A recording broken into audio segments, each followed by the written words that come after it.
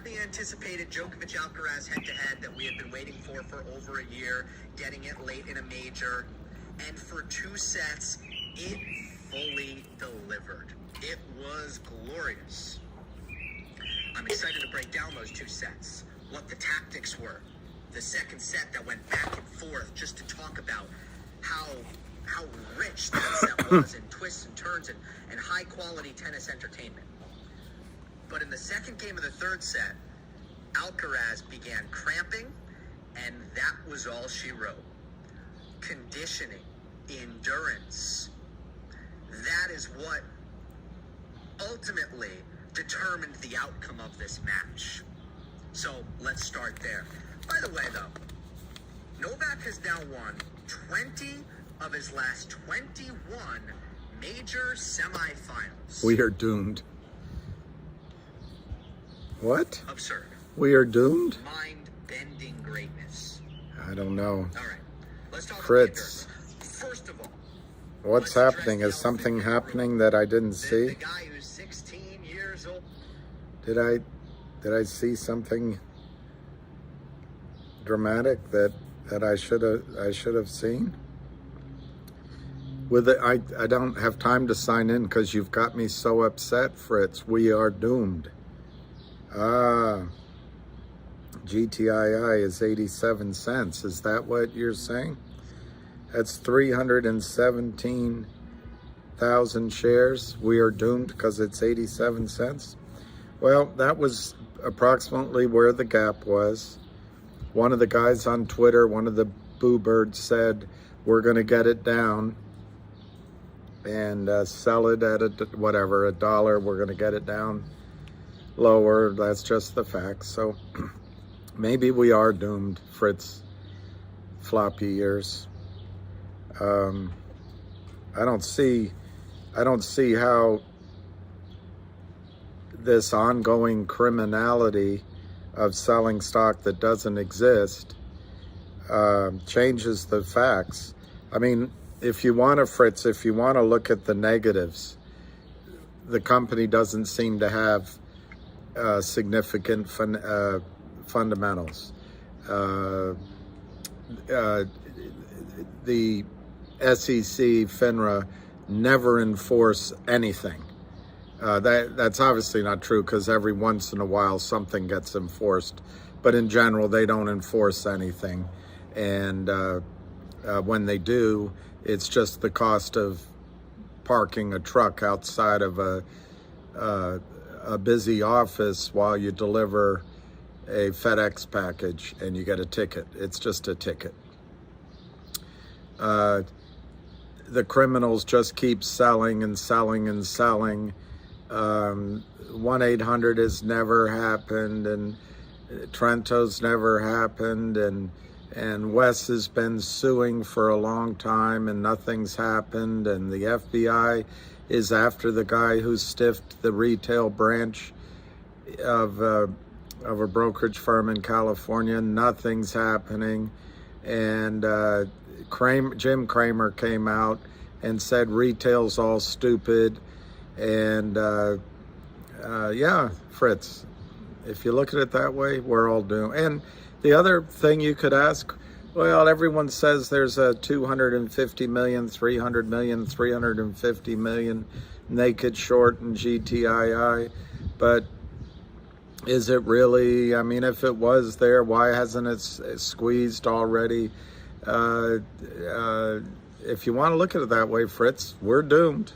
We are doomed.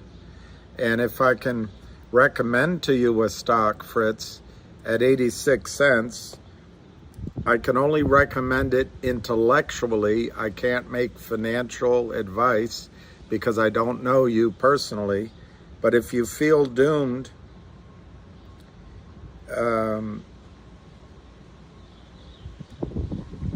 at 86, 87 cents of GTII, you can sell it. You can sell it. Take your losses. Say, you know, what a stupid thing that was. I'm not telling you to sell it, by the way. I think, I believe in the positives of GTII. But You're the one that characterized it as we are doomed. So if you sell, let's say, Fritz, you have 5,000 shares of GTII. I don't know. If you sell 5,000 shares at 86, you're going to end up with $4,300. You'll be locking in your money losses. And you'll know, sorry about that, you'll no longer have to feel like, oh, we are doomed, because you got out. You got out. You can take that 4,300 and buy 14,333, let's just call it 14,000 shares of Logic, LGIQ. Logic isn't going to squeeze. I mean, it could have a little flutter, but it's not going to squeeze. So what you trade away is this sense of we are doomed, but you also trade away the opportunity for a short squeeze, which, if you feel we're doomed, you don't believe in anyway. And you might be right, by the way. You might be right. Facts are, maybe it never squeezes. But anyway, you buy 14,000 shares of Logic at 30 cents. Logic is just awaiting SEC approval for the S4, which has been announced. It's Brent has talked to you about it here, where they merged their data logic into Aubrey SPAC at a pre-announced price. Aubrey SPAC is public, and it works out to about $1.15 a share right now, leaving about 7 cents, but let's call it 5 cents of GoLogic shares in the Logic shell. And also the shell of Logic is quite valuable. They were going to merge a private company in at 40, 50, 60 cents. Let's just give that a valuation of 25 cents. So you have 25 plus 5 plus $1.15. It's $1.45. The S4 approval should come in, I think, next week from the SEC, but speculating, maybe it's 2 weeks, maybe it's 3 weeks. Then they have to go to the shareholders of the SPAC to approve it. Well, it's been out there a long time, and it was the SPAC's idea anyway, so that'll get approved. They have to go to the shareholders of Logic to get approval. Again, most of the shareholders of Logic are all for this, and they have the major shareholders lined up behind it, so that'll happen. Then they announce a record date, and there's an effective date. Best guess, July 4th, give or take. So you can turn, Fritz floppy ears, you can turn a situation where you feel like we are doomed into one where you take action, you sell, maybe at the low, but maybe it goes lower. That's the problem. On any given day looking forward, you don't know. But you get out, in my example, 5,000 shares of GTII, 86, buys you 14,000 shares of Logic. Logic's trading 28 to 29 cents, call it 30 cents. If it goes to $1.45, $1.50, that's 5 times your money. So you, just to reverse it,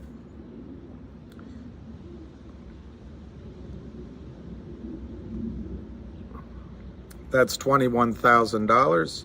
You divide it by your original 5,000 shares of GTII. That's like getting out of GTII at $4.20. So Fritz floppy ears, I think that's one way of getting that sense of doom that's surrounding you away, which is just taking action. There are other alternatives, even at these low prices. There are alternatives that you can take whatever corpus you have in your account and multiply it from here, and you don't have to feel doomed by GTII. Now, let me give you the positives on GTII. I mean, you've heard them all before, but it might help just to hear them again for its flappy ears, because if you're feeling doomed, maybe hearing them. We don't know any of these for a fact. We don't know that any of these will have any crystal ball upside. We just don't know. But it is clear to seasoned, I hate that word, long-term Wall Street onlookers that one trapped short, Kurt Kramer, one bought back toxic convertible note, a starting point of 50 million shares short,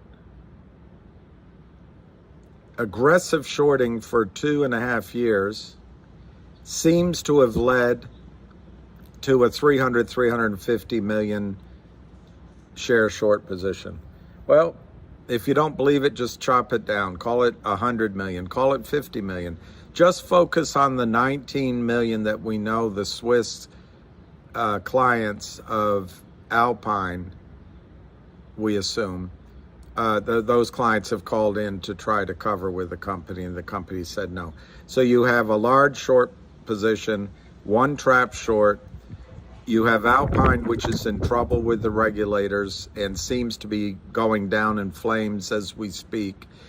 You have a short out of Switzerland trying to buy back 19 million shares. You have the FBI going after someone that stiffed a brokerage firm decaying trades for $4 million. You have West Christian going after market makers for spoofing, and 50 different John Does. You have the potential, although not the certainty, of a major mine becoming a rare earths mine, becoming part of GTII. You have the stock under pressure for 3 or 4 months, and it finally looks like that selling is drying up, and possibly it's time for a rally back. You have the dividend that was restricted shares that was distributed, which could and should perhaps have the same effect that the warrant distributed as a special dividend was having in October, November on the back offices. Everyone decided to sell then, but the advantage is now those back offices are aware of the problem. Back then, they maybe were learning it for the first time. You have a management team that does not take money and will not, it looks like, take money from the shorts. So you have a situation in GTII that could, not a guarantee, could have an explosive upside if there's ever any buy-ins. The GTII is in the business of acquiring other businesses. Call it incubating, call it a quasi-SPAC. They are always on the lookout for other deals. Perhaps another deal is pending, which could bring fundamentals into GTII. If GTII were to experience just a 10 million share buyback, the likelihood, because you would at the same time assume, if it's Alpine, you would at the same time experience a lack of selling from the shorts. You know, the stock could go back to $2, $3, $4, $5, $6 very quickly. Then after that, it's just a matter of buy-ins coming in, and it's a matter of the other dynamics that we cannot predict. But if you're feeling like we are doomed, I just gave you one idea. There's other ideas out there. You could buy shares in finger motion and start selling calls, the near-term calls against it, letting those calls expire. And if it ever runs up, reestablish your position and start selling calls again in finger. At least that gives you something you can do every week, every 2 weeks, every month, depending on the expiry dates. You don't have to sit and feel like you're doomed. Anyway, that's my answer to feeling doomed. Yes, Nabo Bo Bomb, there is a movie. I don't know if it's a movie, but there's going to be a documentary produced about MMTLP, GTII, and the whole shebang. It's an expensive proposition.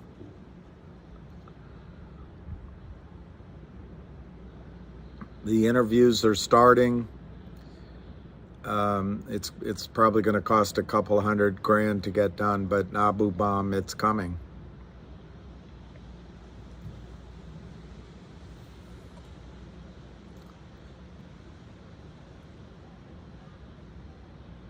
Brian Main, yeah, here Fritz Floppy Ears, Brian Main saying to you, he thinks 1,400 is a low number. Stay positive. We have them trapped. Lee Wills, it's a matter of no one selling our shares to brokers to lend. I think, unless I misread how you said that, I think that's probably right. There are people out there that believe that, oh, the shares get lent. You don't know what's going on. They could be using computers and crossing or something. But because we're not Gary Gensler, we have one thing going for us. We have concern over fraud in the over-the-counter markets. Gary Gensler does not have an iota of concern about what's happening in fraud in the over-the-counter markets. Jim Cramer laughs at retail and still has a TV show where he's trying to sell to retail. I think he can go jump off a bridge. The Wall Street Journal, they used to be a great journalistic place. They have a guy that sleeps comfortably at night spreading lies about the MMTLP situation. And you have Bloomberg coming along and doing itself no credit either. So the system, we know, really doesn't care about the fleecing of investors in the over-the-counter markets. This is what the shorts, this is what Kurt Kramer, John Hurry have made their living on. And they count on a continued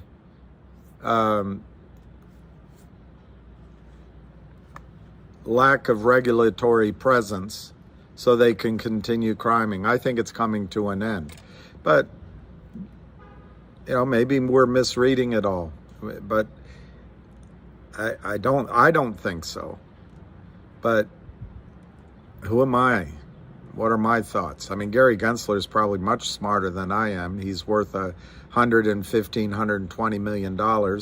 He sucked up at whatever school he went to, sucked up to his teachers in high school, sucked up at Goldman Sachs, sucked up to Bill Clinton, sucked up to Hillary Clinton, and now he's sucking up to whoever, I guess Joe Biden appointed him SEC chair. And I'm sure his goal is to be Treasury Secretary or some other vainglorious thing. So maybe his views are much better than mine, that over the counter, Jim Cramer says, oh, they shouldn't have invested in MMTLP, and now they're blaming the regulators. Well, wait a minute. The regulators are the ones that approve trading in MMTLP. That's like saying people are dying from the clot shot. Young men are having heart attacks on the football pitches. Young people all throughout countries where they're doing studies are dying of heart problems and other potential problems from the so-called vaccine, which didn't save anybody from anything. But that's like saying, well, wait a minute. Dr. Fauci said it was going to work, and the CDC said it was going to work, and there was a national emergency, and so everyone took it, but now they're worried and they're blaming Dr. Fauci. That's what Jim Cramer's saying. Dr. Fauci and the medical world said it was okay. Well, no one out there is a doctor. Retail investors rely on the regulators. The regulators said, "Hey, it's okay to trade MMTLP, and if you get in by Thursday, December 8th, on December 9th, you get 1-for-1 exchange into a private company called Nextbridge." But the problem is, because they're dolts as well, the problem never showed up again before because the system is so corrupted by electronic shares. They just moved that short electronic position into the new co over and over again. This time it didn't work. Why? Because it was private shares. But that was the regulator's mistake. Just like it was Dr. Fauci's lie that this, number one, was a vaccine, that it was proven, and that it cured, that anybody that took it wouldn't get COVID. So people believed him. And now Jim Cramer would laugh at him and say, oh, you should never have taken that shot. You should never have taken that shot.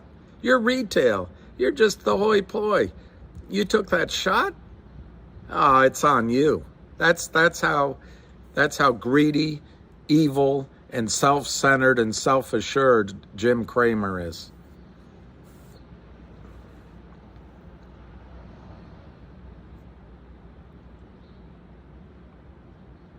We could call his Cramer's show, and the one thing I would ask him is, so you're saying I have a chance? No, I would ask him, so you haven't addressed the issue. Why did they stop trading?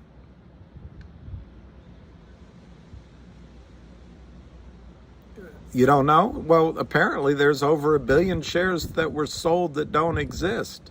Do you see that as a problem, Jim Cramer? Do you see the fact that during the iteration of this company as Torchlight, MMAT, and MMTLP, they sold billions of shares that don't exist, and they took the money out and then transferred it offshore and probably haven't paid taxes? It might be money laundering. It could be a foreign enemy doing it. It doesn't bother you, Jim Cramer? Do you think it should bother you, Jim Cramer, that you said the Oro Grande project was a good project and had potential, and then outside forces short it down, so it costs American jobs, it costs American energy, and it costs American hope, and it takes away American taxes? You think that's all okay? Do you think, Jim Cramer, the markets are fair, balanced, and deep?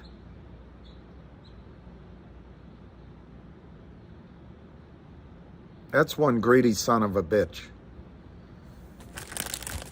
I read his books, and I used to watch his show, and I still think you can learn from him, but you learn the mind of a greedy man.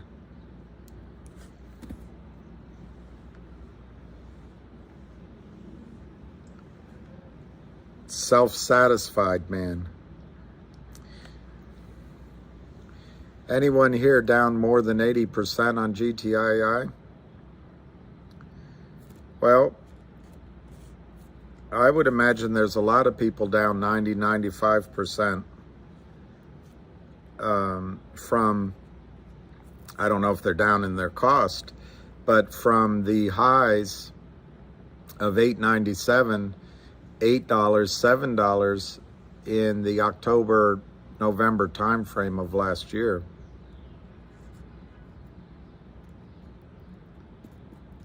Lena, always. Not yet. Nabu Babu Bomb is saying, not yet.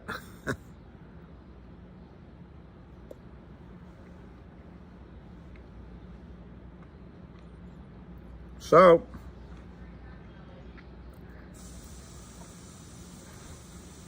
in dramatic news today, Novak Djokovic wins his match against Carlos Alcaraz, picking up 840 ranking points, moving into second place over Daniil Medvedev, and has a chance to win a men's leading 23rd Grand Slam on Sunday, to become the first person that has won all three Grand Slams 3 times. Has a chance to go back into first place, of course, which could be could lead to several weeks in first place. But if he repeats his performance or gets close to it at Wimbledon, he should remain in first place. So maybe he can move in on 400 weeks over his career. And it could set up getting a Grand Slam, the year Grand Slam, winning all 4 Grand Slams in 1 year, calendar year. It's pretty cool.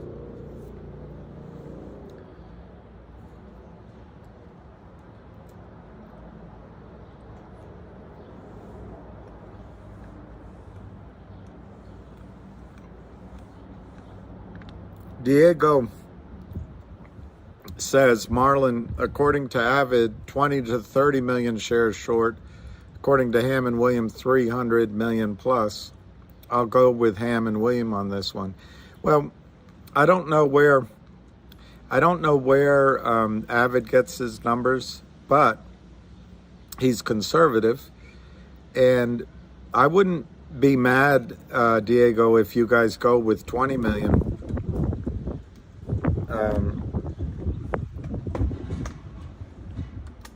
But to me, it's just a guess, just like 300 million, not a guess, but an educated guess. There's a pretty clear indication because an investor group out of Switzerland has called into the company. Now, I haven't seen it in writing. It's a phone call. I wasn't on the phone call, but I'm told that they called into the company to buy 19 million shares. That implies that there's at least 19 million shares that need to urgently cover because they've called in 3 times. So I think 20 million is probably a reasonable, if Avid gave that number, 20 million is a reasonable estimate. I don't know why he keeps it low, but if you want a more modest number, assume that when Reichman bought back the note, there was 40 million shares short at that time, because that's the low end of what I heard was short at that time. Assume that they sold, according to the FINRA data, another 260 million between February 2021 and now. Well, take that number and just say FINRA, that's a meaningless calculation. Cut it in half, call it 130. Say to yourself, you know what? I'm going to cut it in half again. That's 65 million. Well, you know what? I'm going to cut that in half too. That's 32.5. Well, add 32.5 to 20 or 19. Call it 50. 50 million out there that needs to be covered. So I would go with Avid's number. Don't go with mine. Try to be conservative. Be really conservative. But if it's 20 to 30 million, like Avid's saying, and it has to be all bought in at once, you're going to get a stock that moves. It's going to move. Does it get stopped out at $3, $4, $5, $6? Sure, maybe. Maybe it goes to 10, maybe it goes to 20. But we'll let the tail of the tape tell us.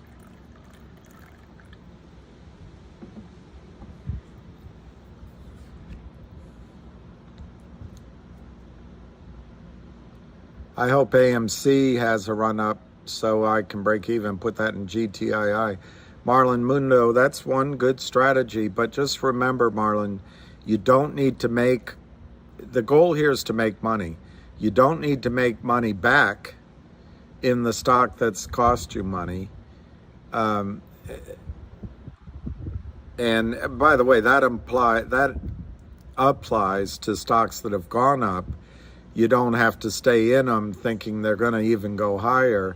The idea is to use your money to make money. And I don't know where AMC's trading.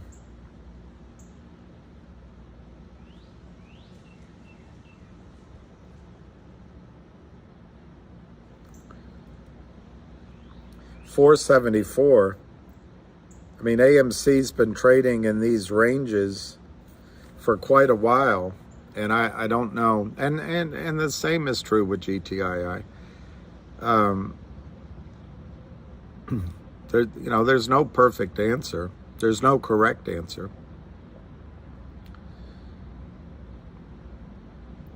But I think they have AMC under control.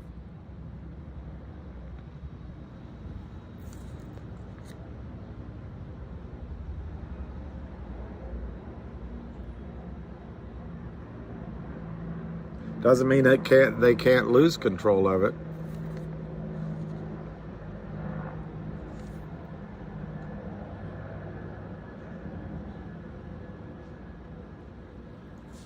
But here's AMC's movement for the last 2 years. That's 2 years of AMC. I don't know what price you paid, and I don't know what you're waiting for. And I don't know what I'm talking about the fundamentals of AMC. But every time it goes up and around that 50-day moving averages, they sell it back off. There's 1, 2, 3, 4 times the market's been able to get it to the, whatever that is, 100-day moving average, 200-day moving average, the red line. And as soon as it gets there, they sell it off. So it seems like they have it under control. Now, there may be fundamentals that I don't understand. There may be a time where institutions decide just to buy or something, but I don't see it myself. But if you look at it recently here, 478. Let's call it $5. It was as high as $7.50, $8 briefly. If you pull it out a little bit further, it was as high as $8 or $9, even $10. So basically, you're waiting, I think, for a double in AMC before you act on something else. But I don't know. I don't know what you paid. You could, and I can be wrong. You could, and I'm not saying do it at 478. Maybe the stock goes to 5 or 6. And maybe this is the magic time it finally breaks out and goes to 10.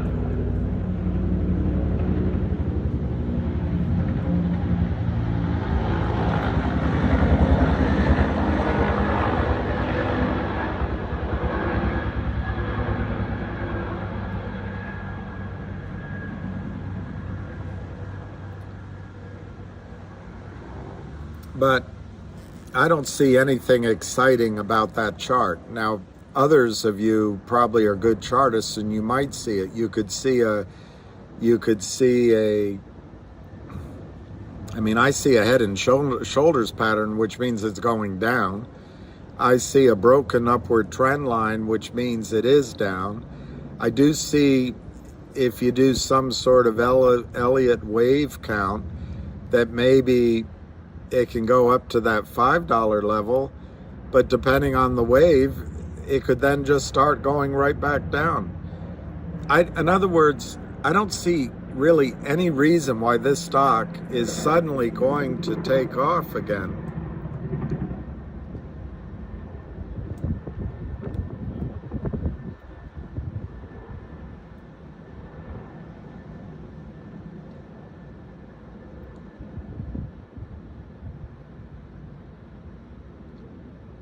This is when it took off before, and I guess you would, you know, if you had asked me then, right here, if you should buy, if you had asked me right in here if you should buy, I would have said no. So you can't, because this part of it doesn't look like a very good graph right there. But then all of a sudden it took off. It breaks the 50-day and the 200-day moving averages, soars, it gets some publicity, people buy, and then it soars again. And that, I think, is an anomaly. That is a rally based on potentially people all getting excited at the same time, possibly some short covering, so short squeeze, and a lot of money going in. But then, I don't know much about AMC, but maybe somewhere here or here, Popcorn took his profits and gave it to the shorts. But up here, I assure you, the short started working on it, and the short started working on it here. And the short started working on it here, and here, and here, and here.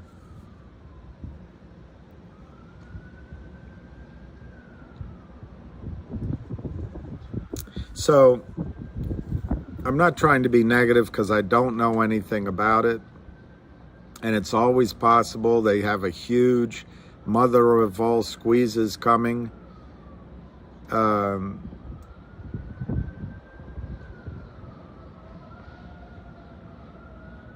I can make an argument looking at this chart that there is some bullishness here, a bullish potential here. But I think it's going to have a hard time getting through 750. So you're talking about maybe going up less than double from where the stock is now.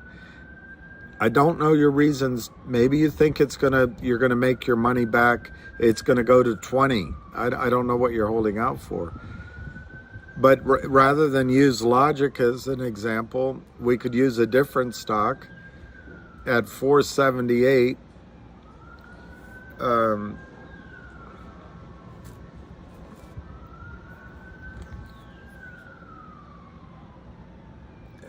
Perhaps let's use Finger as an example. For every share of AMC you have, you can buy 3 shares of Finger.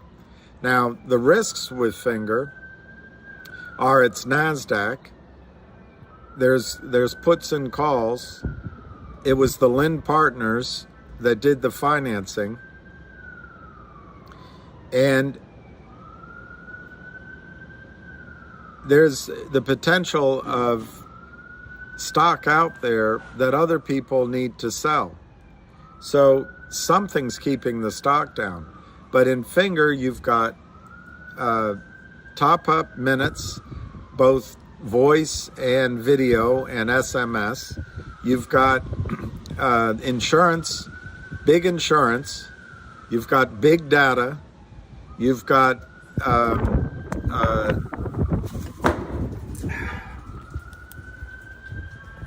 you've got warranties.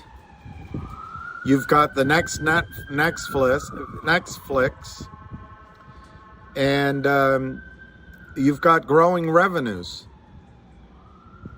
Well, at $1.35, that stock's been $9 twice before. It's been $15.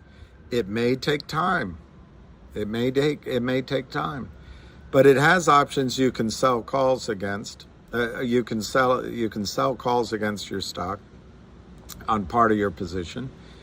it has a huge naked short position. I think the ratio is got to be the same ratio as AMC has, but I don't know the AMC ratio.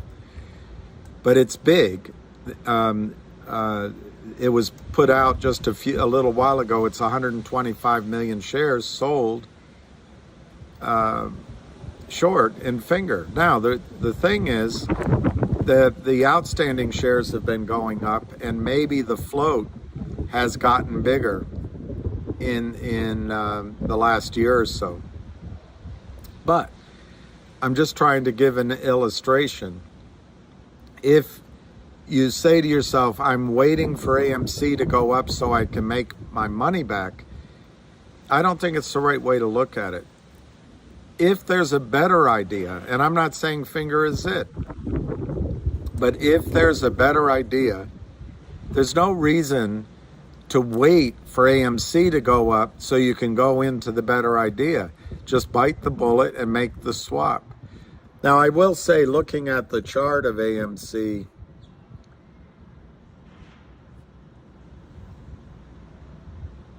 and I'm not very good at this, but it really doesn't look like you're going to see the stock go much lower either. So maybe you just wait for one of these times when it has a run up, everyone gets excited again that this is it, and you get out, and then you try a different play. But anyway, I guess what I'm trying to say is this concept of waiting for a stock to get back to break even isn't necessarily the best money management style.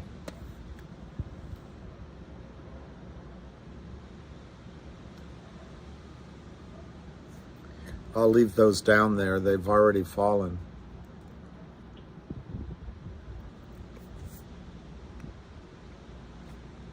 You're going to buy GTII at 74 cents?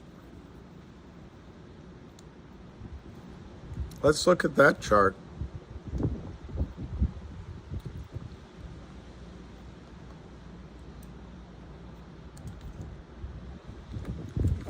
Whoever that guy was on one of these spaces, I think I was talking to him. He said, just the facts, we're going to drive it down. And you know what? They have driven it down.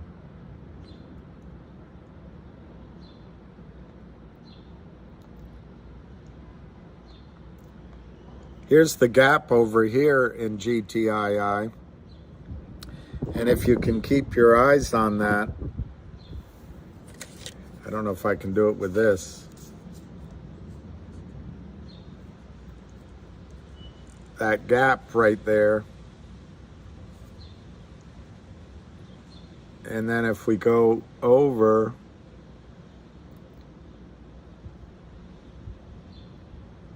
that gap's been filled. See? The gap's been filled. And it's amazing how charting, it's like astrology. You say, oh, I don't believe in it, but it's amazing how often it works. So these guys just artificially press the stock down. They're not selling. Look, they're not selling stock the company's made available. The whales aren't selling. You all, and the majority, are not selling. Insiders are not selling, except for this puny sliver. So where's all this selling coming from? It's all fake. And they did it. Look what they've done with GTII. Just down, down, down, down, dive, dive, dive. And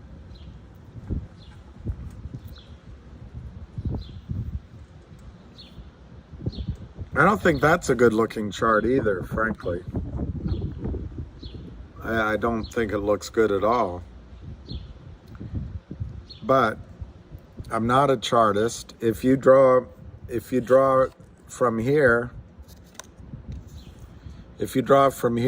a line, and then you match it from up here with a line. This is a declining wedge, but I think it's too spread out to have much meaning. I mean, this has been going down since April, March. Just one-way ticket down. This is all fraud. But it works because in Gary Gensler's America, criminals can do this because it helps out Goldman Sachs, and journalists can make fun of you for even trying to own the stock. What Gary Gensler needs to tell people is there's no reason for companies to trade on the over-the-counter markets unless they're fully funded. That's what he needs to say. If you're fully funded, go ahead and trade on the over-the-counter markets. But if you're looking for capital, if you seek financing, you're going to be destroyed. You're going to be obliterated. Your company, no matter how good the story, and guess what? We'll make fun of you. And if you're an investor, we're not going to protect you.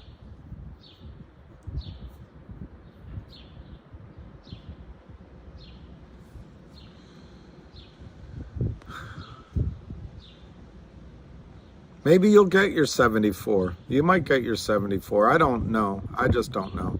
I don't have the courage to trade it that way. Maybe if it goes down, like you're saying, it'd be a good time to buy some more. But if you look at the chart,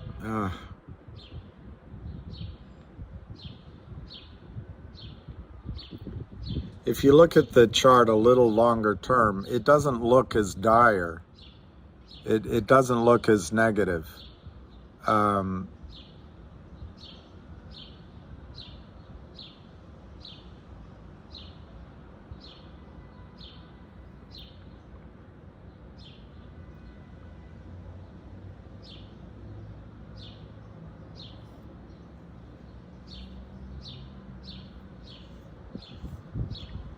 But it's, it's not a great looking chart. It's not a great looking chart right now. So we need Alpine News. We need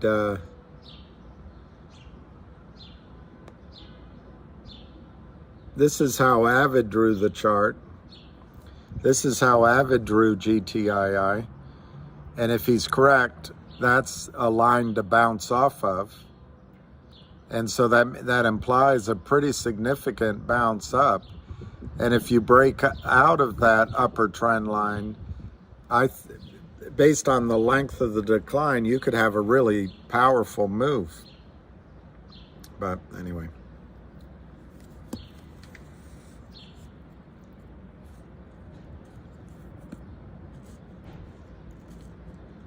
I think that, Brian, the whales will be buying. I think lower prices mean people buy. And your point, I think it was your point, that you might be able to buy at 74 cents. That kind of thinking will pervade.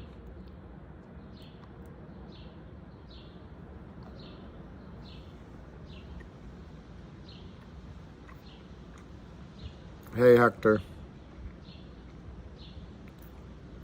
What's the latest tweet from Mark Cuban?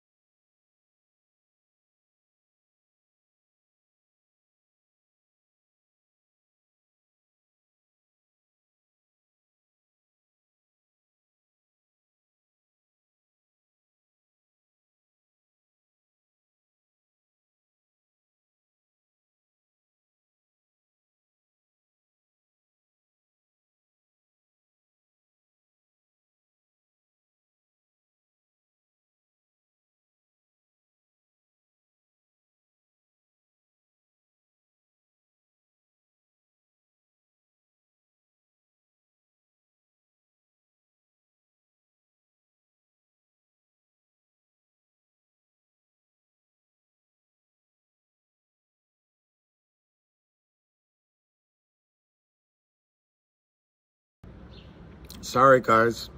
Sorry, guys. I think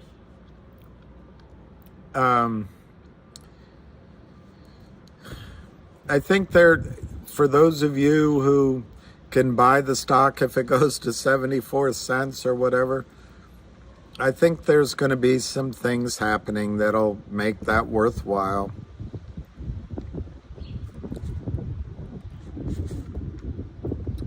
Well, I think Avid's correct, Will, that Alpine is done. Let me just add it up in my head from March, April, May. So you're talking about like 90 days ago? I think he's right. It's just this, the legal processes and appeals, believe it or not, John Hurry has the right to tell the court he's innocent, I guess. But I think Alpine's going to go down. I think Avid will be shown to be correct.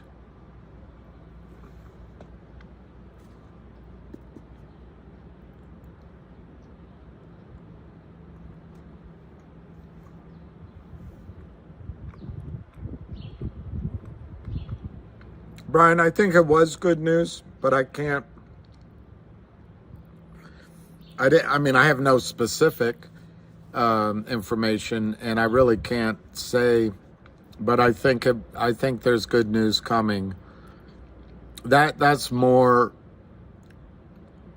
the sense I got, sort of the body English of what I just heard, is that I feel like there's going to be some good resolutions coming, but I don't have a specific to tell you.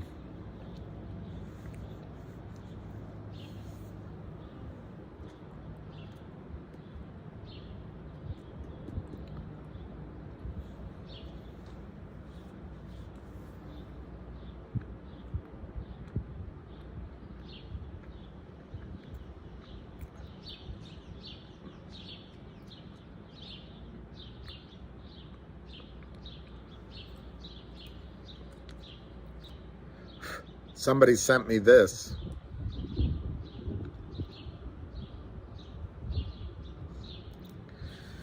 It's not very nice, is it?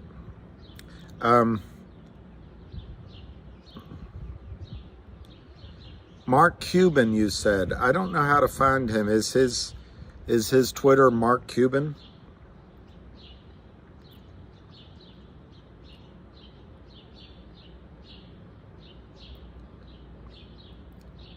There it is.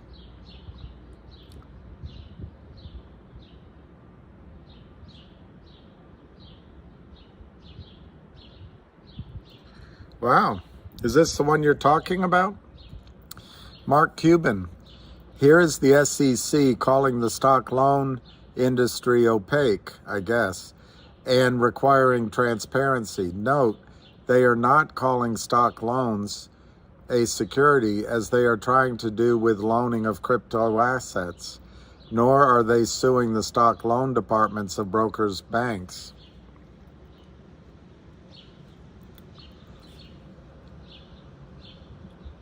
They are going through a comments process. They should do the same thing with crypto as an effort to determine which aspects of crypto are securities and which are not, and the best way to regulate the industry and protect investors.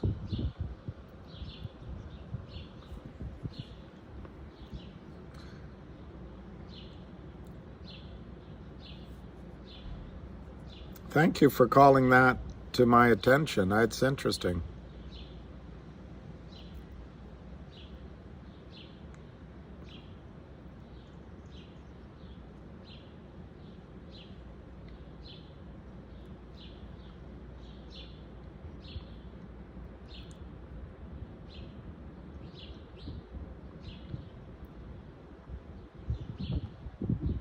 I don't see any further tweet that's relevant, so I assume that's the one you meant.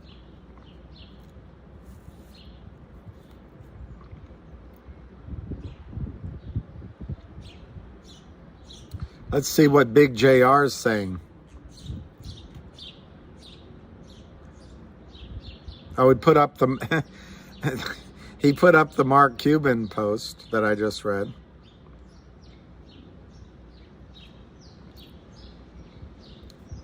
Ah, good. Look at this. Look at this. Big JR put up GTII, new real short numbers through the end of May, dropped like a rock, just like Ham predicted. I'll read it to you. It's very hard to see. Oh, I can show it to you. The current real short is 213,000 shares. Previous real short was 547. The change is 334,821 shares. That's what's happening in the stock.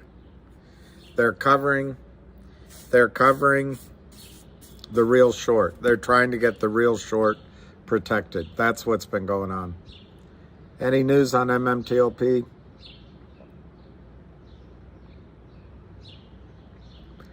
Not that I know of, but I wouldn't have expected it today on Friday, but let's look. Why don't we see if there's any news?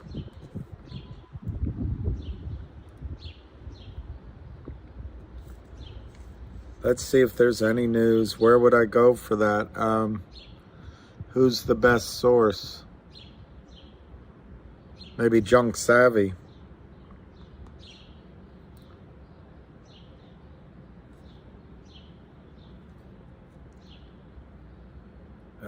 Or Syntex.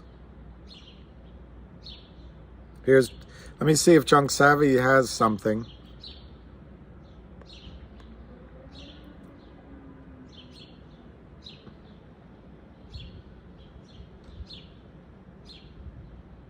There was a Spaces held with Mark Bezile held 2 hours ago, but it doesn't seem to allow you to listen to it, so maybe it wasn't taped.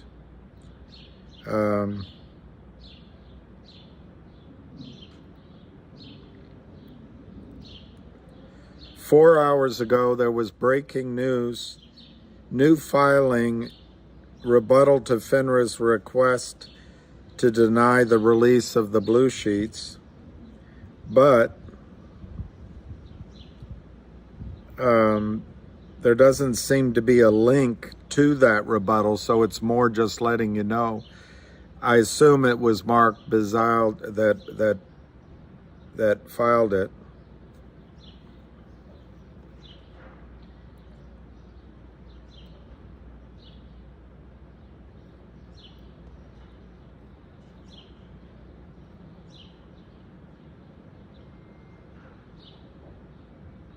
I love this. She put this up. I think that's great.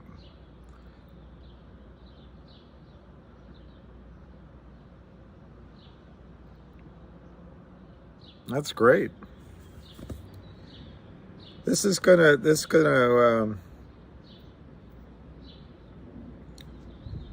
look at Chris Rose for Senate. Chris Rose for Senate. The corruption that has occurred with MMTLP is one of the biggest and latest examples of how hedge fund managers are stealing money from everyday Americans. Congress and the SEC must act now to end naked shorting and put an end to the sale of counterfeit shares. Let's have a free and fair stock market so everyone can invest and pursue the dream. I think we should all send him $5 and tell him why. Tell me more, tell me more. Chris Rose for Senate, U.S. candidate, Christian, lifetime member of NRA, fourth generation coal miner, West Virginia's blue-collar conservative. Well, he's my hero. He wants to get rid of wants to get rid of short sellers. I'm gonna look them up. What's the latest on Alpine? Nothing has changed since yesterday. They put in a appeal yesterday, and so appeals don't. It's not like checking out at the supermarket. It takes a little while. Let me see who would give the best information. We'll go to Ham and see if he has any update.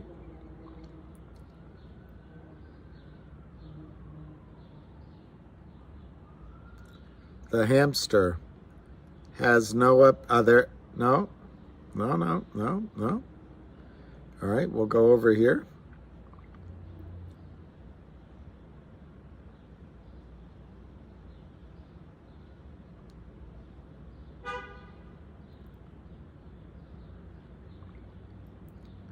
Ham says HKD back to 660.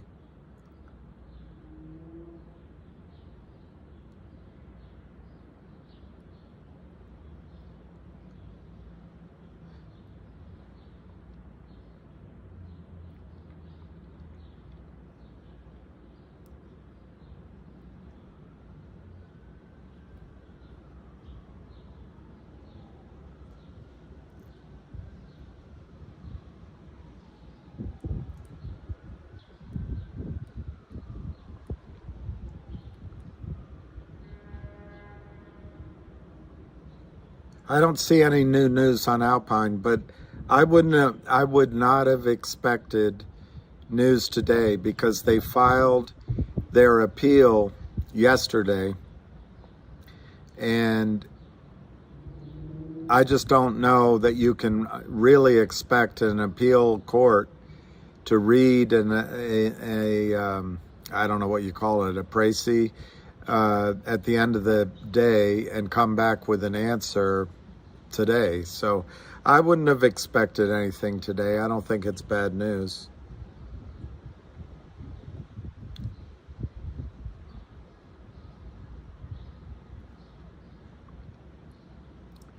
Here's Chuck Donald. We can't do a thing. What is the over under? 2 years? Thank you for all your help. Ham wrote, I can only move slow fast, but what I can do is help get dollars for a show, get it down, and expose them all. He's talking about a show, there's going to be a documentary, and he's raising the money for it. What the hell is Alpine? It's a description of the environment in most of Switzerland.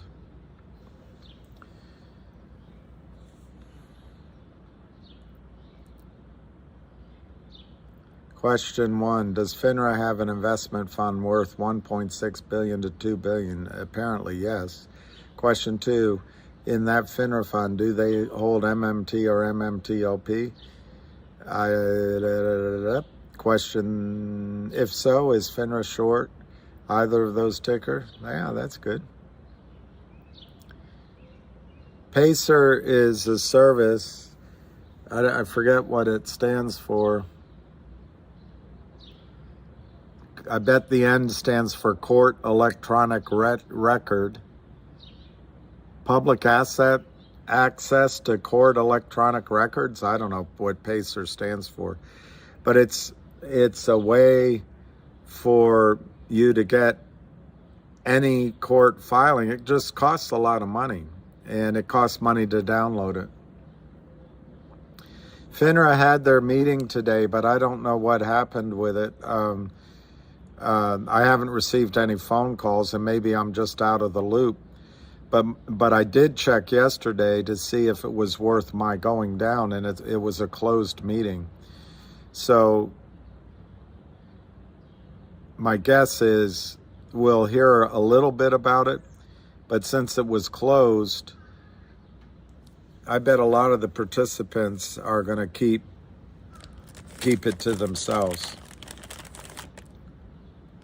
Tom M., the SEC, FINRA protecting the real short sells? No, not protecting. Not the SEC. No. It's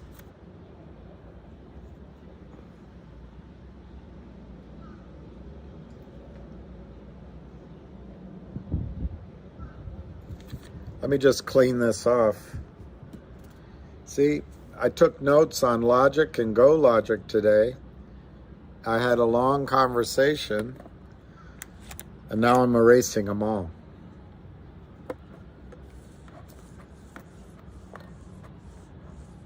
So it better be up here, because it's not on my board.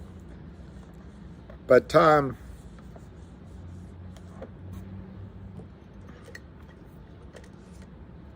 if you look at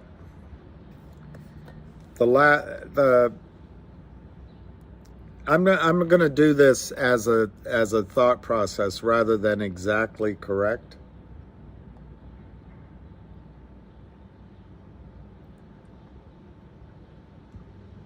But if you look at GTII here, that's the action from February, March, April, May, and June, right? And you can see that from the beginning of the year, there's been these spikes upward, like here. There's a spike upward here, and then they sell it off. Spike upward, uh-oh, we're getting out of control, they sell it off. Spike upward, uh-oh, they sell it down. And then they've sold it down here to 87 cents. But here was even bigger spike, obviously, September and October. And then here is where some guys came and said, get out. And it broke down, gapped down, and down. And then it rallied. And then, so anyway, there's an ebb and flow of what the shorts try to do. And I've shown you several times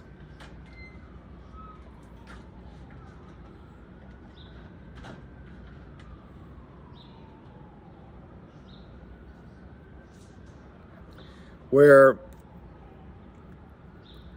you know, making numbers up and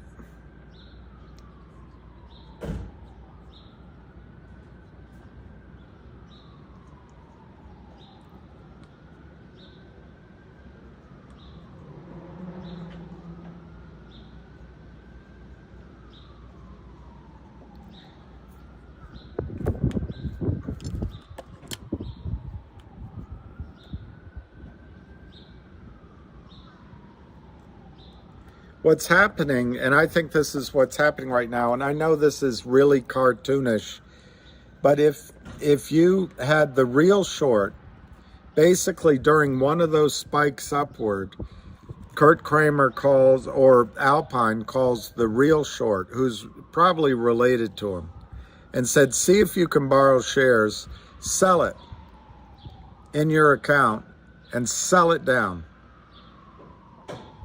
We'll back it up. We'll backstop it. Or it's this one, or it's this one. We don't know.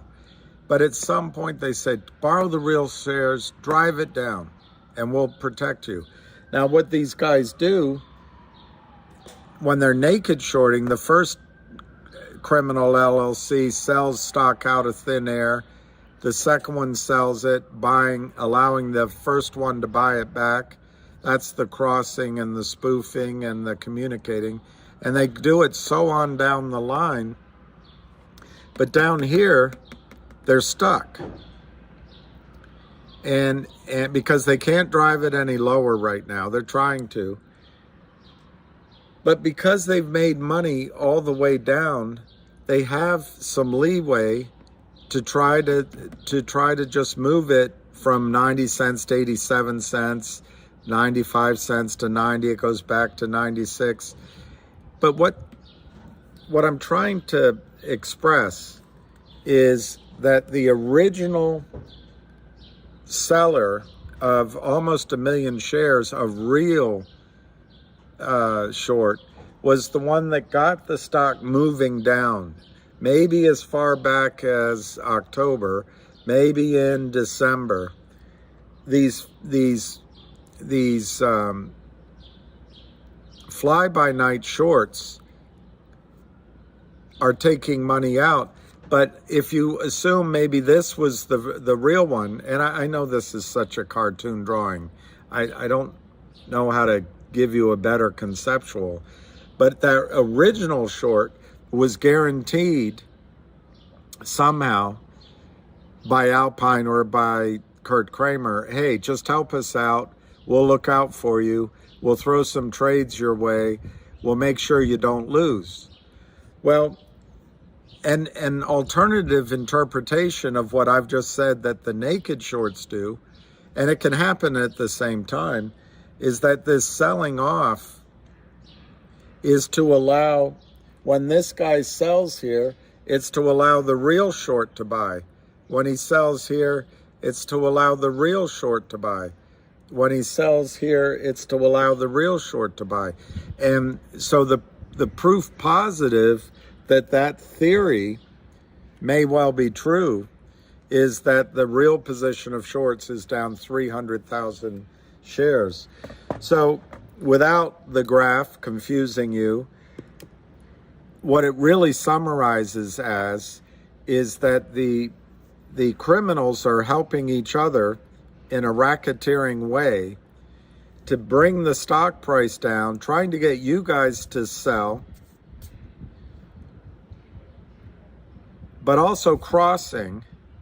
And to the extent they have to use counterfeit shares, they'll walk away from those. They'll stuff the prime broker with those. To the extent they can get you to sell, they're allowing that real short to cover. The real short's in trouble if Alpine goes down. And so by seeing the number fall over the last couple of months from 1 million, whatever the number, close to 1 million, down to only 230,000 now, that's huge. It's a very bullish sign. It means that the rats are leaving a sinking ship.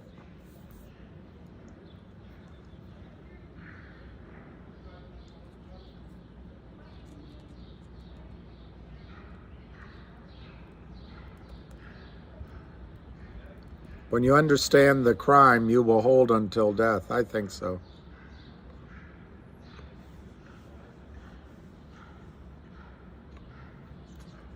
Tom, it's not that easy to understand or explain.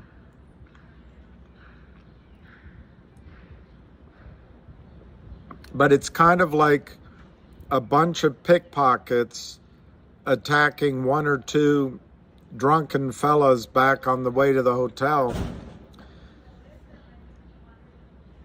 and they keep stealing. That's not a good example either. It's just that when the original short borrowed, they're putting up money and they're at risk, and it's probably Kurt Kramer's mother, Ham always says, but it's somebody close, and they want to clean up that account, which might explain, by the way, whoever was asking about Alpine, that might explain why Alpine's still buying time, is they haven't cleaned up the mess for that real short. That's possible. What was your DBMM post?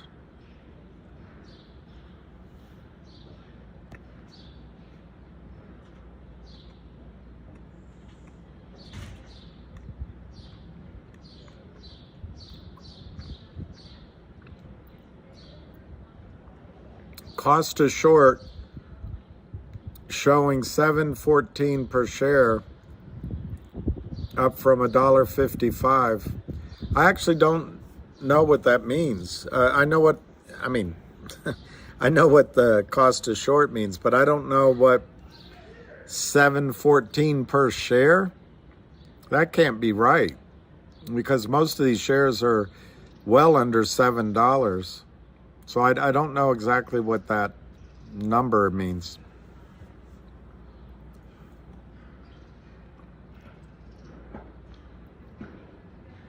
Oh, you just tweeted a link to Mark's response.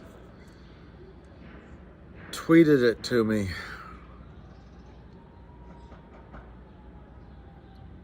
Tweeted a link.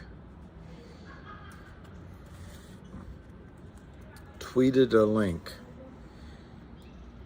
I guess that means I can find it on my tweets.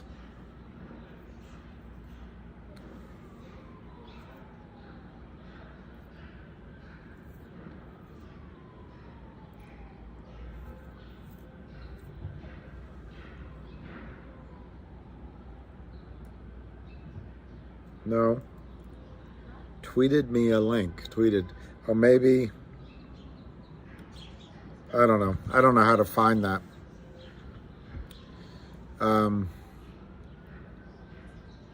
Well, that's right, Nico. There you go. 250 is the number. But what I've been learning and realizing is that's if, like, you did it.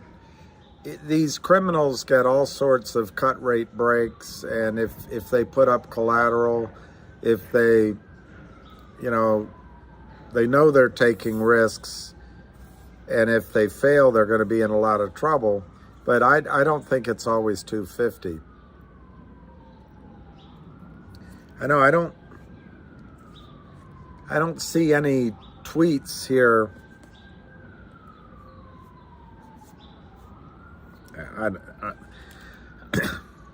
Can you just send it by US mail?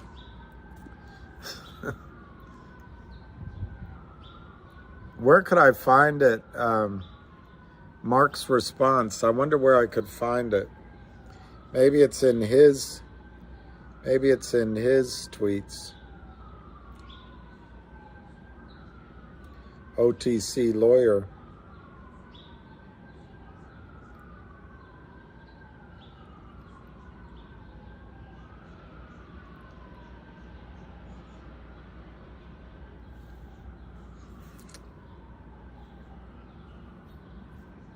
No, I don't see.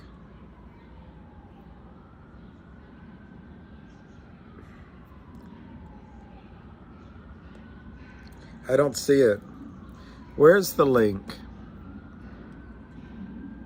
You're busy smoking a cigar. I'm jealous.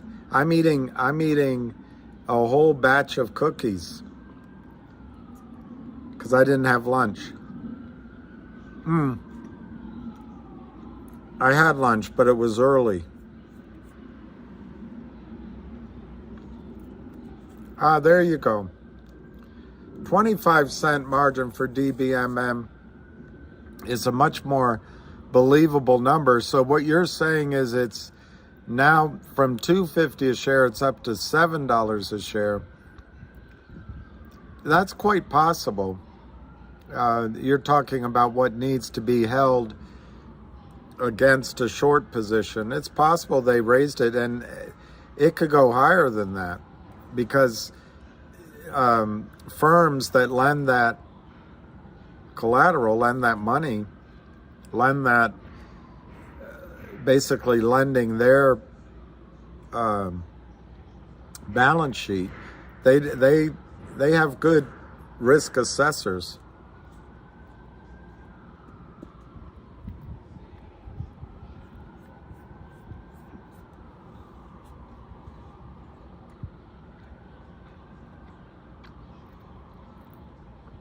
Nothing like a good cigar after a meal.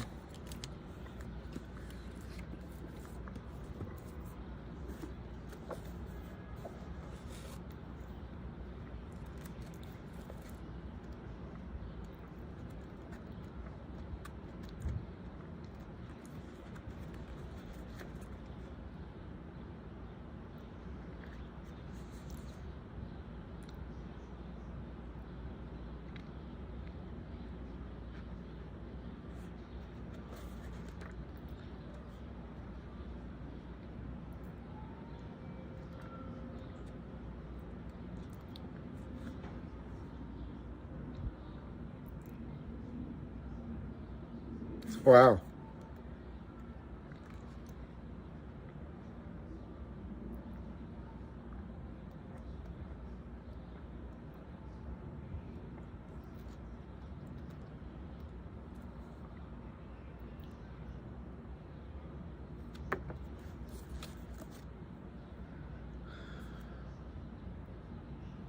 You're going to be able to afford a Cuban cigar soon, I think.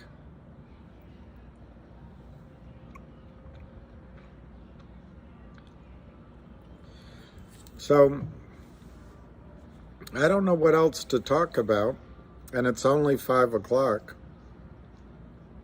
So, I might have to go in and get a coat because it's chilly. Hello everybody, today back in another video. Oh boy, Novak Djokovic, he just came through Carlos Alcaraz in 4 sets after 3 hours and 23 minutes, something like that. In this anticipated, in this hype, in this very, very excited match that we all was looking forward to, and it had the ingredients, it had the potential, it had all the things on the card, on the table to be the best match of the year, to be the most excited match of the year, to be the most brutal match of the year, to be the most closest match of the year. But deja vu, we don't get that.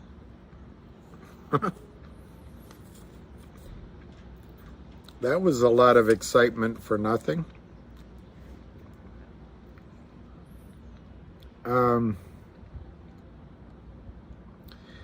You can tell I'm excited that Djokovic won today. Things don't look good for Trump. The Daily Mail, how Trump instructed aides to lie, suggested plucking out bad secret files, admitted documents were not declassified, and left them scattered all over Mar-a-Lago. All the blistering allegations in unsealed indictment.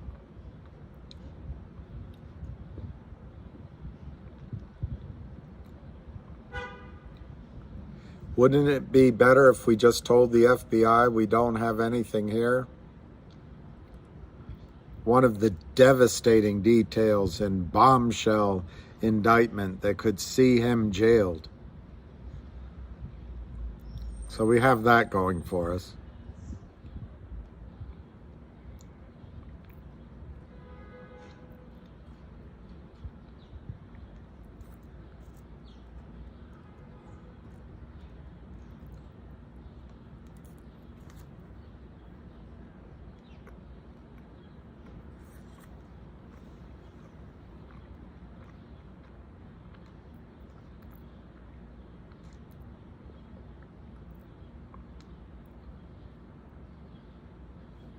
Wow.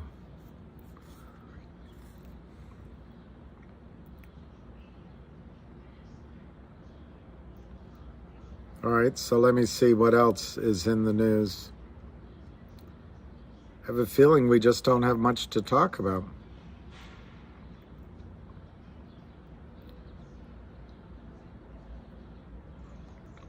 A 49-page indictment against former President Trump was unsealed Friday, and it contains 38 counts covering 7 criminal charges, including willful retention of national defense information, corruptly concealing documents, conspiracy to obstruct justice, and making false statements.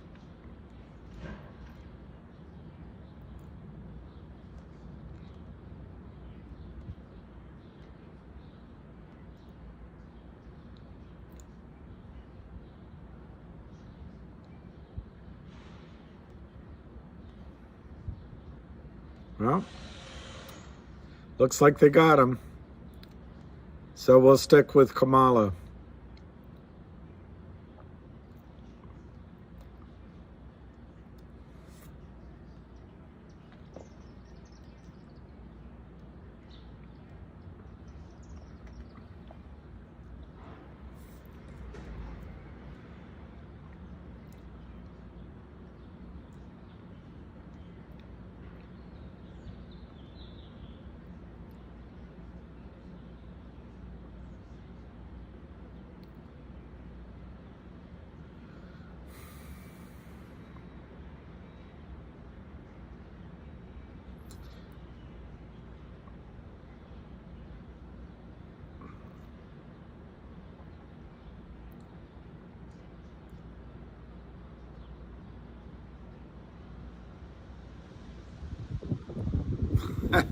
This is Jim Kunstler, James Howard Kunstler. Whenever Biden says I'm not joking, he's lying. Whenever he says I'm joking, he's telling the truth. Margot Cleveland.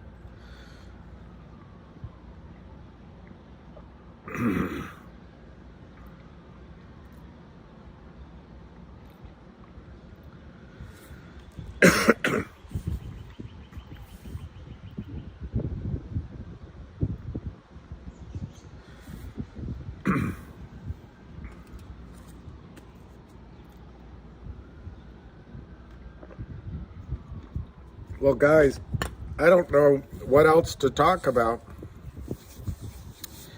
Sonny Thomas, MMTLP. I think MMTLP is causing stress in Congress and FINRA and the SEC.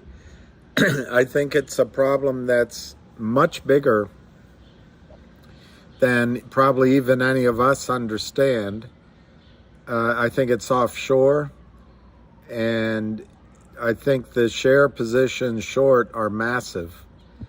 And when you consider this comes from one small company, Torchlight, just imagine how pervasive this criminality is throughout the United States markets. So my guess is that the reason Jim Cramer and Wall Street Journal and Bloomberg came out and I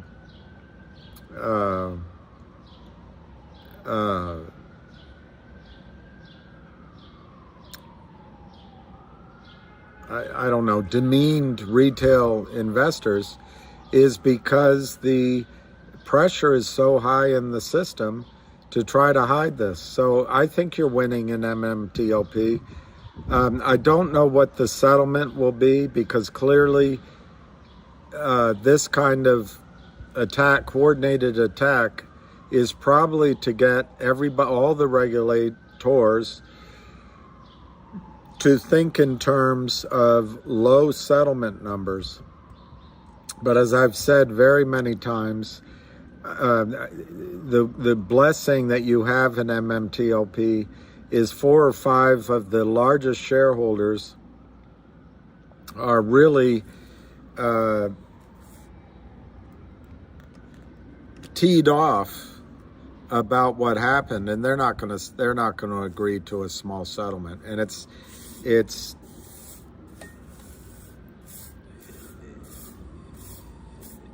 I think you're going to win. I think you're going to win. If FINRA refuses to release the blue sheets, what happens next? Well, FINRA is refusing, and that's why they're doing these various tactics. But Mark put in apparently a response. I don't know where the response is. I guess it's here somewhere.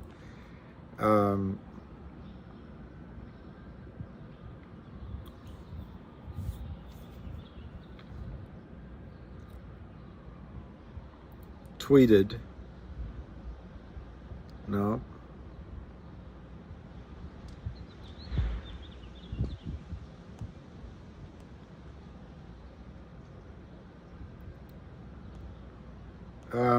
Anyway, I don't know. There's a response. I don't know how to find it.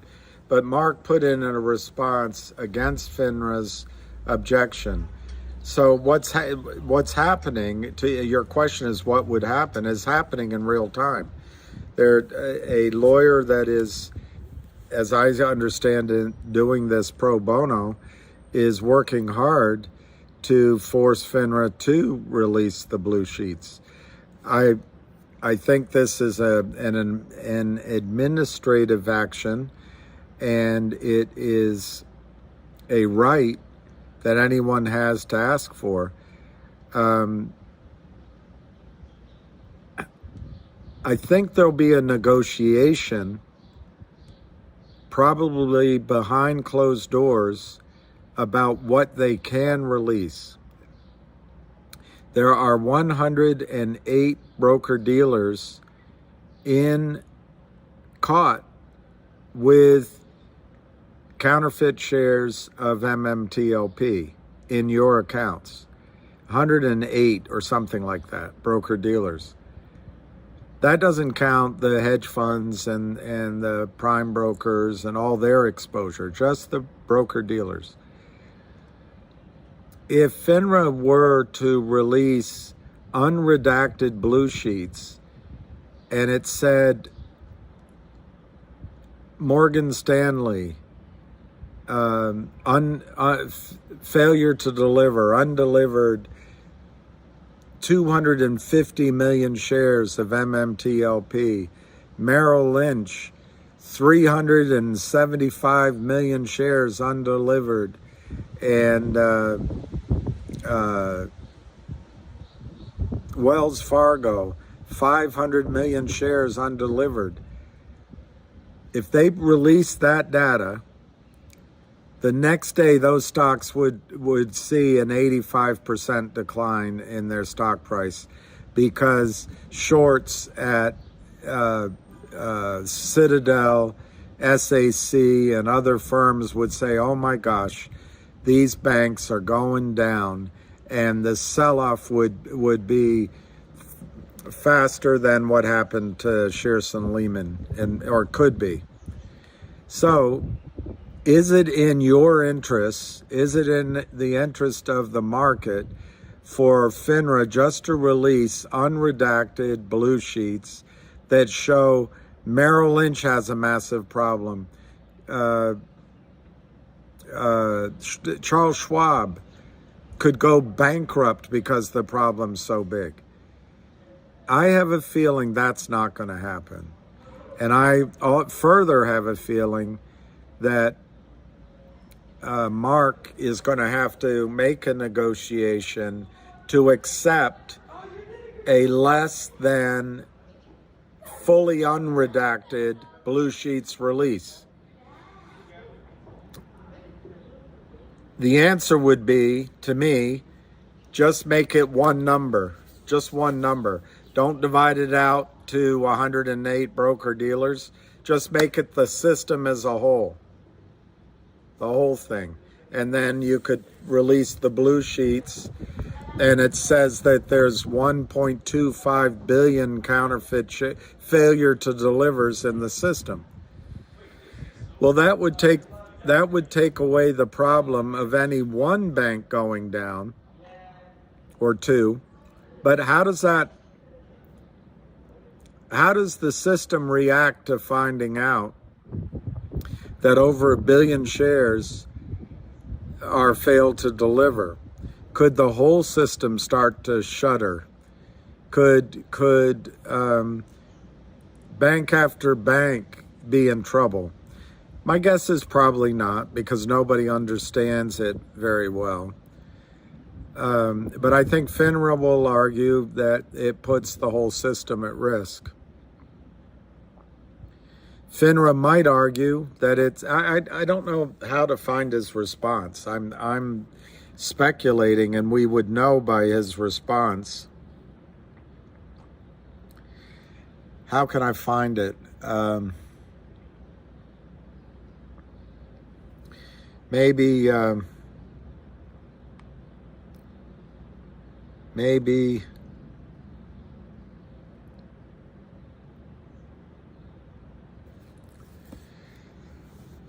I don't know how to find his response, but I would be surprised if Mark wins a full disclosure blue sheet release. I'm not sure we need that for our purposes. If he can just get a release that the problem is so massive, it would confirm to Jim Cramer, to Bloomberg and Wall Street Journal, and to Congress that what you guys have been surmising is 100% true, and that I don't know if they'll all understand it, but to many, they'll realize that, you know, you did your due diligence and a trading opportunity was taken from you. Can you use Curtis tweeted it. Let me see if I can find Curtis.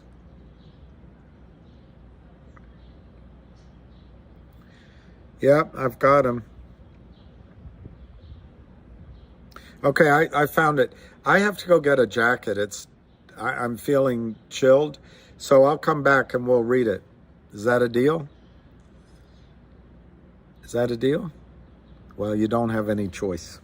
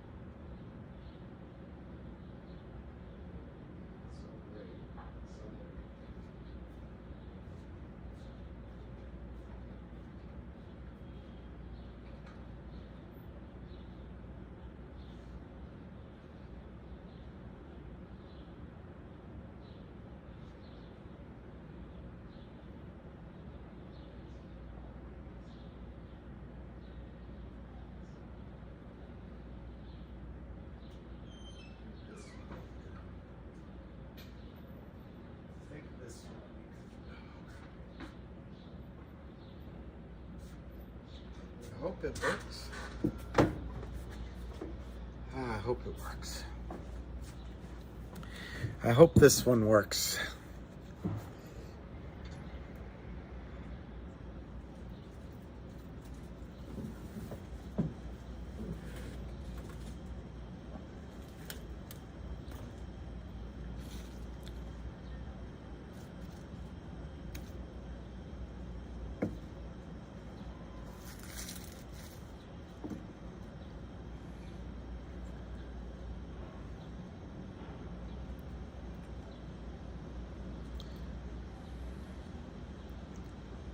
I'll put this up here. All my flowers fell down. All my flowers fell down. Anyway, they're gonna fall again. I'll put them over here. It's the wind. Okay, so let me read what Curtis put up.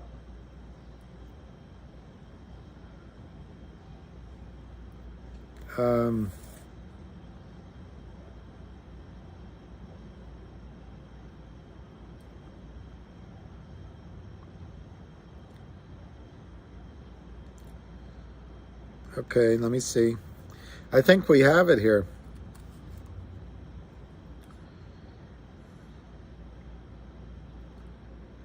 And I think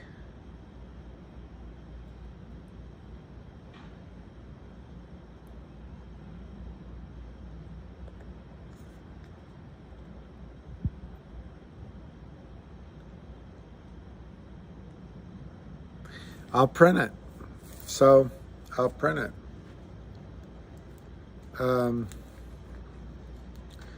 What's free stuff from Avid?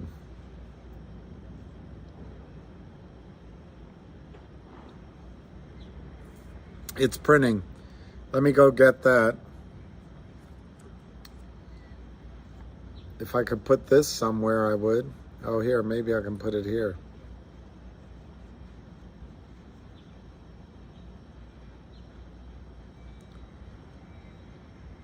It won't go in. There it goes. So how's that? How's that for... all right, let me go get the print out.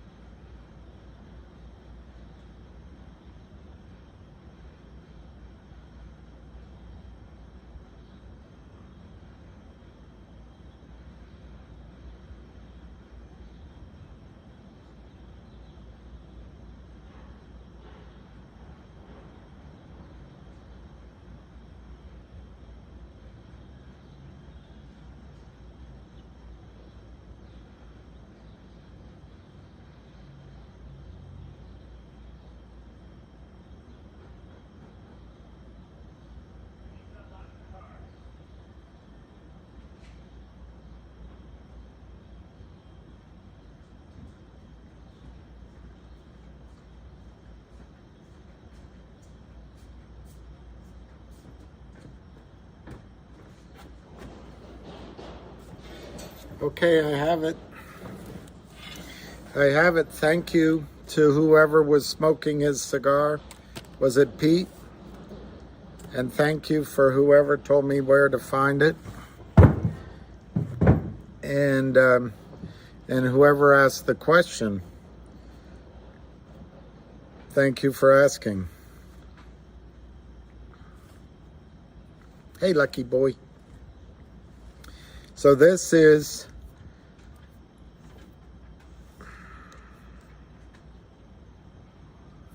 I don't know if this is the right thing. It says Supreme Court of New York. I guess that's right.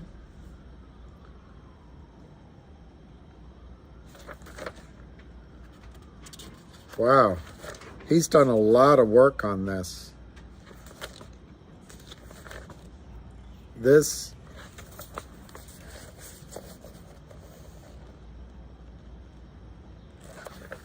a lot of work. Okay, so we'll just read it out.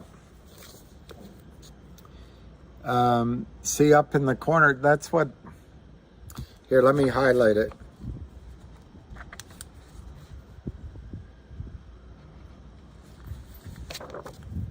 It was received 6/9/2023, that's today. And I'll just read it.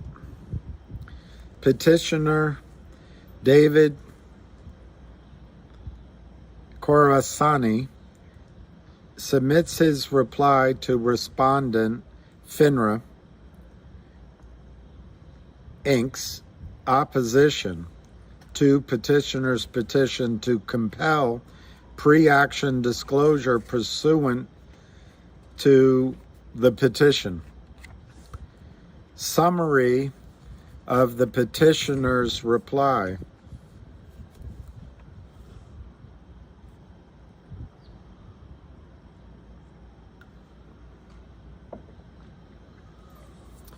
Respondents'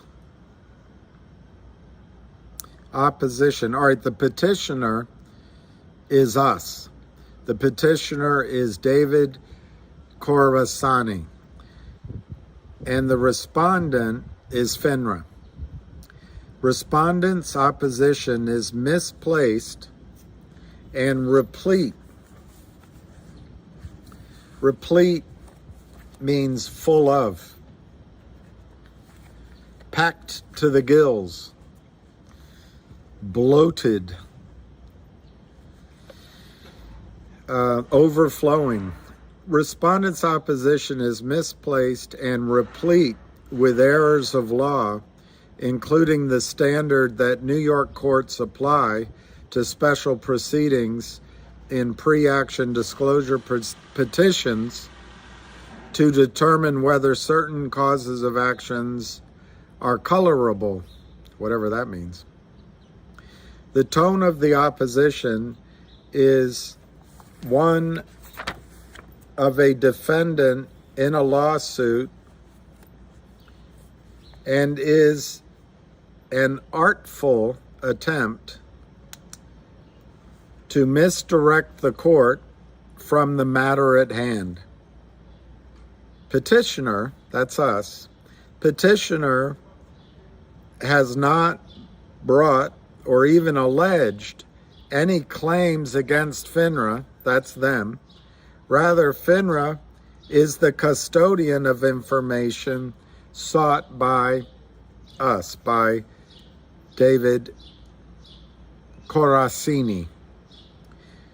FINRA is the organization charged with protecting investors, including the petitioner, us, from fraud and other wrongdoing by brokers under its supervision. However, its opposition appears more of a veiled attempt to protect brokers from claims by petitioner, to protect brokers from claims by us and the investing public in general. FINRA attacks the sufficiency of David Khorasani's claims on the one hand, then relies on a theory of investigative privilege that is usually reserved for law enforcement investigations to prevent disclosure of the data needed by the petitioner, by us. Respondent, FINRA's opposition and statements to this court undermine its own admissions of its investigation. FINRA has already admitted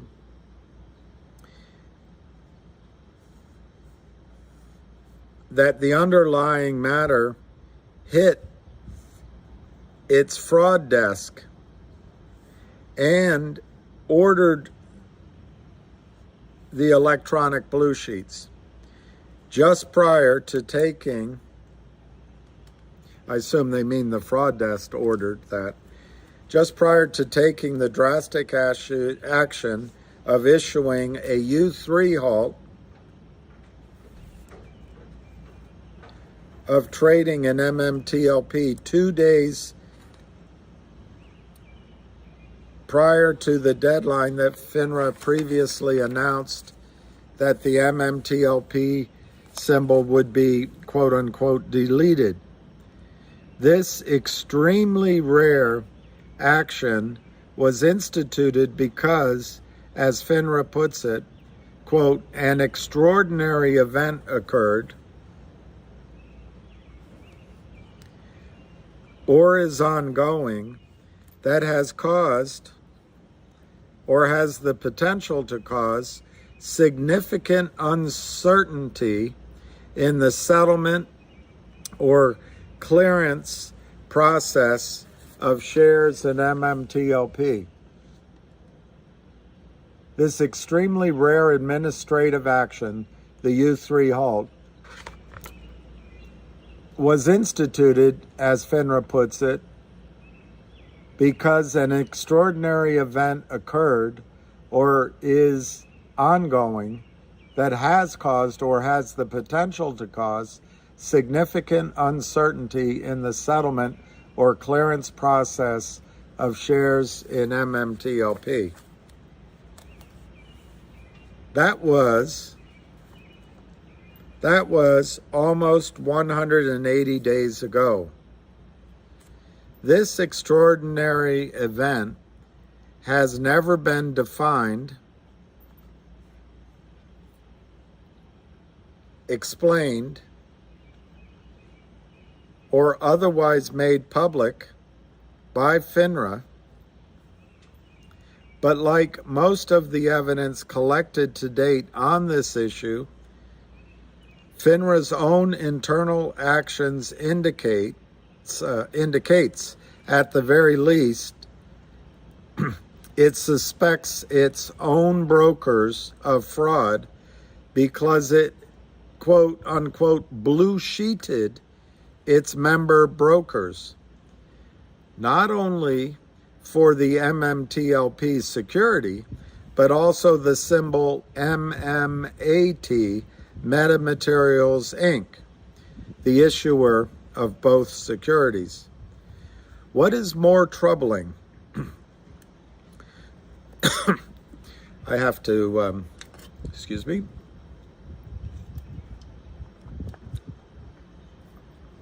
What is more troubling is that, quote, FINRA does not routinely confirm the accuracy or integrity of electronic blue sheet data submitted in response to regulatory requests, unquote. And yet, blue sheeting is one of FINRA's main investigatory tools used to unearth fraud. How can the investing public markets rely on FINRA? They should have just put a full stop right there. That would have been my question. But anyway, let me read it again. How can the investing public markets rely on FINRA to properly police its members if it cannot rely on one of its main investigatory tools, blue sheets? In a way, FINRA is claiming that the potentially inaccurate blue sheets cannot be relied on by the petitioner, by us. This is a disingenuous position to take in this proceeding. Respondents reference, FINRA's reference, in its opposition to lawsuits brought by other MMTLP holders against FINRA is irrelevant. FINRA enjoys immunity from civil suits.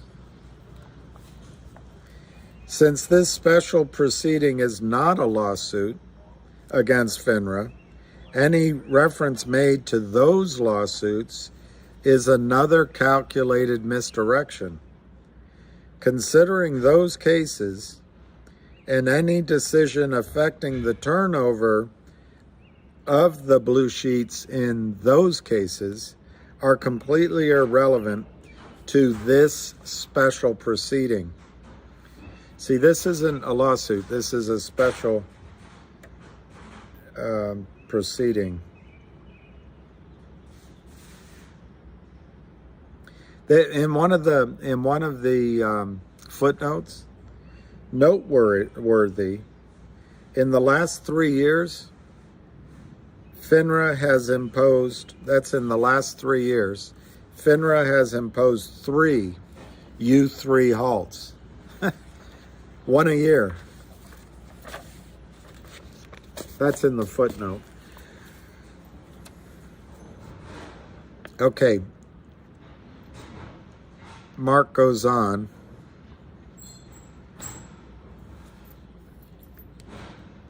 Furthermore,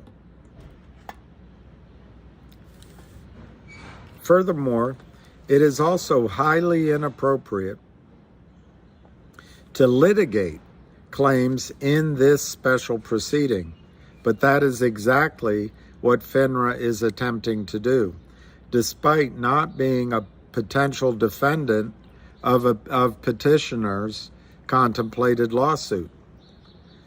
This is simply another technique to distract the court. This is really well written, I think. Who cares what I think? FINRA nor its counsel filed any documents with this court authorizing FINRA to represent its broker-dealers in this special proceeding. In fact, FINRA could have forwarded this petition to its broker members who could appear and support respondents, FINRA's opposition to the petition, and have a voice in this proceeding. They have not and did not, and such brokers remain unidentified. The GTII quote-unquote reference and quote-unquote typo are equally irrelevant and do not indicate anything nefarious. The claims of petitioner for quote-unquote spoofing, market manipulation, the petitioner is we, against the unknown brokers are identical to the spoofing claims asserted by GTII against the named brokers in its federal lawsuit, which was identified and footnoted in the petition and memorandum of law in support of the petition. And such elements and behavior by the unidentified brokers make up the broader market manipulation claim of the petitioner, us. You know, obviously it's Mr.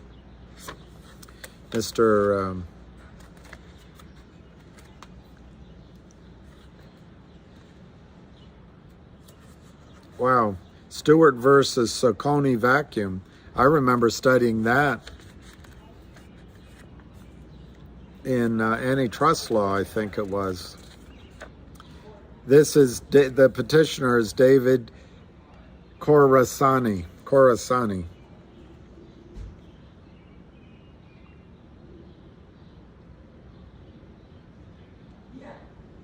Obviously, since the spoofing claims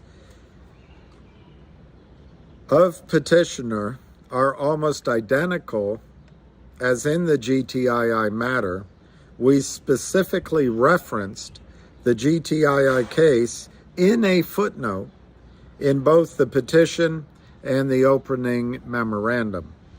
This certainly was not hidden from the court and is yet another irrelevant attempt to distract this court. It certainly does not minimize petitioner claims, Mr. Khorasani, us, against the unknown brokers for spoofing and market manipulation in any regard. Then he goes, I don't know what to call this, but this is Roman numeral 1.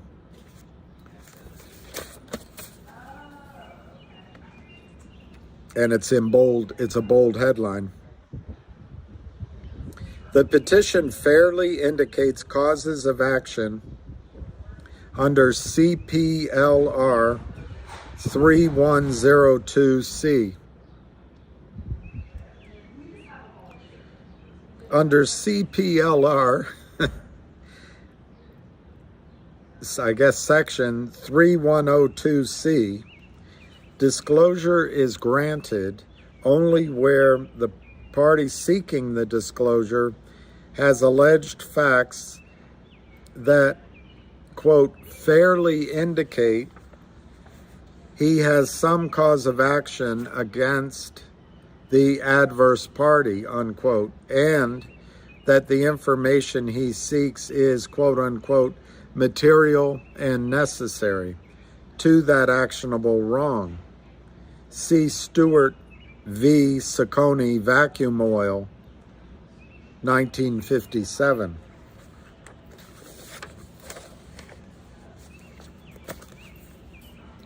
And then they quote a bunch of other cases. Here, petitioner is not bringing a civil lawsuit against FINRA.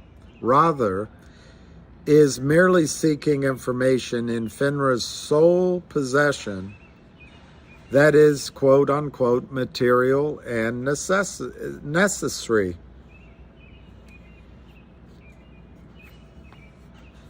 To frame his cause of action.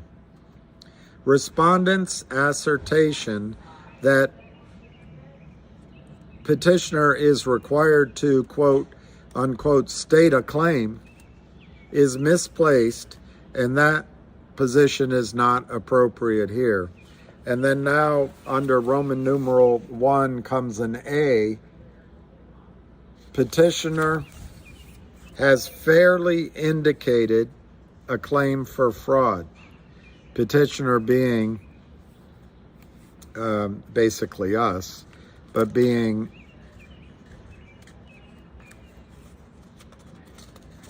I have to look his name up because it's David Khorasani, I think.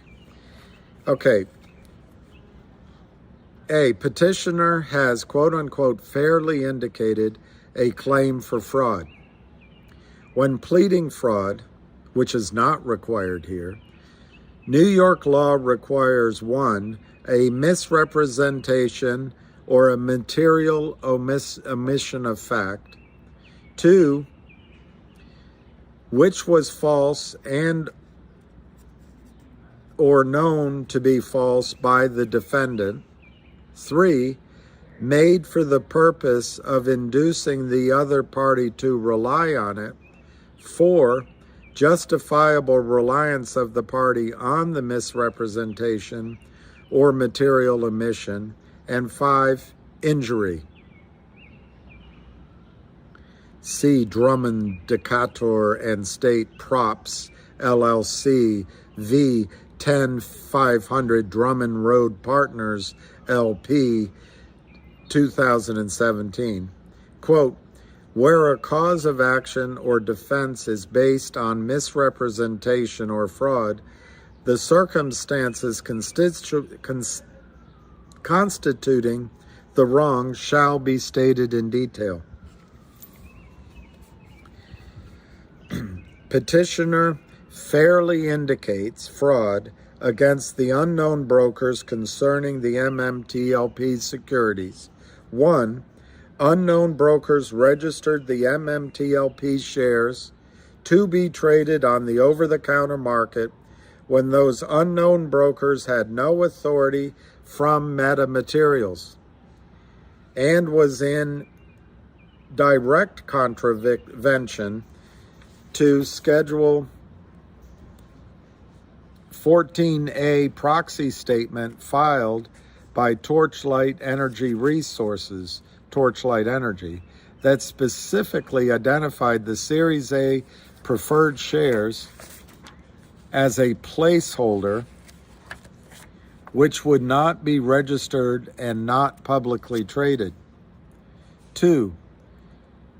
The MMTLP trading by unnamed brokers was conducted under FINRA's supervision and against the express authorization of the issuer.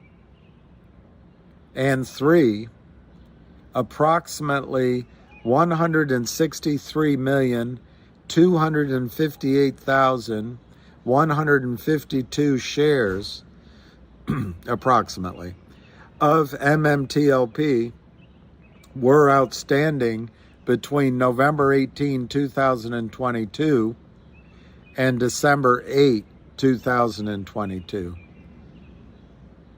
otherwise known as the relevant period. On or about October 6, 2021, MMTLP shares were illegally listed on the OTC market with the assistance of unidentified brokers and market makers, and these brokers and market makers subsequently began trading MMTLP shares on the open market.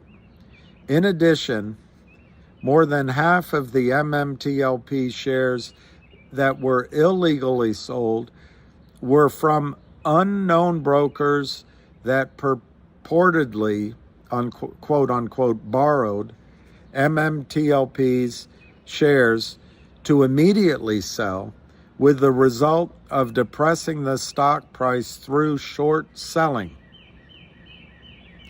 MMTLP shares should never have been trading in the public market without the consent and authorization of the issuer. By not having the consent of the issuer to list the securities to sell, my rhythm in that sentence was wrong. I'm going to start over. By not having the consent of the issuer to list the securities to sell, the MMTLP shares, the unidentified brokers technically had no shares to, quote unquote, cover their short sales, making every short sale a naked short sale. This is getting spicy. As a result of the illegal trading of the MMTLP shares, the interests of petitioner, as well as other retail investors, were harmed.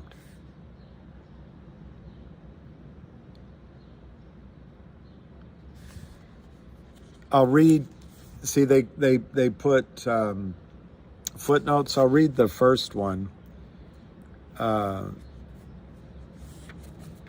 When he wrote here, he wrote, the proxy statement filed by Torchlight Energy specifically identifies the Series A preferred shares as a placeholder which would not be registered and not publicly traded. Down here, he quotes from the Torchlight material, and I'll just read that just so you have it in your head. The Series A preferred stock to be issued by Torchlight to holders of record of Torchlight shares as of the Series A preferred record date will not be listed or traded on any exchange. No market is expected to develop for the Series A preferred stock in the foreseeable future, and holders of the Series A preferred stock may not be able to find a buyer and sell their shares if they desire to do so.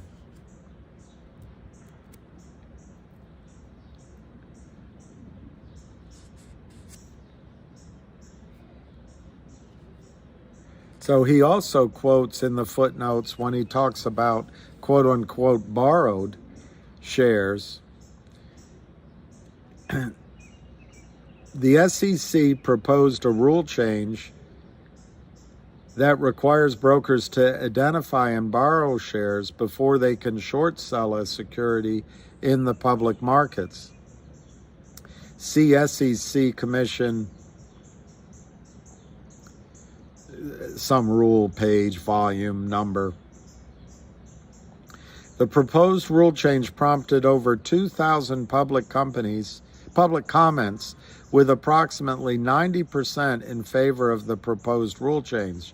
On November 1, 2022, Dr. Radek Stech wrote a letter to Gary Gensler, chair of the SEC, expressing his comments in support of the rule change.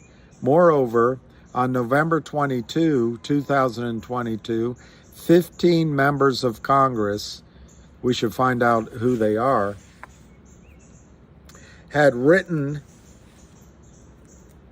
a congressional letter to Gary Gensler expressing their support and endorsement of the rule change.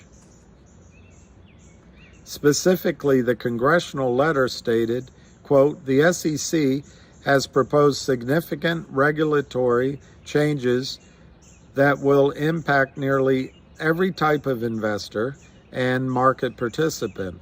We strongly support your efforts to give the SEC the tools it needs to monitor for accumulating risk and ensure market integrity."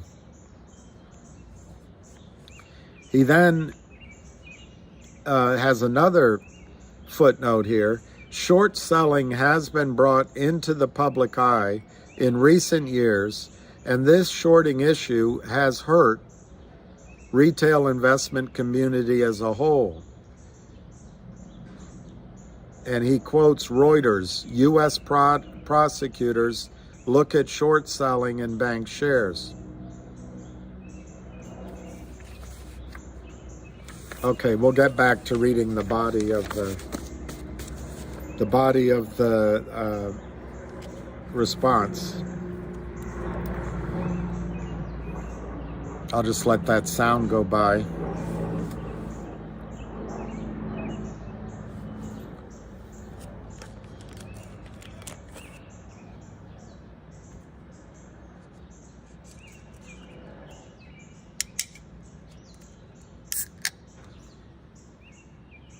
Okay, the noise is gone. Petitioner requires, that's us, requires the blue sheets relating to the MMAT and MMTLP securities transactions to identify and specifically name each unknown broker and market maker that listed the securities without the issuer's permission. This information is material and necessary because pleading fraud with particularity requires that the facts and claims identify those who committed the fraud and what specific fraudulent conduct was committed. Without knowing the identity of the unknown brokers and market makers involved in this unlawful schemer, any fraud claim petitioner would bring would be futile and unsustainable. Here, the brokers who registered the shares and all brokers that subsequently traded the MMTLP securities and committed and or continued the fraud can easily be identified by the information in the blue sheets, specifically through its buy-sell codes, making the information on the blue sheets material and necessary to allege petitioner's claims of fraud. Hence, petitioner fairly indicates in his opening memorandum that fraud occurred and the data on the blue sheets is material and necessary to frame this cause of action in a complaint. Now we go to B.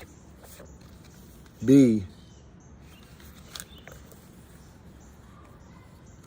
Petitioner has fairly indicated a claim for market manipulation. Spoofing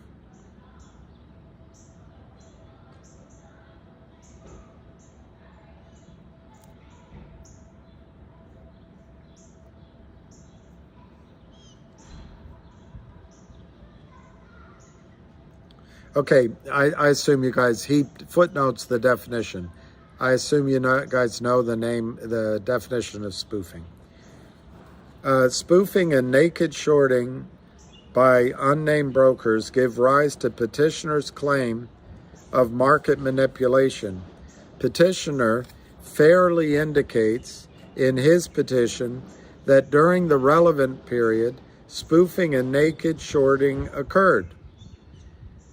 Quote, spoofing is the illegal practice of placing orders for trades with the intention of canceling those orders before execution in order to create the illusion of supply or demand, causing prices to shift and trade on those shifted prices. Turnbull versus J.B. Morgan Chase.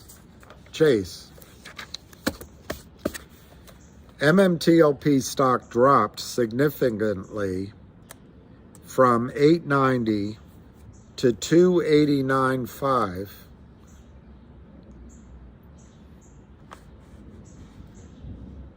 during the relevant period, while 55.96% of the MMTLP shares that were trading were short sales during the relevant period. See opening memorandum, page 4. The data in the blue sheets, specifically all data referenced in the blue sheets by cell codes, is material and necessary for petitioner, you and I, to identify the unknown brokers and market makers involved in naked shorting and spoofing of the MMTLP security. A claim of, quote, market manipulation under Rule 10b-5a and c requires a plaintiff to allege 1, manipulative acts, 2, damage, 3, caused by reliance on an assumption of an efficient market free of manipulation, 4, scienter, 5, in connection with the purchase or sale of securities. I'm going to read it straight through without all those numbers. A claim of market manipulation requires a plaintiff to allege manipulative acts, damage caused by reliance on assumption of an efficient market free of manipulation, scienter, in connection with the purchase or sale of securities, furthered by the defendant's use of the mails or any facility of a national securities exchange. A manipulative act is any act, as opposed to a statement, that has such an artificial effect on the price of a security. Here the petitioner fairly indicated in the petition and opening memorandum that a market manipulation claim exists against unidentified parties. FINRA's attempt to simplify a market manipulation claim should not persuade this court. FINRA blatantly misdirects the court by asserting that the petitioner failed to meet heightened pleading standards. While that standard isn't applicable here because the petition is not a complaint, its arguments should therefore fall on deaf ears. Even if the petitioner was required to meet a heightened pleading standard, which it isn't, it is well settled that the degree of particularity required for pleading a market manipulation claim scheme is not as demanding because the facts relating to a manipulation scheme are often known only to the defendant.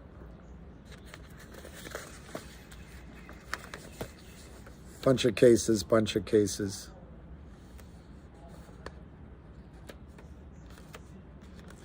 With respect to the elements of market manipulation claim,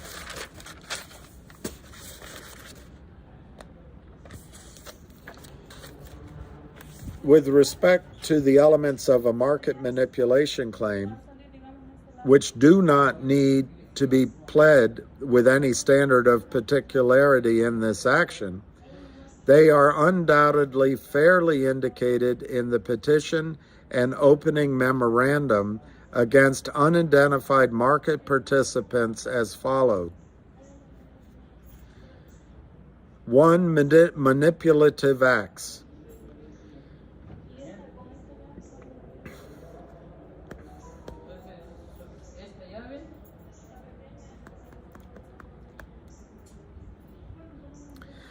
Manipulated the stock price by placing baiting orders to which an unidentified market participant would be able to benefit from if they had taken short positions prior to the baiting.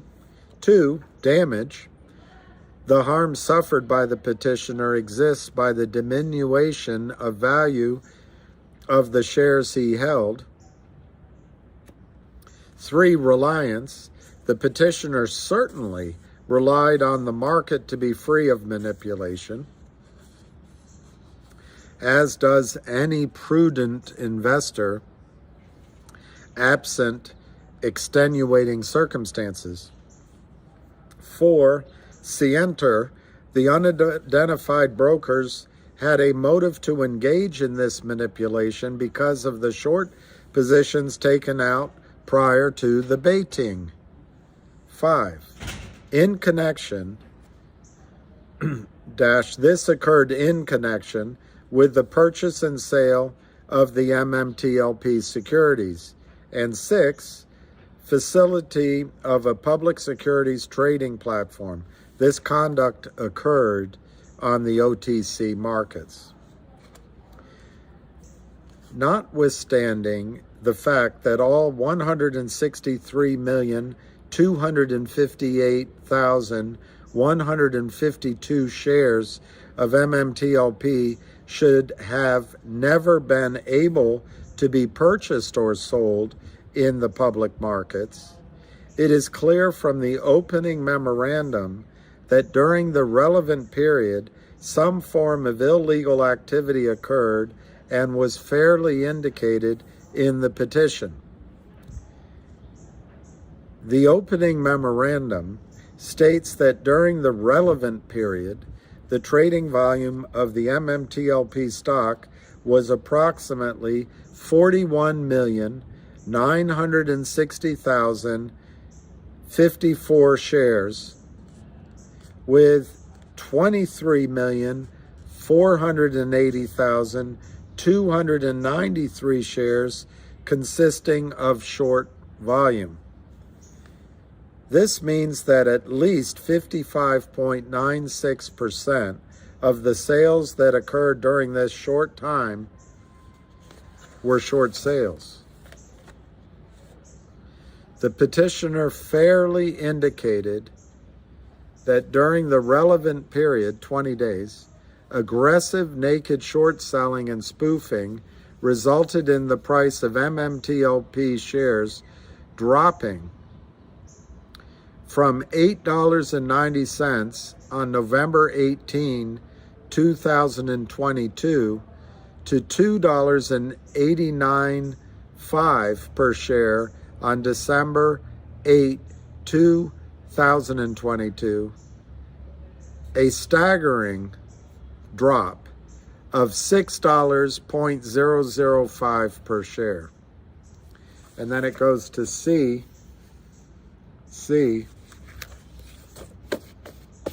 Rider.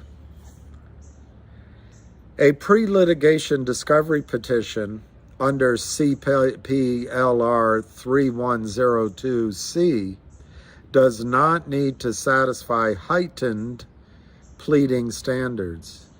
The standard for asserting a claim in a pre-action disclosure special proceeding is well developed under New York law.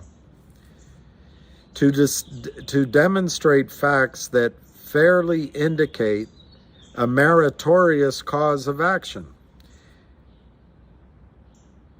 You can see Stewart versus Saucony Vacuum Oil Co. again. Moreover, there is no heightened pleading standard here, as the opposition wrongfully asserts. This is not a complaint.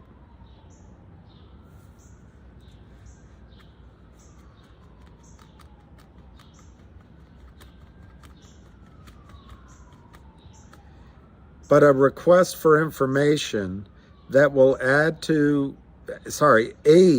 the petitioner to frame a complaint with missing detail to commence an action. Since petitioner has not filed a complaint, but rather a petition requesting information, the heightened pleading standards, or any pleading standard, with respect to the PSLRA, the CPLR, and the FRCP are inapplicable here. In fact, FINRA's opposition actually makes the case of the petitioner needing this information based on pleading requirements alleging fraud. Without the data provided by FINRA, petitioner, as a plaintiff in a lawsuit, could not possibly allege facts with the specificity as required by law. Roman numeral 2. Petitioner, us, Mr.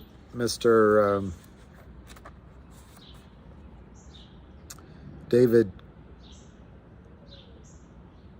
Khorasani, is not on a fishing expedition.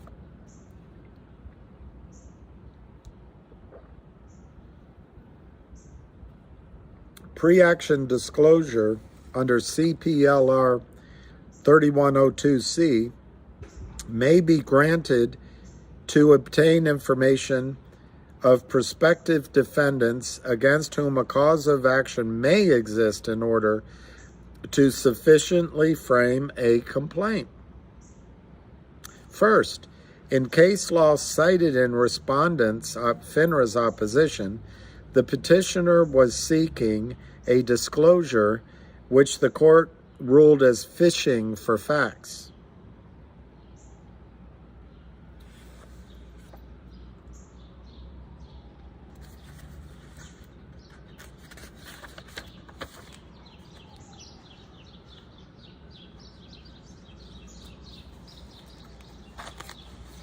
Here, the disclosure of unknown brokers would aid petitioner in uncovering who is responsible for fraud and market manipulation. Respondent is the only source that has access to this information. Without the identities and conduct of the market participants, petitioner will be unable to sufficiently frame his complaint or properly name defendants.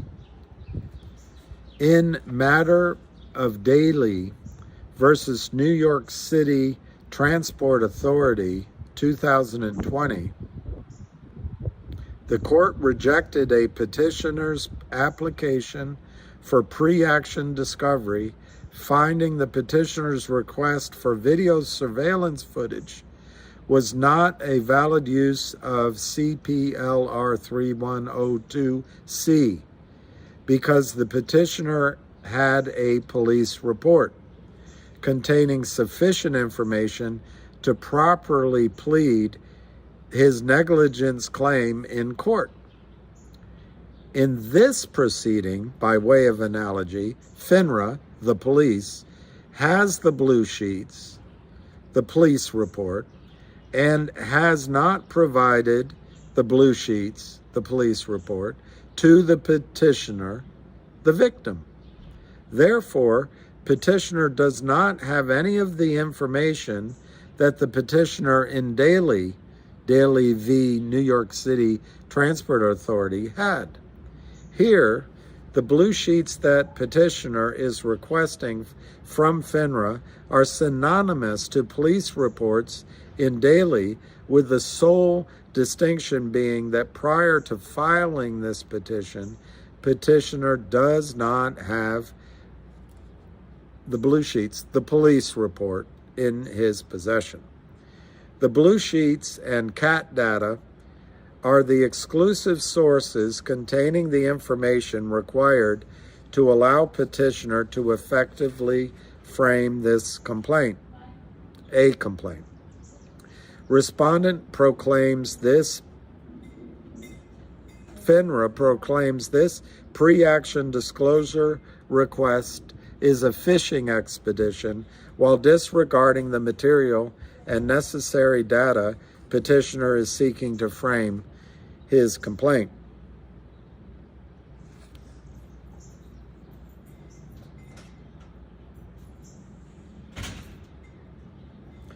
Well, there's a footnote, I'll skip it. So now we go to the Roman numeral number 3.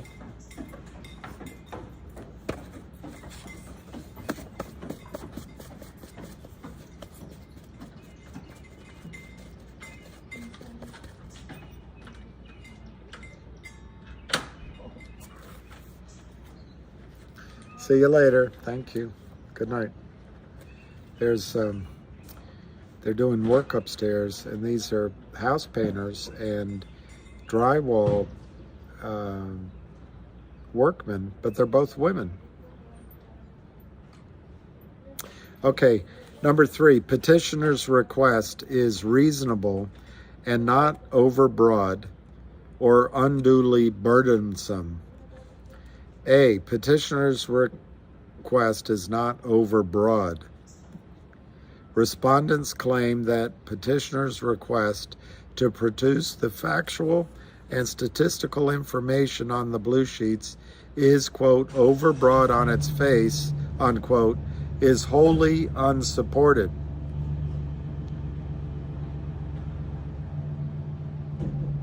First, regarding its cause of action for fraud, petitioner seeks the blue sheets from when the MMTLP shares started trading on and around October 6, 2021. Second, regarding its claim for market manipulation, petitioner seeks the blue sheets during the relevant period because that is when the alleged market manipulation occurred. The quote number of short volume shares that were traded exceeded the volume of stock that was not shorted by the traders, unquote. Petitioner alleges that during the relevant period, 20 days, aggressive naked shorting resulted in the price of MMTLP shares dropping from $8.90 a share on November 18, 2022 to $2.89.5 per share on December 8, 2022, a staggering $6.50 per share, or 67.47% decrease. The blue sheets will help disclose which unknown and unidentified brokers and market makers engaged in manipulative and deceptive acts, such as spoofing and naked shorting, that affected the price of the MMTLP securities. Considering the degree of suspicious activity that occurred with the MMTLP securities, to which FINRA internally acknowledged, and the extreme action by FINRA in placing a U3 halt on the MMTLP security, it is essential that petitioner receives the information in the blue sheets to frame his claims for market manipulation and fraud. Furthermore, petitioner's request for information regarding the MMAT common stock is justified as the issuer of MMTLP. Since FINRA decided to blue sheet MMAT as well, they can't possibly take the opposite position now.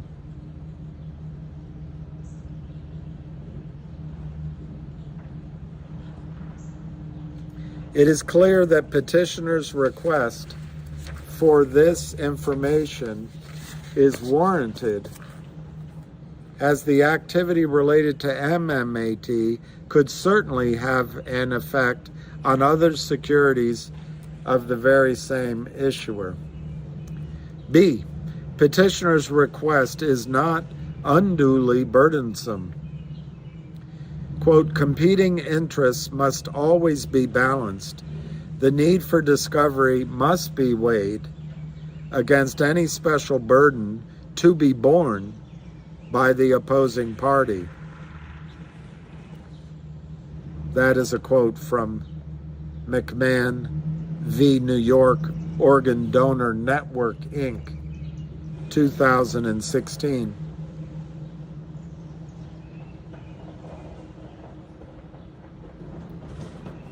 It's a bit of a production, but she did a good job. She did a good job. Petitioner's request does not unduly burden respondent. Respondent claims, quote, FINRA would need to review potentially millions of transactions and redact confidential personal, financial, and identifying information of investors not known to petitioner prior to production. So FINRA claims FINRA would need to review potentially millions of transactions and redact confidential personal, financial, and identifying information of investors not known to petitioner prior to production. Respondent, FINRA, also claims, quote, FINRA would need to export the data into a workable format that can be reviewed and produced. Oh, the dear babies. Exhibit 3 to the petition contains an email dated December 5, 2022, that demonstrates FINRA was aware of suspicious activity relating to MMTLP securities, and this activity had, quote, hit FINRA's fraud team's radar, unquote. The email admits that FINRA, quote, blue sheeted both MMAT and MMTLP, unquote. Thus, the blue sheets are readily available. The additional extra claimed work that FINRA would have to undertake, if any, is exactly why FINRA exists, because such information is gathered to protect the investing public, including the petitioner.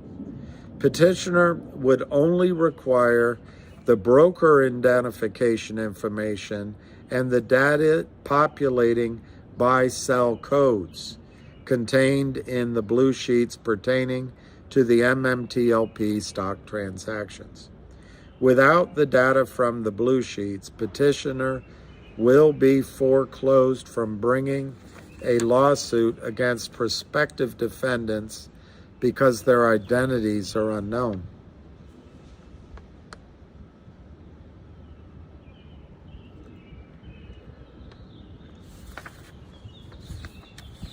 In that case, in the case that production causes FINRA an excessive financial burden, petitioner offers to assume the financial cost to produce the blue sheets.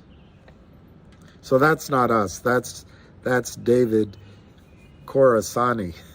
Just kidding. We should help it. We should offer to help him pay for that.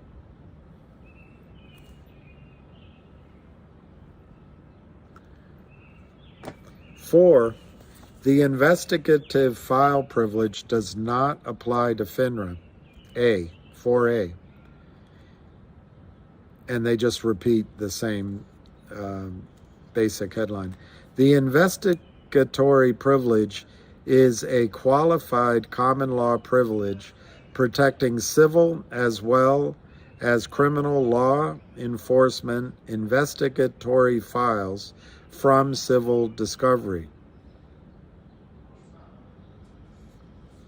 Here, FINRA is an independent, non-governmental organization that has the authority to enforce certain federal securities laws against registered individuals and brokers, its members, that violate its organization's rules and securities laws.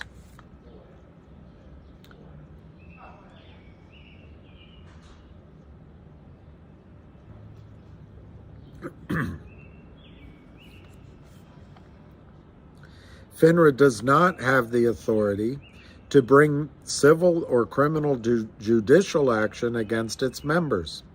That power is reserved to the Securities and Exchange Commission or other law enforcement agency of the government.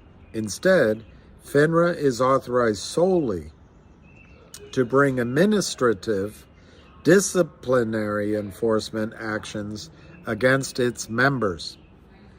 Blue sheets are not compiled for law enforcement purposes. The blue sheets are compiled for administrative enforcement purposes and are not protected by the investigative file privilege. B, the same information in the blue sheets has been held to be discoverable. Although there is a strong public interest in maintaining the, quote, integrity of effective industry self-regulation, unquote. I don't know who could make that statement. Although there is a strong public interest in maintaining the integrity of effective industry self-regulation, the federal courts in the Southern District of New York balance this important interest against the need of parties to obtain information that is essential to their lawsuit. This kind of information is divided into 2 categories. 1, factual or statistical, and 2, analyses or opinions drawn from such material. Historically, the first category has been held to be discoverable, and the latter has not.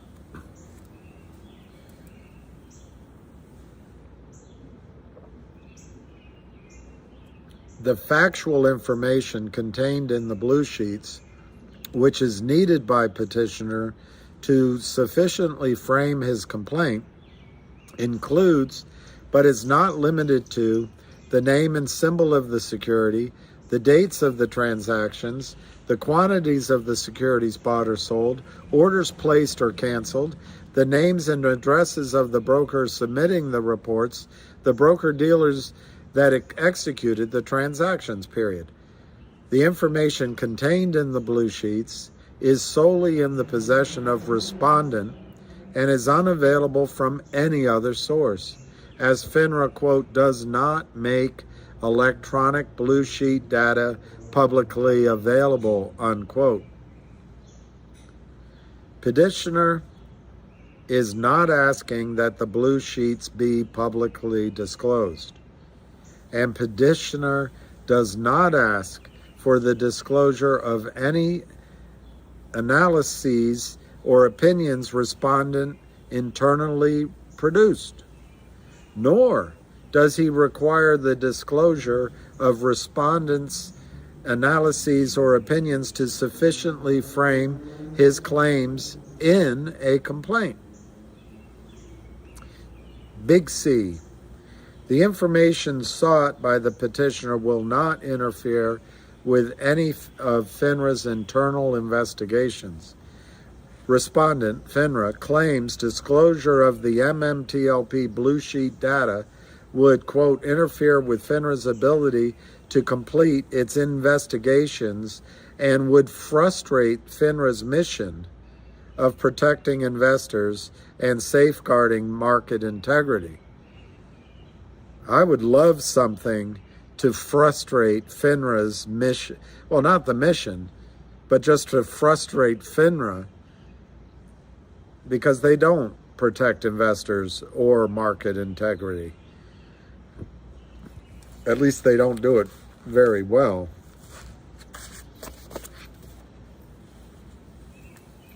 Respondent claims disclosure of the blue sheets would, quote, prematurely reveal the direction of FINRA's investigations. FINRA's opinion as to what blue sheet data is important to collect and the confidential sources of the blue sheet data. Petitioner isn't requesting anything related to FINRA's investigation. Just the blue sheets, ma'am. Just the blue sheets.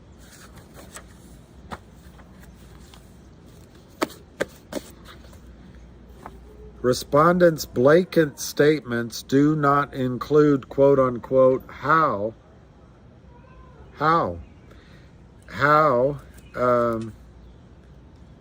disclosure of any of the information petitioner seeks could interfere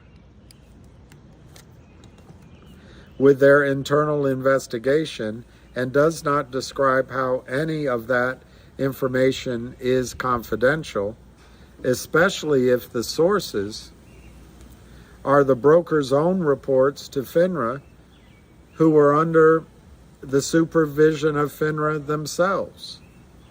Respondent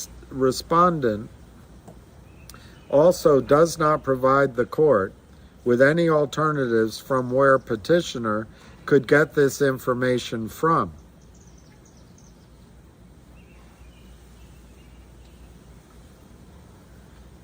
Such pedantic nonsense should not be up with put. Respondent also does not provide the court with any alternatives from where petitioner could get this information from. From where petitioner could get this information from. Because it cannot, as the information is exclusively in FINRA's custody. Petitioner requests for respondent to turn over the blue sheets or any other data in their custody, including or alternatively the CAT data, would not interfere with any of FINRA's investigations. The information requested by petitioner is information that FINRA publicly discloses it collects. Petitioner certainly does not want to interfere with any internal administrative investigation conducted by FINRA. But any alleged interference with an administrative investigation is illogical. Conclusion. Yay, the conclusion.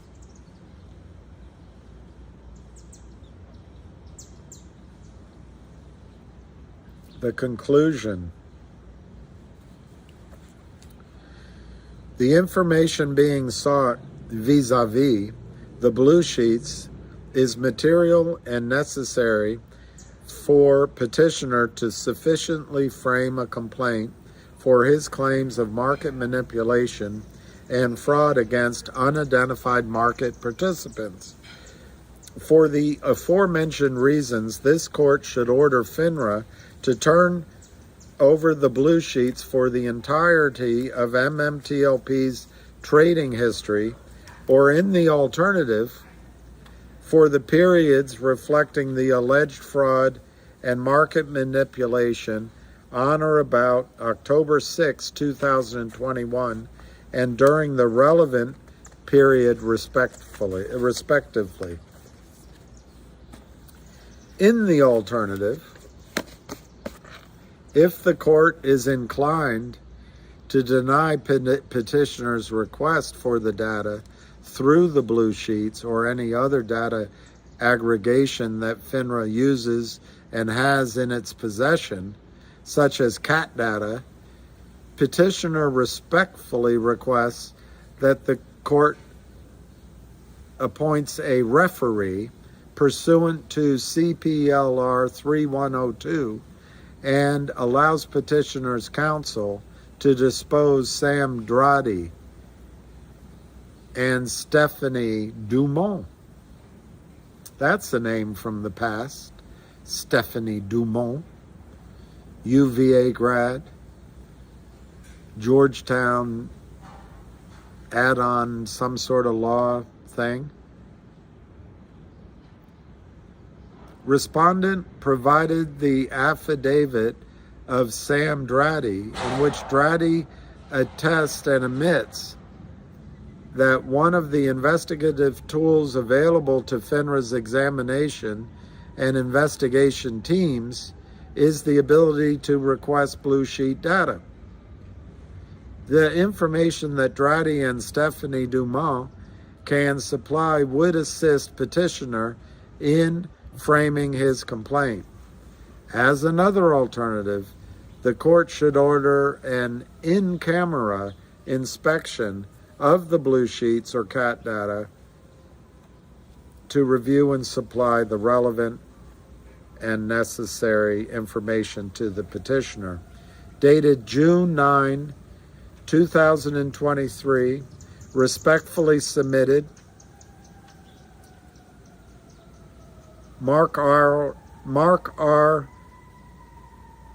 Bazile, Esquire, Gustav Passanante, Esquire, the Bazile Law Firm PC, 390 North Broadway, Jericho, New York. Attorneys for petitioner, David Khorasani.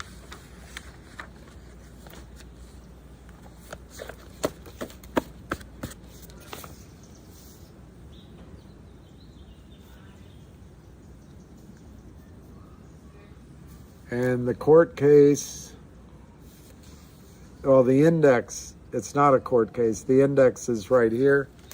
I'll highlight it so you can see it.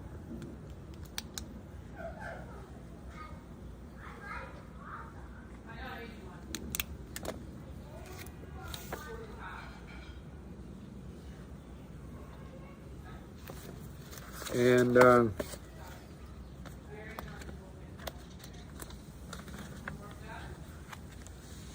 I think Mark did a fantastic job.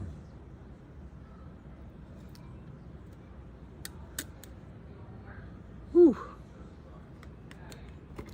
I feel renewed.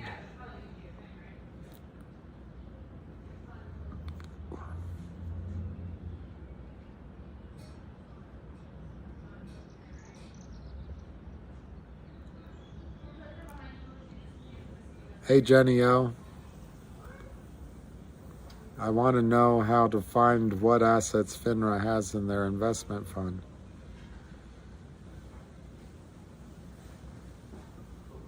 You're Moody, you're thinking like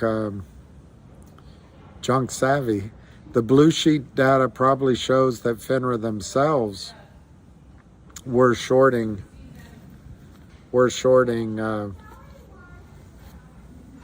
MMTLP.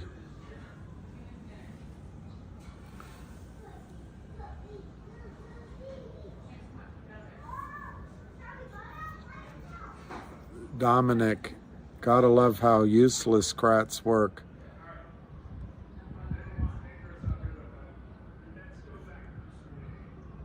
I'm not out of order. You're out of order. Nothing like a Al Pacino reference in the middle of, oh, there, Vinman. William has the Al Pacino hairstyle.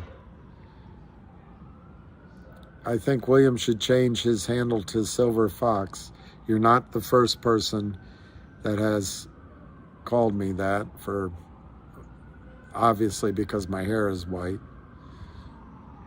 That flower looks very dapper, but it keeps spinning around. Hey Matt, what's good? I just read the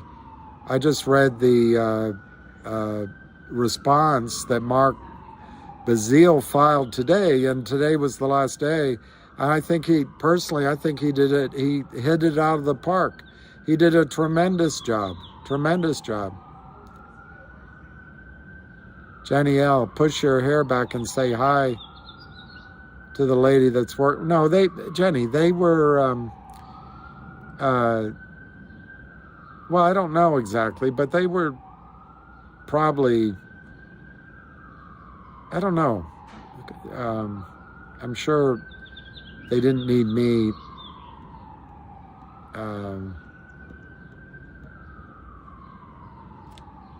doing any kind of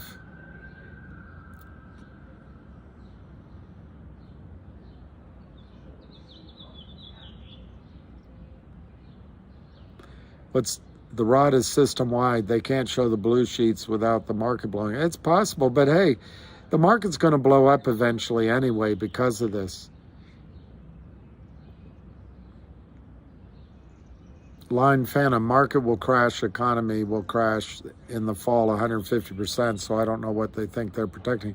I don't know, Line Phantom, that's what we're reading, all this negativity around here.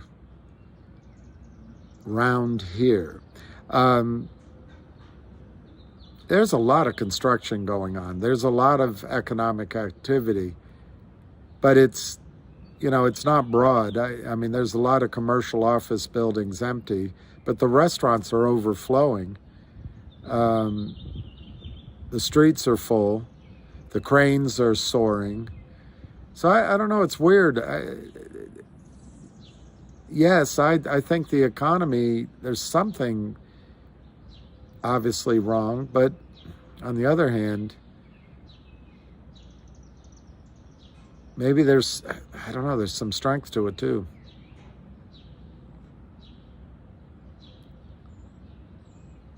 Big Vic, Mark's response was brilliant by asking for which market makers let it trade. I agree.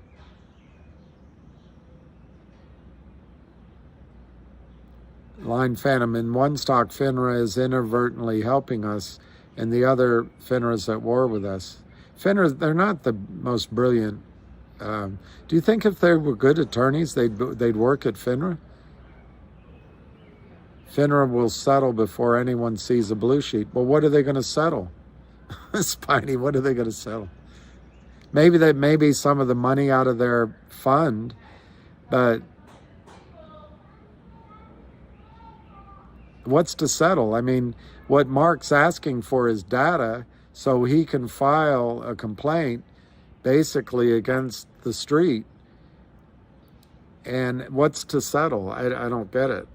Because his goal is to be able to go after the bad actors.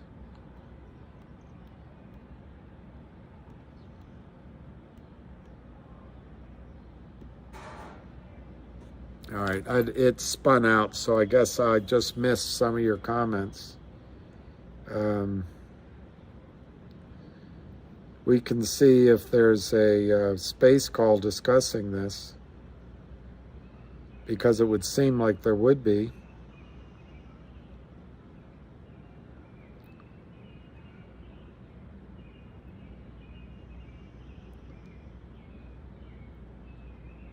There is a space call going on, but I'm not sure I'm going to join it. It's Marduk, Richie, Sway's good. Share your musical comedy talent. I'm not going to do that because I can't stand the competition. No, I just don't have. I don't have the bandwidth for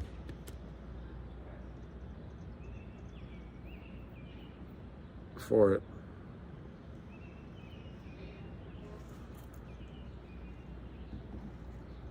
My flowers fell over.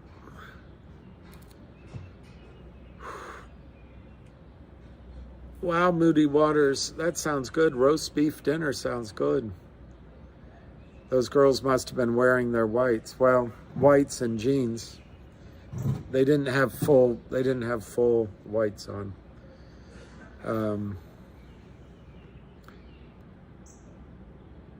SEC and FINRA are part of the Democratic machine. Yeah, they are, but I think it's pretty clear Republicans drink their whiskey neat and Democrats rehearse.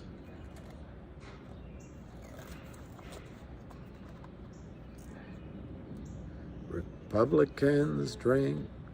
There must be a service you can pay so you can play songs without violating the terms of, I mean, what happened? You can't even listen to music anymore.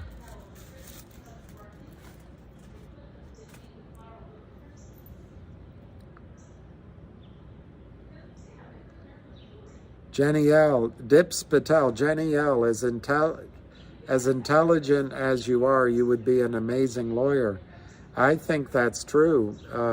Jenny would be a great attorney. She makes a pretty good nag as well.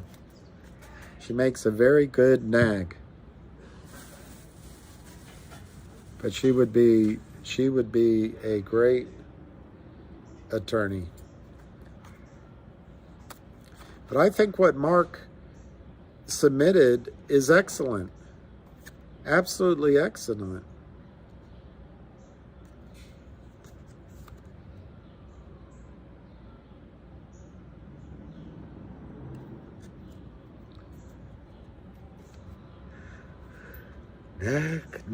Nag. So I'm really excited that Djokovic won. But some people are going to say, well, it's just because Alcaraz cramped. But I would submit to you that young whippersnapper was outplayed by the Joker in the sense of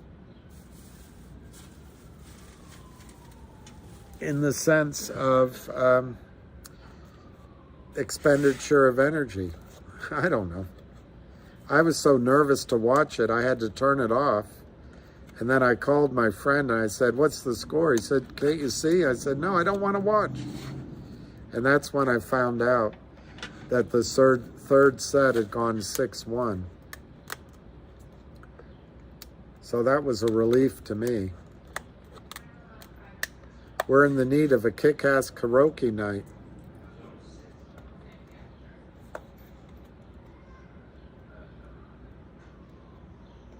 I listen to Rick Beato.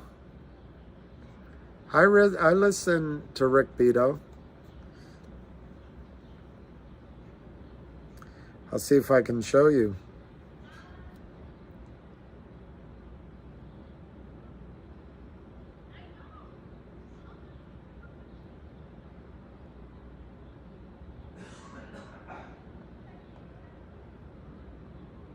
For example, I listened to this one. That's the guy. I listened to this one. Hey everybody. I'm sure that you've all heard the news. When we were doing the Gordon Lightfoot, there's another guy I listened to, who I have to admit he's good, but I get annoyed I get annoyed with him too because the way he phrases things is so predictable, but his interests are great. I'll show it to you. I listened to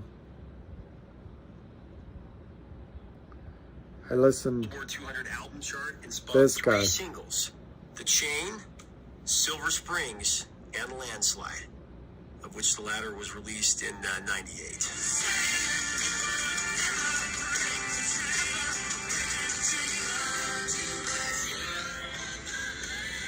So I listened to those guys.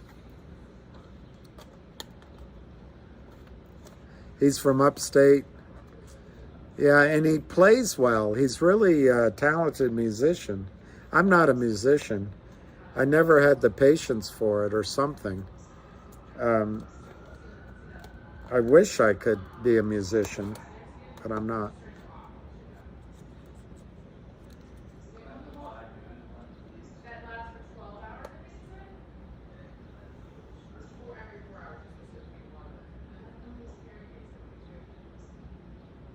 The oral arguments are available to the public via Zoom.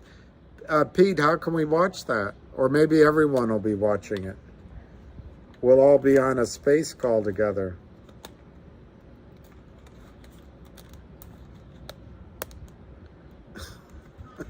They put everything in plastic, and you can't open the plastic.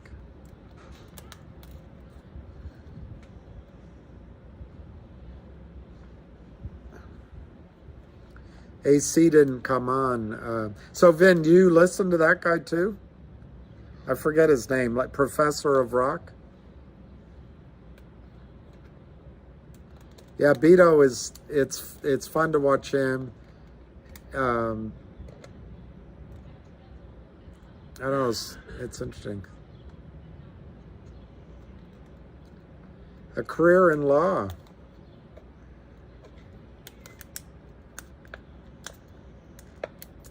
She has a career in law. Her husband's mother won't leave.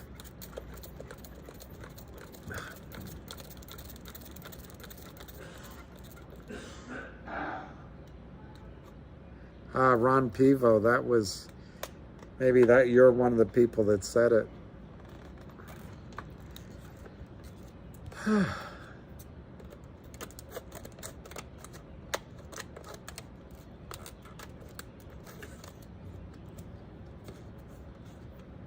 I knew the law. I knew the law. Yeah, Professor of Rock.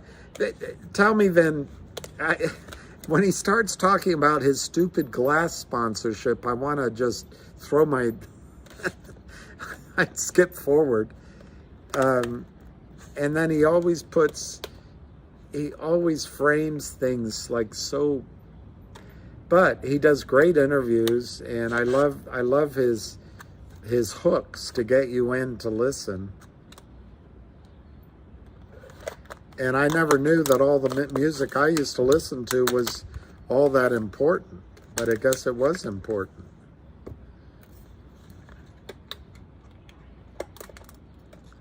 Yeah, he does that, Vin. And he's done some complicated, different guitars, and I'm like, I get lost. I get totally, absolutely lost. But I do enjoy it, though. Oh, you do fast forward. So I'm not the only one. We shouldn't say that, because then they'll cut back on paying him. Charlie Rich. I think it was Charlie Rich that said,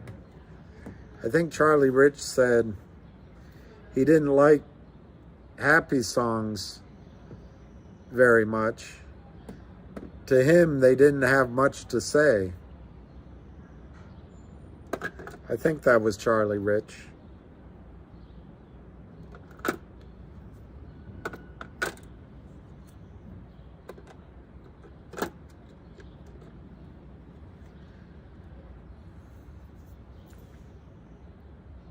Jenny only nags because she cares about me. Really, Bill? I do care. I had a friend from Scotland. She used to call herself Princess. And one time she said to me, really, Bill, I do care. And I never forgot it. She's since married, as all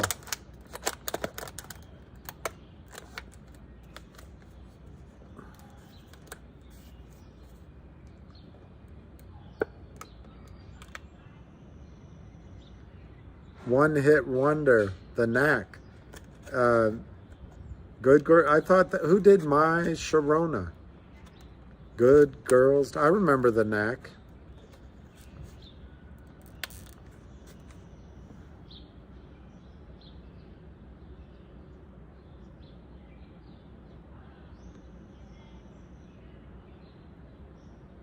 Nobody knows what goes on behind closed doors. George Strait, I wouldn't pay $700 to see George Strait. In his highlight, I might have done it for George Jones, but George Jones tickets weren't ever that expensive that I saw.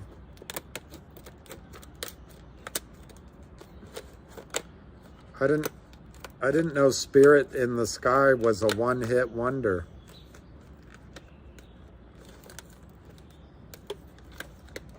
And it ain't one of my favorite songs. There's several American bands that everybody likes, but I get really bored with. And that's probably just because I don't have musical abilities. I went with a friend of mine to see the Dixie Chicks, who now go by the moniker Chicks. And I loved it. I thought, wow, this is great. And he's a really good, he plays the guitar and he's got a good musical ear. And he said, didn't you notice they all sing the exact same refrain or whatever. See, I don't have the vocabulary. But after he pointed that out, I noticed he was right. So I don't have a proper musical ear.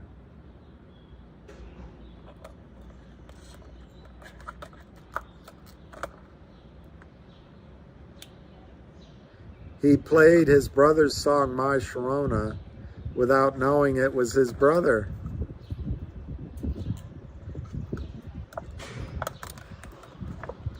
That's amazing. That's amazing. My Sharona. Ah. Look at that nightmare. It's just a nightmare. John Paul Young is that British guy?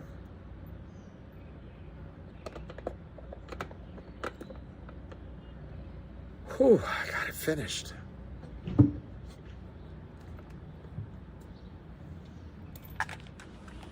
You know, until I met my girlfriend, I thought I was incomplete. Now I'm finished.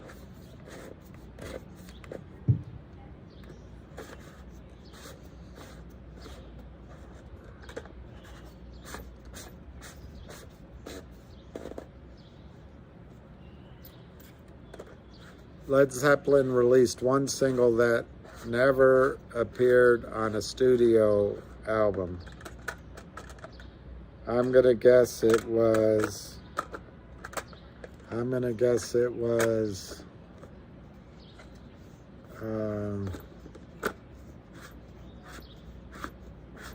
I don't know.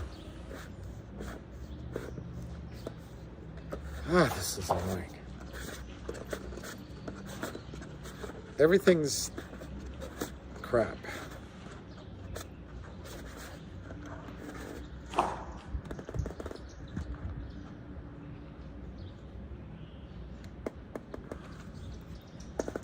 Hey, hey, what can I do? Wow. Is that the Beatles song? Hey, hey, what can I do? Baby's in red and I'm feeling blues. Tell me no, what can I do? Is that the Beatles song? Yeah, it's a 2-hit wonder. That's what I thought. Good girls don't, but I do. Good girls don't, but I do. That was a lot of work to put this up here.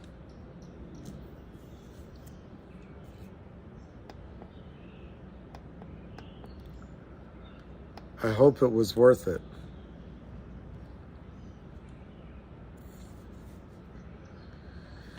So,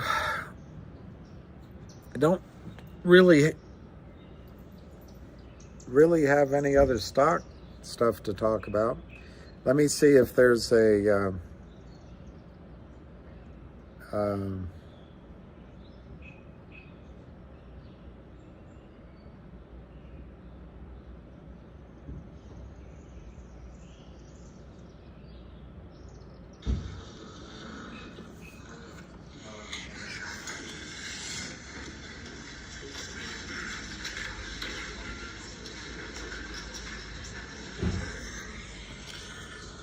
Congrats, Novak. Bad luck to Carlos today.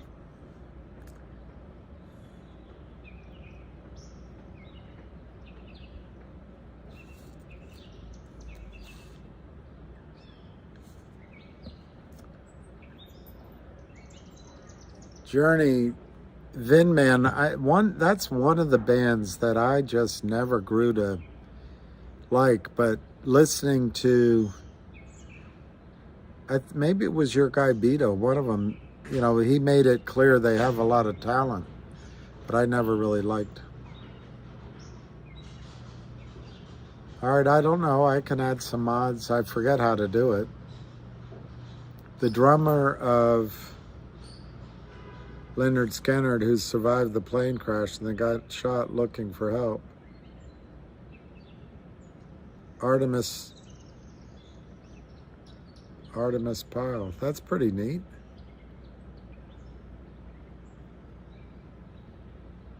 Let me see what Jenny said. I got a woman, she won't be true.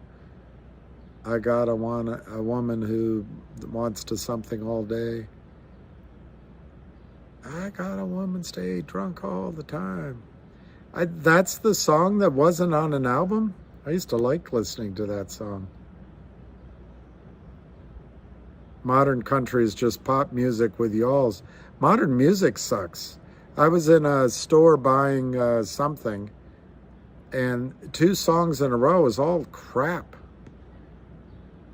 I wanted to leave.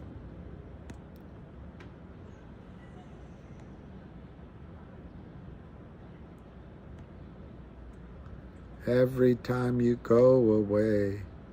I know that song.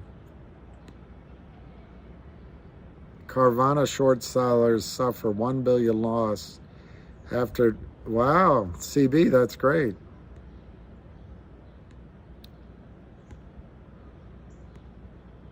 I want to see what Jenny said. Oh, well.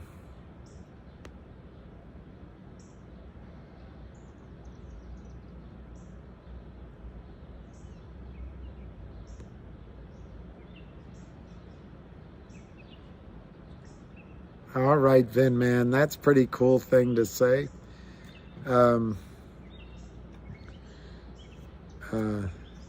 Oh my God, my wife is cooking liver.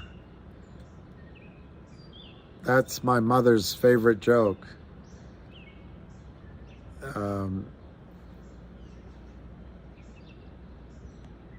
It's not a Spiny, that's not a good joke. But she says, "You want to hear my favorite joke?" "Yes, Mother, what is it?" "Did you hear the one about the man who took Doan's little liver pills all of his life?" I might have already told you this joke. "No, I haven't," for the 100th time. "When he died, they had to beat his liver to death."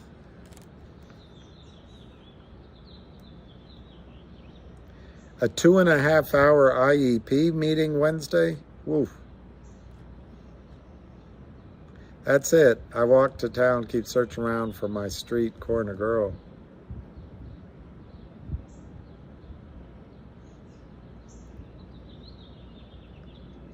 That's why young blacks are reacting to our music and making tons of money each month. That's interesting, Finn. That's interesting.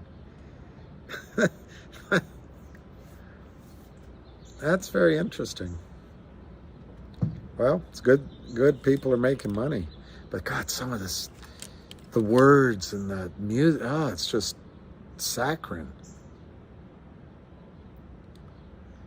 Why was the Scarecrow always winning awards? Because he was outstanding in his field?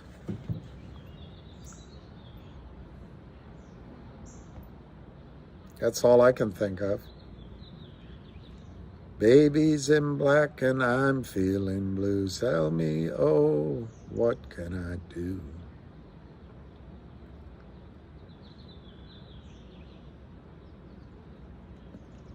When is Brent's fund going to let shareholders of LGIQ sell their spin-off shares of GoLogic? Well, since you asked, I'll do my best to answer.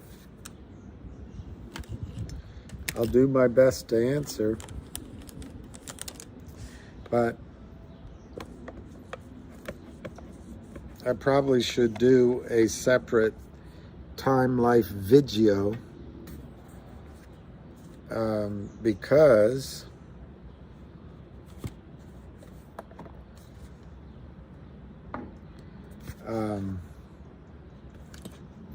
it's confusing. But I'll answer it.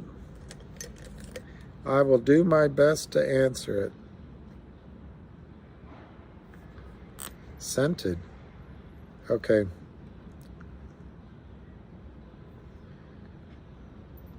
Oh no, what can I do? Baby's in black and I'm feeling blue. Tell me, oh, what can I do? Yeah, December.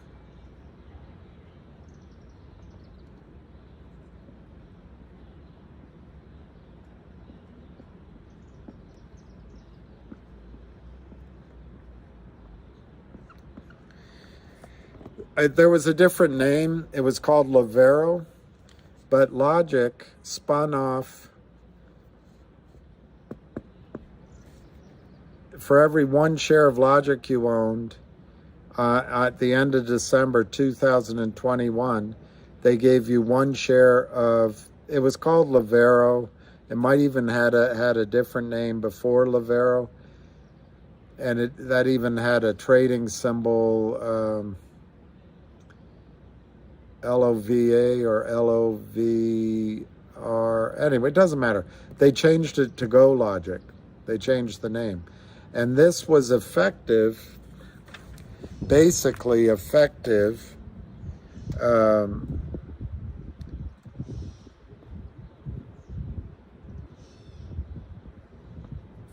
it was effective the second quarter of 2022. So for one share of Logic, you got one share of GoLogic, but it couldn't trade, and that's what you're referring to. And it still is not trading. So when they merged in, though,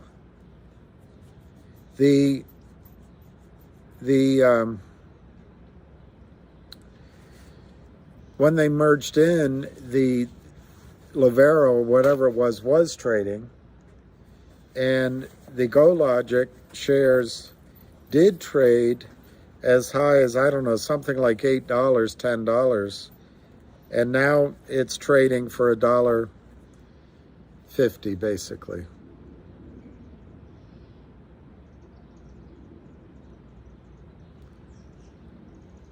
And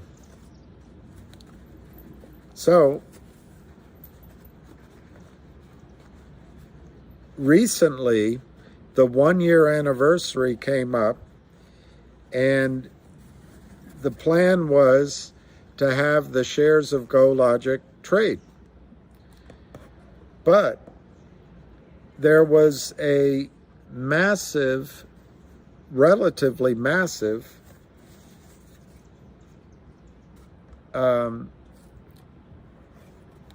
selling short that happened in GoLogic shares. And whatever the name of the filing that he put in to register the shares, you know, take the restriction off, he pulled that. I don't know if it's S3 or S4, but he pulled it. So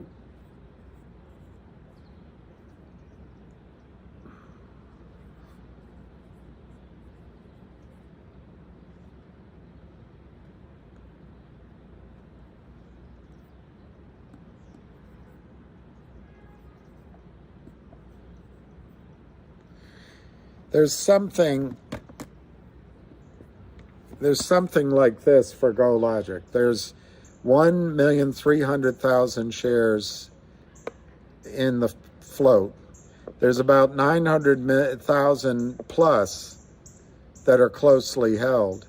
So the difference is somewhere between 200 and 300,000 shares. Obviously, this arithmetic doesn't work, but it's something in the 200 to 300, maybe less. My memory is it was a little bit less. But the shorts came out selling the stock, GoLogic, down because there's expected to be, and this number might be wrong, but the restriction is going to be lifted on 25 million shares, which would become free to trade of GoLogic. I think 4 million are closely held, and they wouldn't be able to trade those, the employers, so it's 21 million. But anyway, point is, you've got 1.3 million in the float, and you've got 25 million that, as I showed you on the last slide, that were given to Logic shareholders 1-for-1, and they were restricted. So the shorts sold GoLogic down from $6, $7 down, now it's $1.50, thinking that once this happened, this difference of, let's call it 300,000 shares, 300,000 shares in the float will suddenly become 20 million. And so by selling it off, and everyone will be impatient to get out, that's a short seller's dream. And so Brent pulled the, whatever the filing is for that. And your question, which shows a little bit of frustration, well, understandably, I own shares too, is basically saying, well, when is he ever going to let it trade? Well, his decision was, look, it was as high as $8. These 3 or 4 firms shorted the stock down, and they're trying to make a killing when he makes all those shares free to trade. So he pulled that. But in the meantime, what's happening with GoLogic, and I threw away my notes just now, so I have to do it by memory. GoLogic just announced a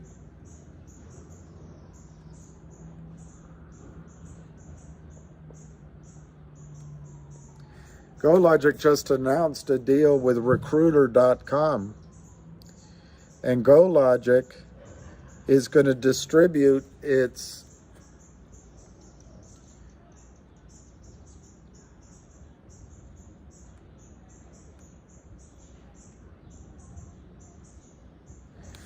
GoLogic is going to put its fintech, just to be simplistic, all of its fintech assets into Recruiter.com.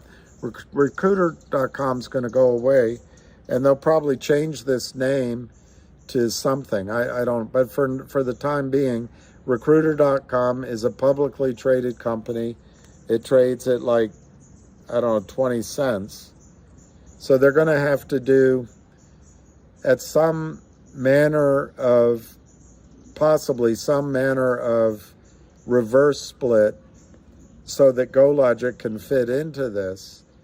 But this doesn't have to be, it doesn't have to be alarm bells going up, because Recruiter.com, this business is booming. There's going to be deal flow coming to Recruiter.com. In fact, there may be one or two deals in the hopper, and we'll find out if and when they come.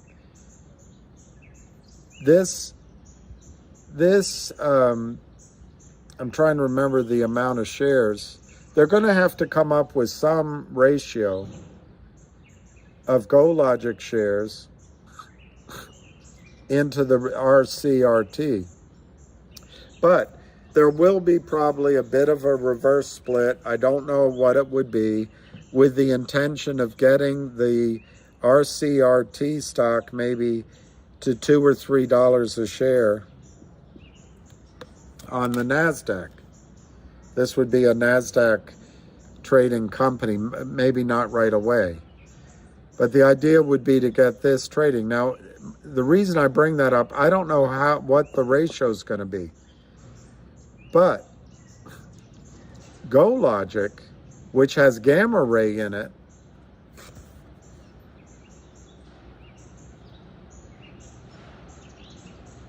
and I guess that'll just stay GoLogic.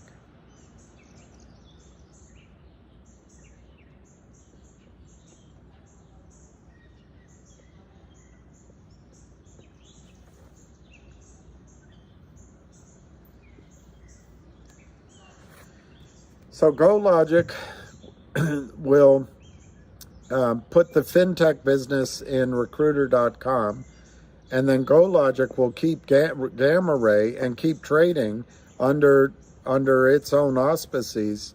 And there's deal flow going into GoLogic as well. And what I understand is this could be really exciting over here, with a couple of major deals already ready to go, and same here. The rub, if anything, is I think it takes until August or September for this to happen with GoLogic. I think you'll see announcements over the next few weeks. But I'm looking forward to find out what is going into GoLogic and what is going into Recruiter.com beyond what we already know exists. And I think GoLogic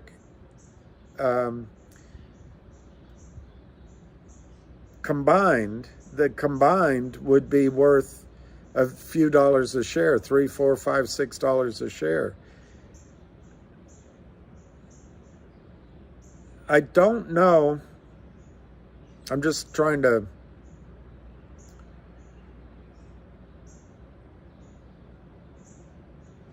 remember everything I heard.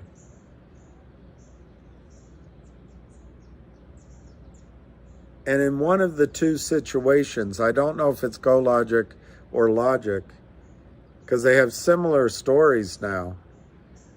in one of them, you can only sell 25% of the shares. I think that's for Logic's deal, not Go Logic. So anyway, I don't know when he's going to make it free to trade, but I think it will wait until there's more clarity on what is going into Recruiter.com other than the fintech assets, and what's going into the remaining Go Logic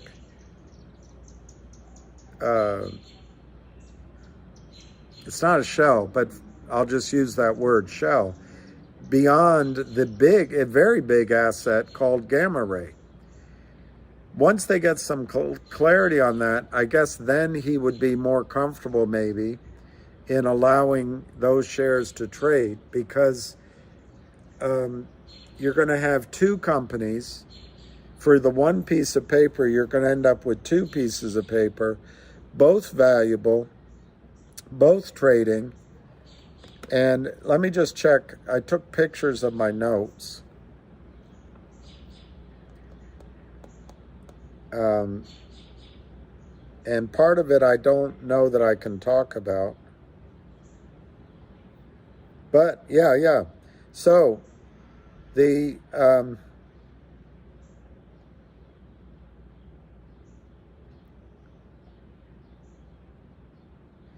it'll probably be August before the final pieces are put together on all this, with a September effective date. But I don't know that for sure. That's the best some people I was talking with we can figure out.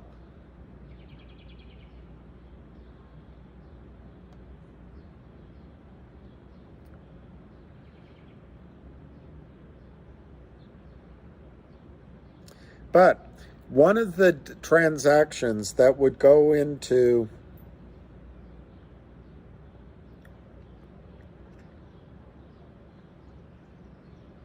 one of these pieces, I'm not sure which one, but they've already got it lined up, is going to be a really accretive, a word I hate, but it's going to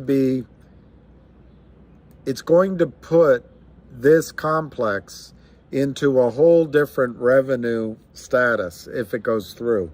So I think you're going to have your Go Logic right now that you can't sell. Sometime August, September, you're going to have two pieces of paper. And I think once this happens, both of these are going to be much bigger than they are now. And the whole reason for that, the whole reason I have confidence in that, is the IPO market, the traditional strategy of these technology companies, if I can use that description, where they get a group of really smart people like Jenny, and they all tumble in together, and they work nights and long weekends, and they're out of Palo Alto or wherever, and they go from idea to millions and millions in revenue, but they're private. And they've done private rounds of funding. The way historically is you go public, you float, and everyone gets paid off. Well, those markets are effectively not available right now. So Brent is seeing deal flow in the dozens of companies, and he's got a network, and bankers are bringing deals, because what he has is a platform in both stocks, both literally and figuratively, which allow for the absorption of these teams, these revenues, these dreams, these technologies seamlessly can be joined in, and then those people can get liquidity. But what it does for these two companies is going to increase revenue, earnings, and all the metrics. So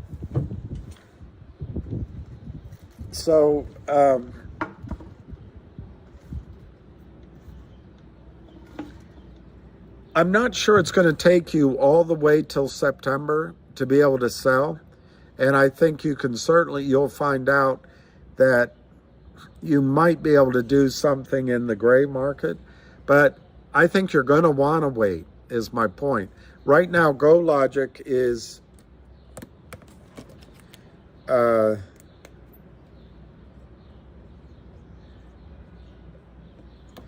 now GoLogic is $1.50 a share, and when you first got the distribution, to my memory, that was $8 a share. That sounded exciting. That's not as exciting. If he were to let it trade right now, I think people would immediately sell it off. But I think these combinations by September, August, September, I think on the low end combined, they'll be $5, but it could be much more. It could be much more than that. And I think as these, the projects that I'm hearing in general, I don't know the specific names, going in one or both of these before this plan happens, which could be soon. You could get announcements as soon as next week or the following week. It's just the timeline is going to be the end of summer. But for your one GoLogic, which you can't trade right now, and if he started trading, they'd probably drive it down, you're going to end up with two pieces of paper publicly traded, both big enough to go on NASDAQ or higher. There's no guarantee they'll go right away, but they might both be NASDAQ trading. And the revenue numbers of the combined company that I hear that could be, is really high. But the caution that I would give you, this is going to happen. It's all signs and up. The deals are going to come in here in both places. I think that's going to happen. But the question is, it's so many moving parts that it's hard to analyze it right now. I think you can take 150 now and you can get 3 or 4 times your money by the end of the summer. Maybe better. There may be trading in these stocks, both of them, but particularly GoLogic, prior to that time frame that has a feel of excitement to it. I don't think it's going to squeeze, though, the way I did before, because Brent chose a different path than the one that would have made it squeeze. So I guess that's the best thing I can say. Things are a little bit fluid, so it's hard to exactly understand how this is going to turn out. But by the end of the summer, I think the $1.50 that GoLogic is today, it could be $5 to $10. And I guess I would look on the one hand, I'd look at the lower side of that because it is all complicated.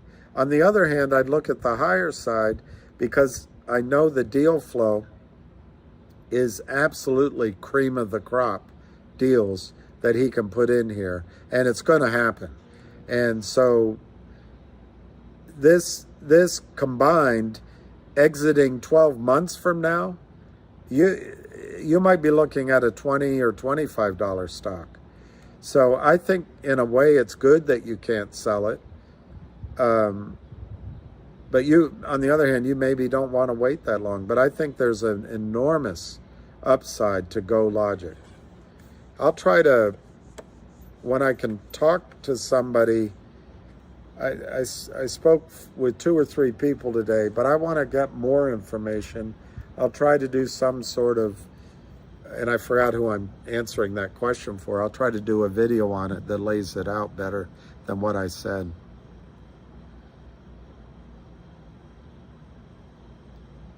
Michael Dixon, you say that GTII is 30% lower than its 50%, than its 50-day moving average? I didn't say that, I don't think. and I'm not sure what it means.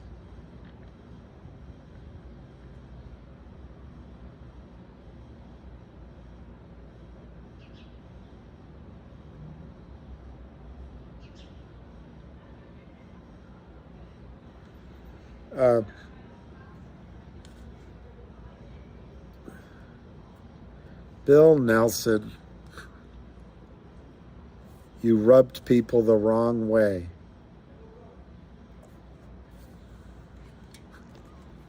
I kind of like that one. Kind of like it, Bill. I kind of like it. Let me look at that chart.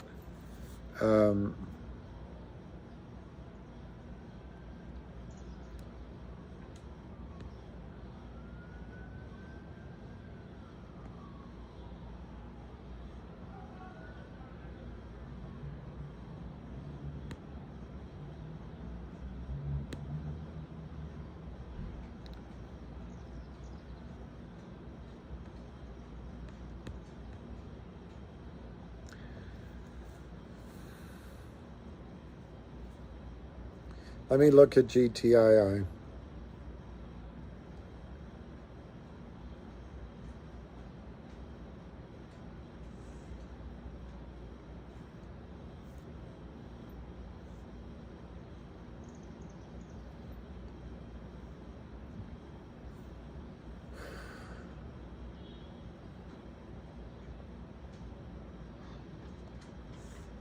The 50-day moving average is at $1.32. So if you take 70% of $1.32,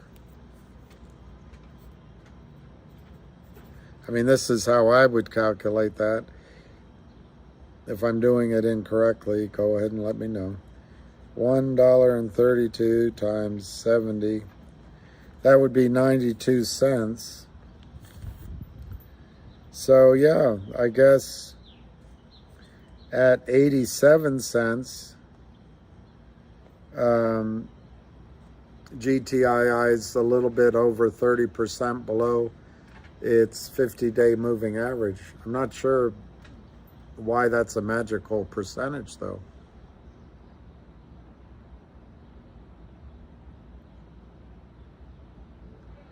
Yeah, it'd be nice if it snapped back.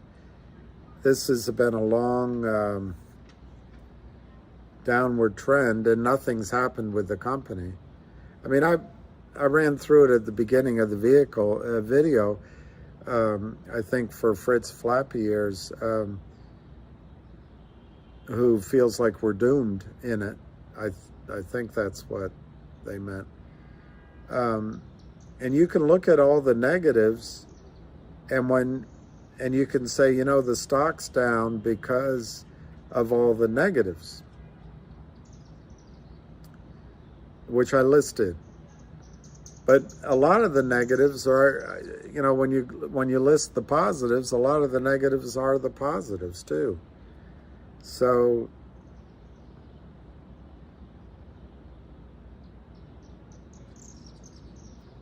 I never thought it would get this low. And I actually thought several weeks ago that the Trento mine deal was just lined up to happen. So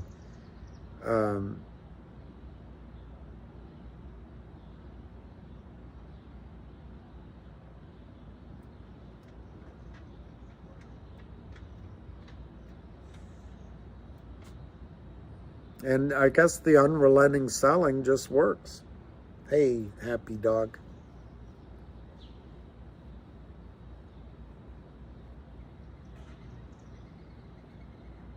But anyway, for GTII, I think there hasn't been news in a while. They're usually pretty good at activity and having news. So I'm hopeful that shortly we're going to get something. You know, maybe an acquisition, maybe the Trento mine, maybe news that there's progress with Wes's lawsuit. You know, remember, you've got a lot of whales in it, and they're not going to give up. Yeah, that's a good point, Ryan. Um, that's the one thing about the human body and maybe the mind is when you have pain and all this, when it changes, you forget all about the pain that you had.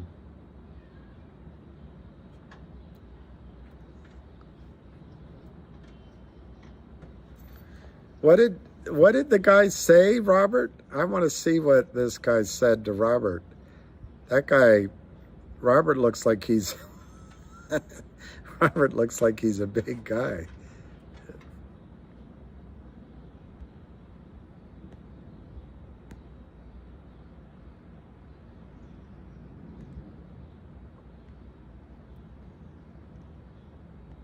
I can't find it.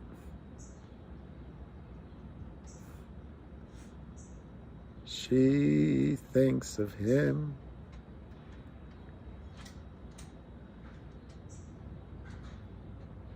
I'm feeling, and I think only of her.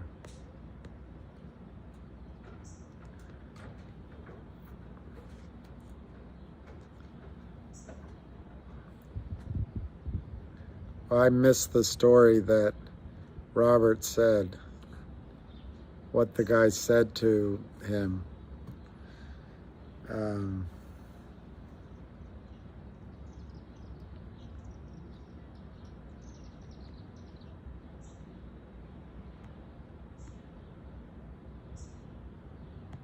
I can't find it.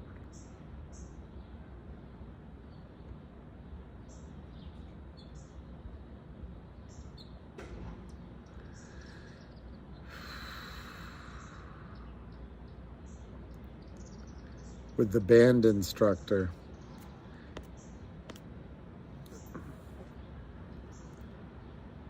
Oh my gosh. He said that? Oh my gosh.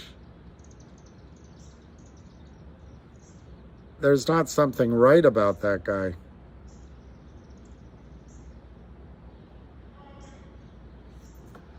There's not something right about that guy. All right, so it's 7:30. Do you know where your kids are? I don't know what a 504 meeting is.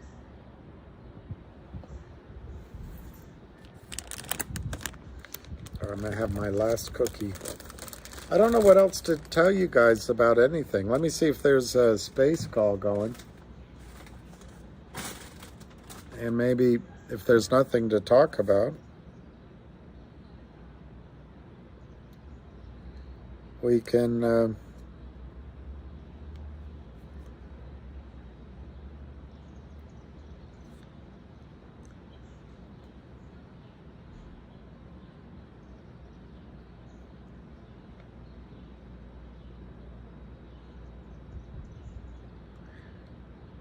so that's interesting. RRR just said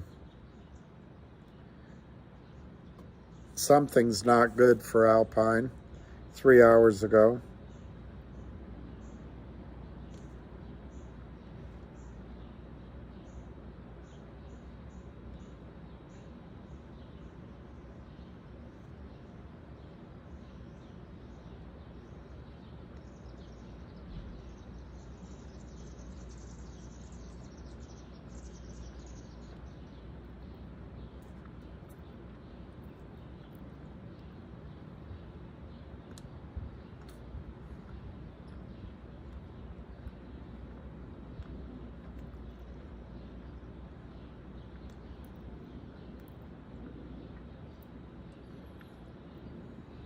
I'm just looking for anything to talk about. Yeah, that's right, Robert Kepke. I did bring that up, and I think let me find it. I think it's on JR's page. Let me look.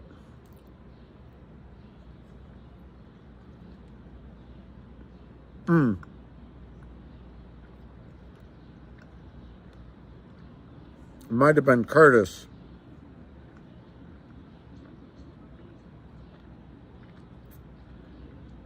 No? So maybe it was JR.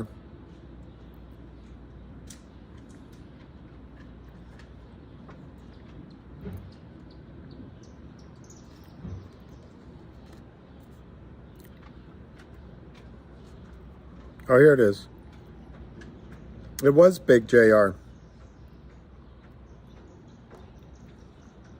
So, Robert, the GTII current short, well, let me go backwards. Average daily volume, 1.6 million. But the previous short is in the middle, 547,000. That was close to 800,000 or 900,000.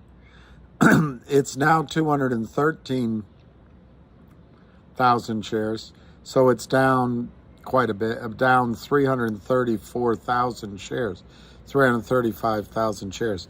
That is probably why the action has been going on, this churning and driving it a little bit lower every day, because they're trying to get you to sell.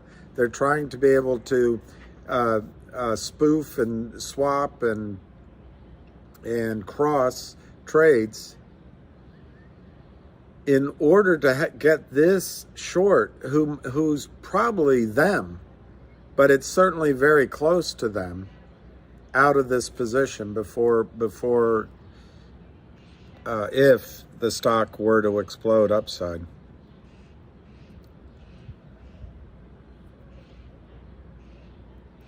There you go, Robert. You got it. You didn't need me to say it. You got it. The real short is being covered by the crooks, so he doesn't go down with the ship. I agree with that, and I think it's an amazing sign. Let me see what Jenny said.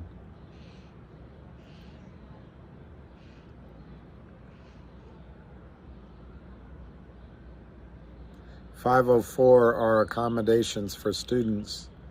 Oh, I see. Yeah.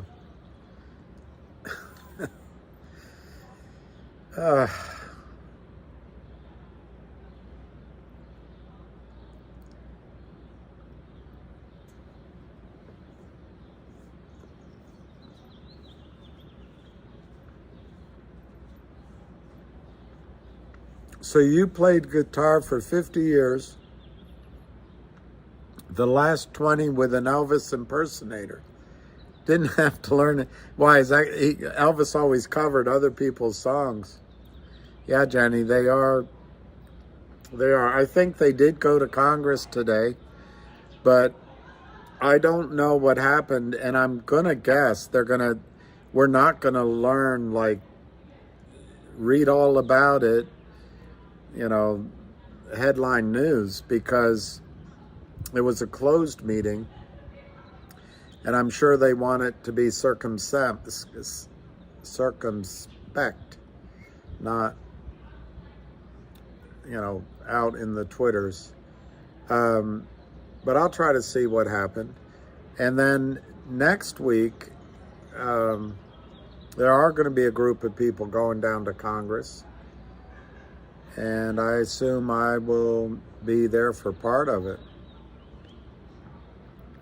That's amazing that you played guitar for 50 years. I bet when you started, your parents never thought you'd do it for 50 years.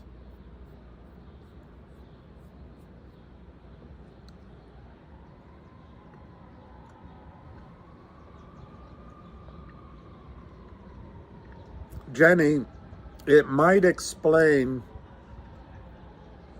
and Robert, it might explain why Alpine is pulling every trick in the book to buy time, even 2 or 3 more days. They can reduce their obligation to the real short by maybe 10, 20,000 shares. And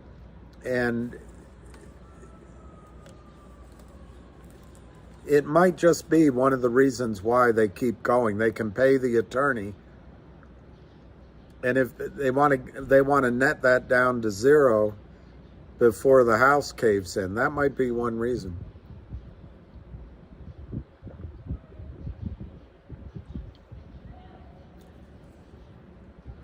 Yeah, they don't want any part of it. I agree with that, Jenny.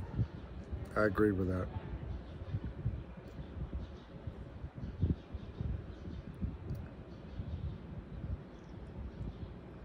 Oral arguments next Tuesday, 2:30 in New York County Supreme Court.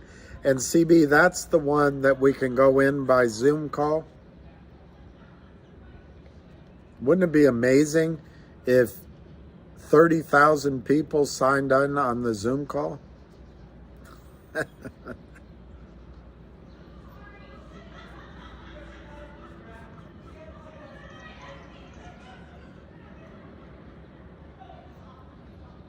They're having too much fun.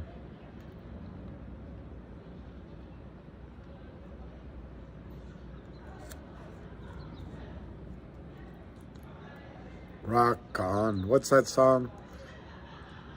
And rock on. Was it Steve Miller Band? Dun, dun, dun, rock on. You stopped at 50? Wow. I think it's pretty cool. That's a real talent. That's a real talent.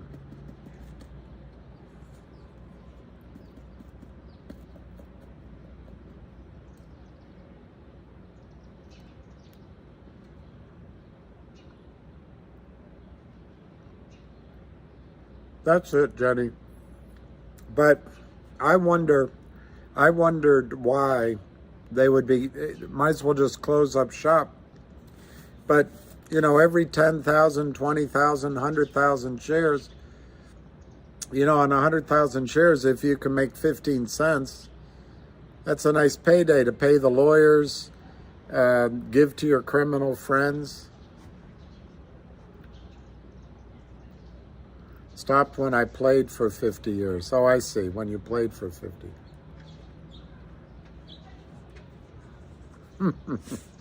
So you're just now getting good.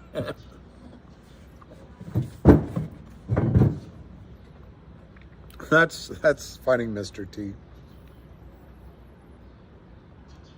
They say you have to do something 10,000 times before you're good at it.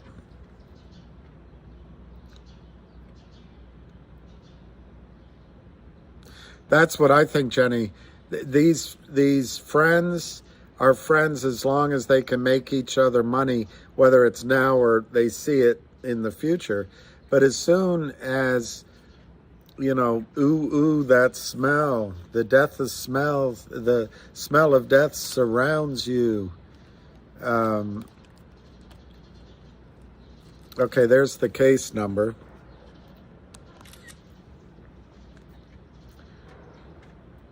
Rock on.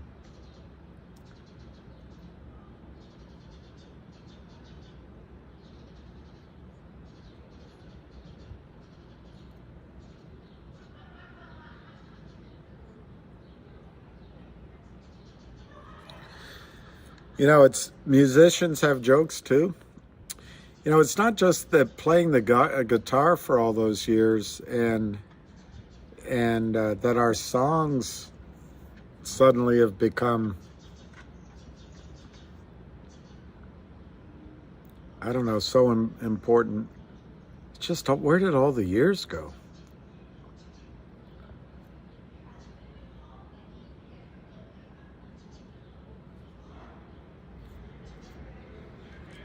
Is that it?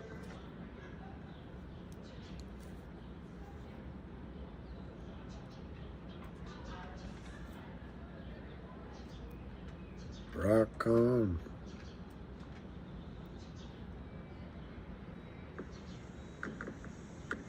I don't know if that's the song.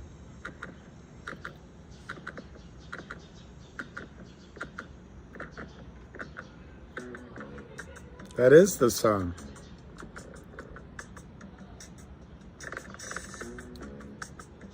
Hey kid, rock and roll, rock on.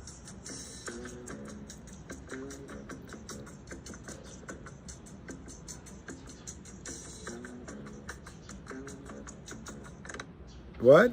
A lot of this number is out of service. Voicemail full. I can't hear you. Bad connection. Hang up. A lot of this. Oh, yeah, that's it. They're all just going to disappear. The blue sheets are going to undo them. Blue sheets could really undo the whole narrative that Wall Street and is trying to push off on. That is what Alpine's hearing. Absolutely. God, 50 years. And you think, well, that's 50 years of doing that. You could have been doing something else. But 50 years of doing anything, you could be doing something else. It's just the 50 years. Where did the 50 years go?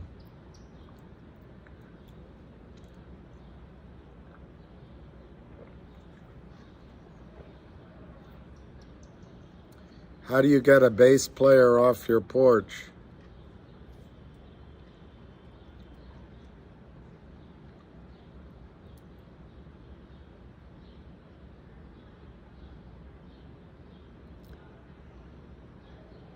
Hit another string.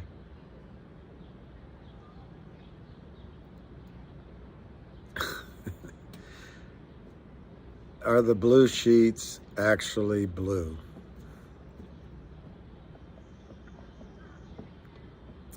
I remember blue sheets that we would get. And there were pink sheets we would get for the stocks. And the blue sheets, what was the data on them? I think it's entirely possible that the sheets used to be blue. I doubt they're blue now. Are we getting paid soon? I don't know.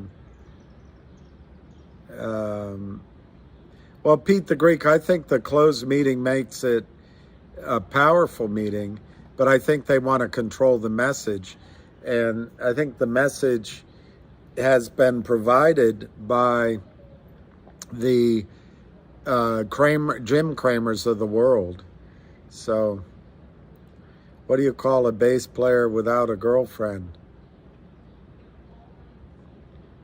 A soprano? A solo sax?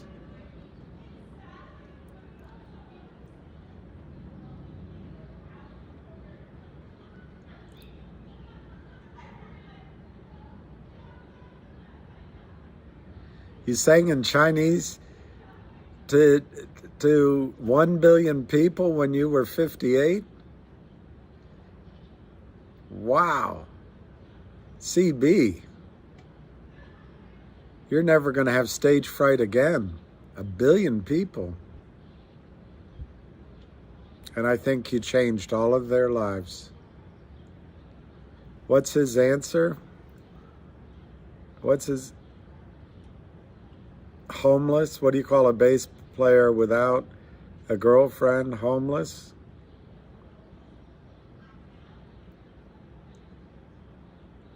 I don't get it. I have to admit, I don't get it.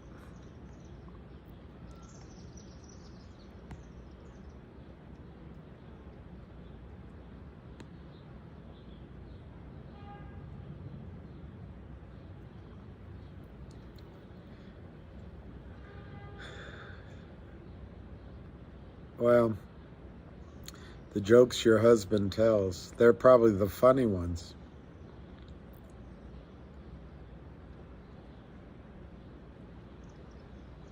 How do you tell a bass player without a girlfriend? I guess your point is he shacks up with his girlfriend, but I don't know why it's funny.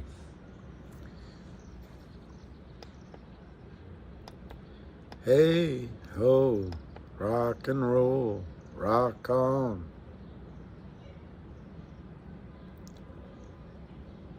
Yeah, he can't support himself. So Lou doesn't remember this song. Oh, yes, they are, but he doesn't see the line. Hey, kid, rock and roll, rock on, oh, my soul.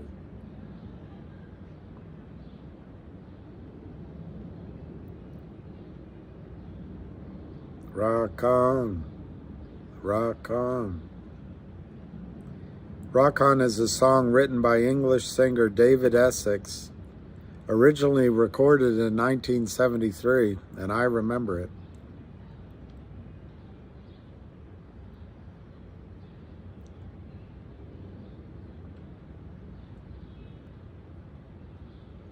It was his only Billboard Top 40 hit.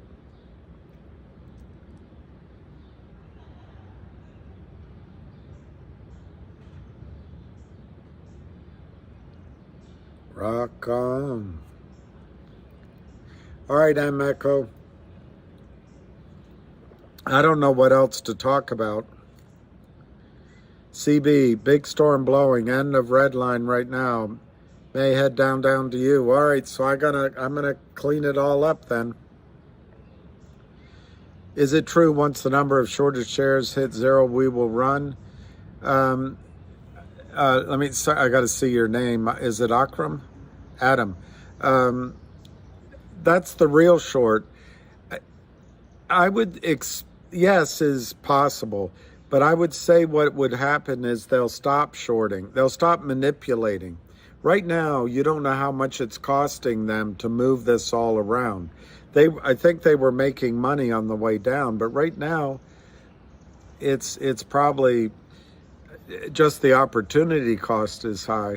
So they want to get that real short out, which is someone they know or themselves, and there's real money at risk there. Conceivably there could be $500,000 sitting in that account that they want to take out. So as they close those positions, they can take that money out.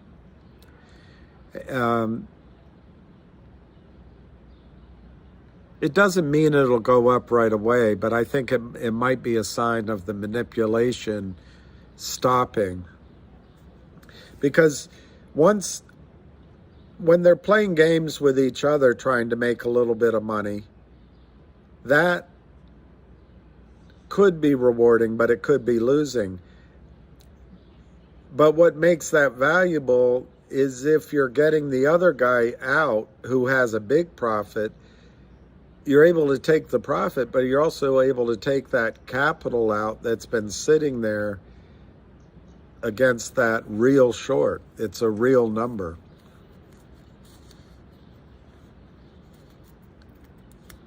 Have I ever heard of the old man who died from drinking beer out of a...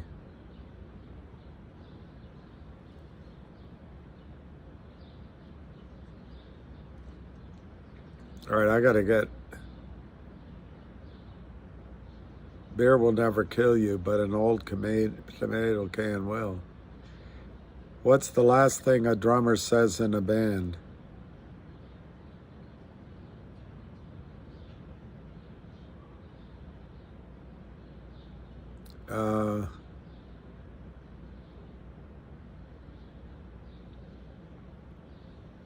I think Elvis is the best, Mike Duggan.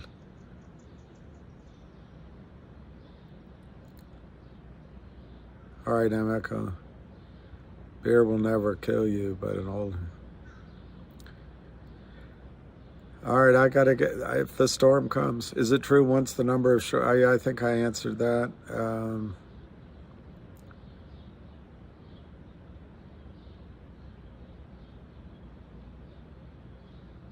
They covered a huge portion. Yeah, or over the last...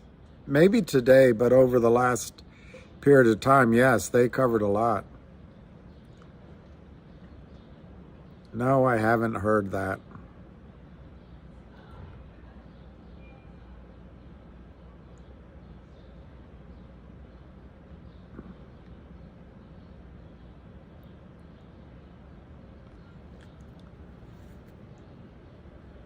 Yes, I do.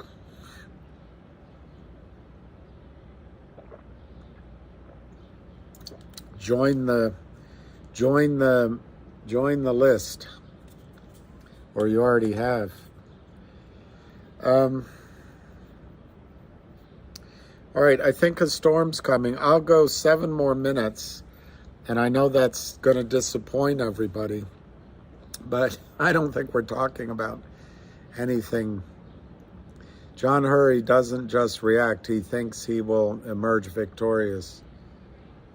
Do you know him, Robert? He has always been overconfident to a fault.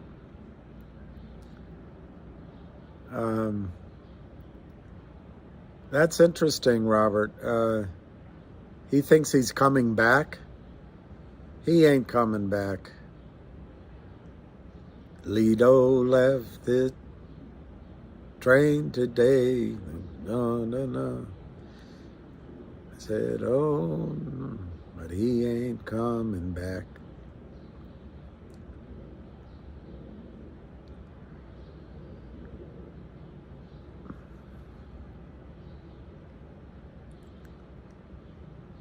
Jeff Day, that's great. What's the difference between a drummer and a savings bond? One bounces. One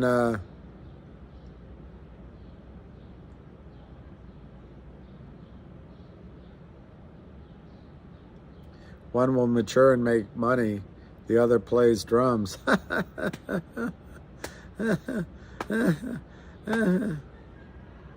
What's the difference between a light bulb and a pregnant woman?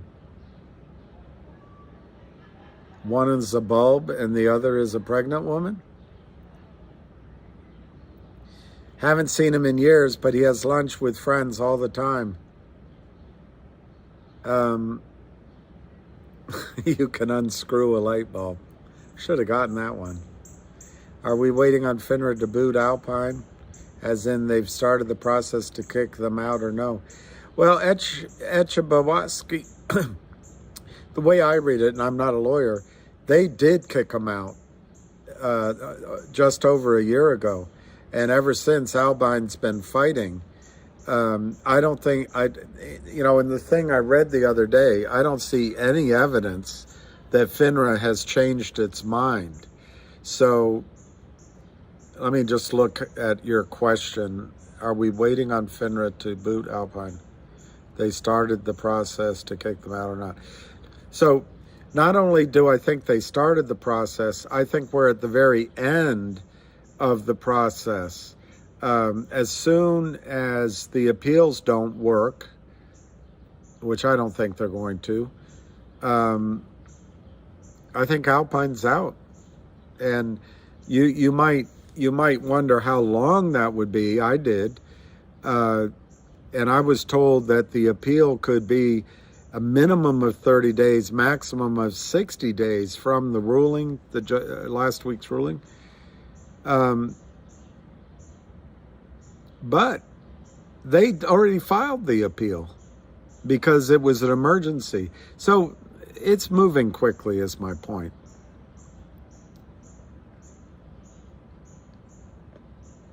What's the first thing a drummer says when he moves to LA? Would you like fries with that? It's very funny, Spiny. An endless well of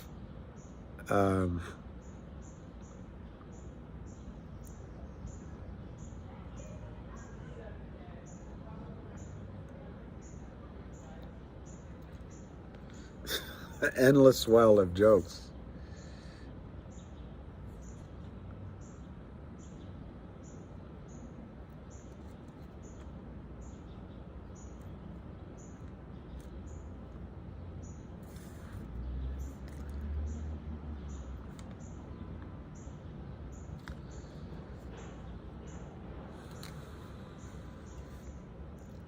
I'd like it on site TV. I'd like it to squeeze soon.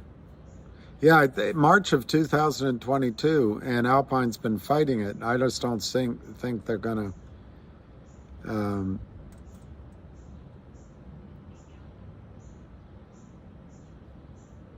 So Spiny, This is a cornball.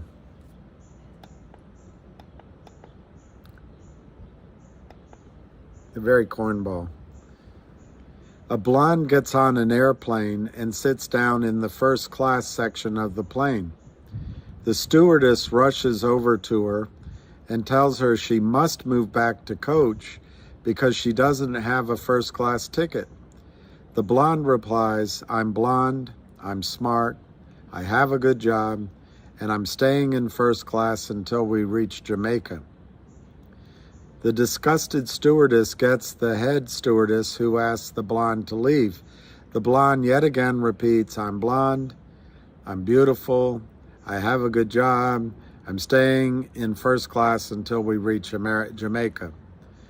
The head waitress doesn't even know what to do at this point because they still have to get the rest of the passengers seated to take off. The blonde is causing a problem with boarding now, so the stewardess goes to the cockpit. The co-pilot goes up to the blonde and whispers in her ear. She immediately gets up and goes to her seat in the coach section. The head stewardess asks the co-pilot in amazement what he said to get the blonde to move to her correct seat. The co-pilot replies, "I told her that first class doesn't go to Jamaica."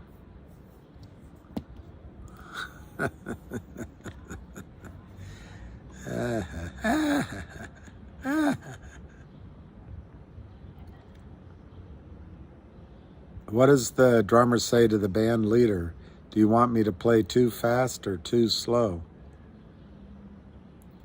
I would love for GTI to be quiet for 30 days so I can back up the truck. I know, Robert.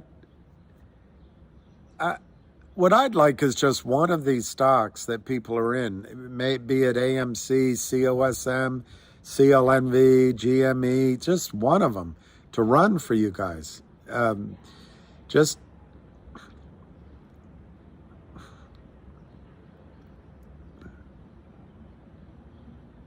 yeah, you got it, Toe Stones. Hey, Marcella, Mena.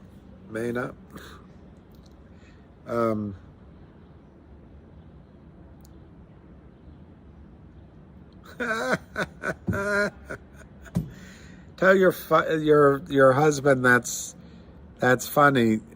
Jenny says, "My husband said he would never date a hedge fund broker because they're always short."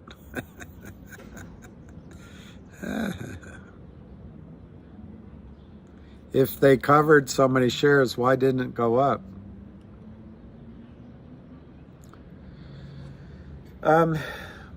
It's just so hard to explain, but I'll try it. I will try it. Short answer is securities fraud. The longer answer is they communicate with each other, they racketeer, they cross trades.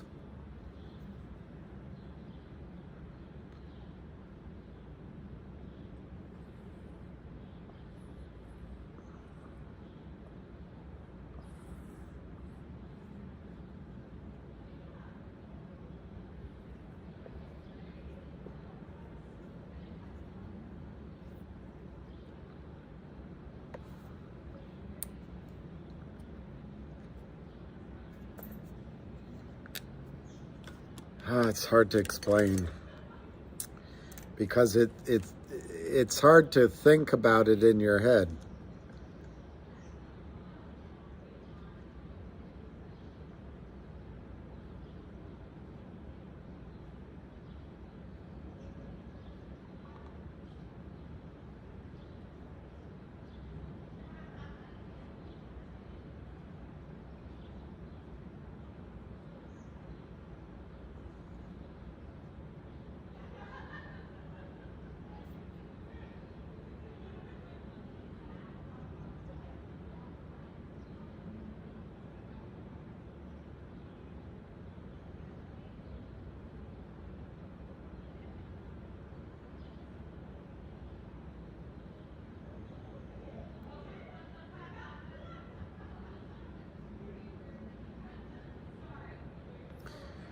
I don't know. It's so hard to explain it, but I'll try.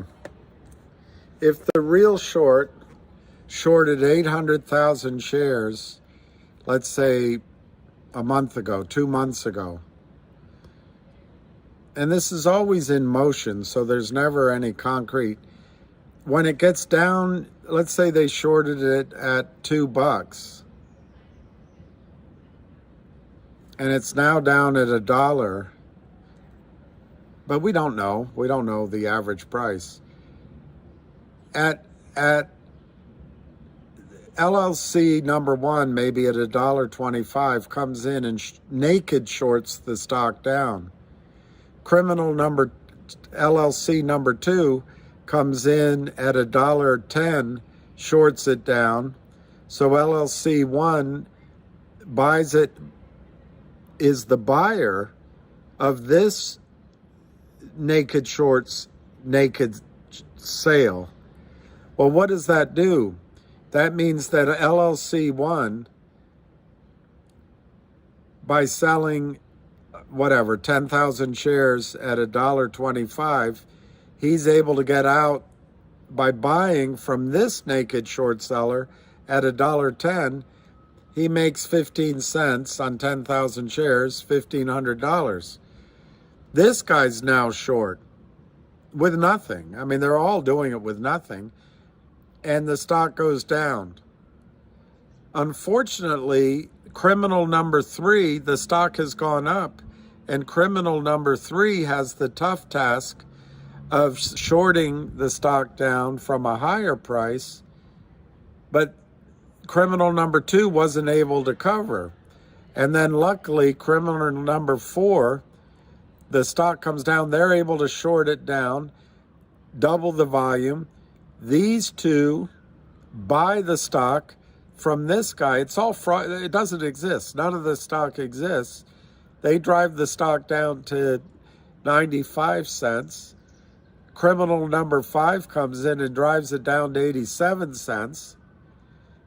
But then criminals 6, 7, and 8, and it can go back to one of these, the stock starts going up and they're losing money. They're losing money. But this is the pattern that a gang of shorts do to strip money, or one guy using a lot of LLCs to strip money out of the market. But in the case where there's the real short, they use this same pattern to slowly reduce the amount of shares he's short. So it's just this Kramer cha-cha. The bid and the ask is all fake and phony. They try to scare you out to sell, but all they're trying to do is this guy sells shares that don't exist. They all sell shares that don't exist, and then ultimately try to buy back, so that the money that's sitting in this account, and then in this account, and then in this account, can be released. Well, in this account, the real short on 800,000 shares, regardless of what he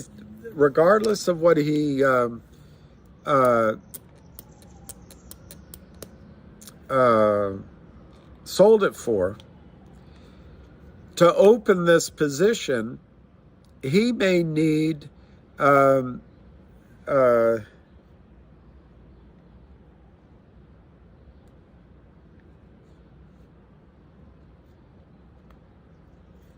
he may have $2 million. He may need $2.50 a share to hold that position.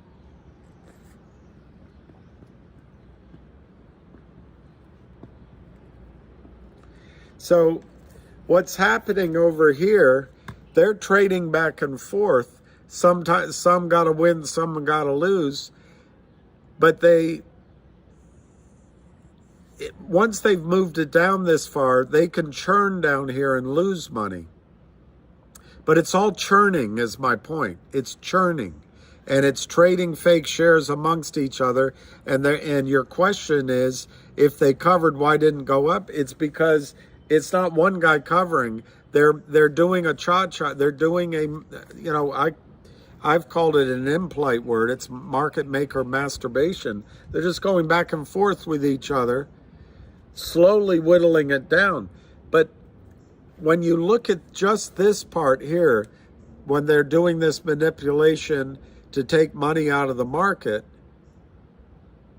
they have to win, they have to close it out, and if they have some losses, they offset it here. But if they lose, it's real money. If they win, it's money. But here, while they're doing this cha-cha here, they're making money here or losing it. But so how do I say it? If there's 10,000 here, they can get it out. 5,000 here. They make a profit here of 3,000, make a profit here of 25,000, make a profit here of 30,000, and then they lose maybe 15 here. Well, that's just netting it out each day.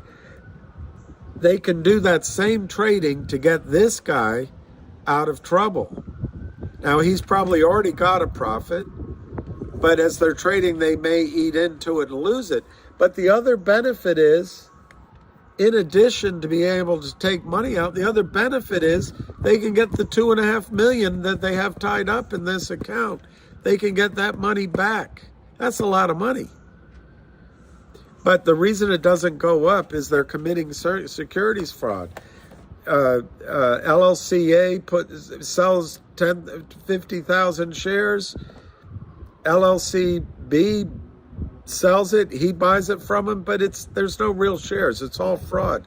And they manage it. That's why they spoof.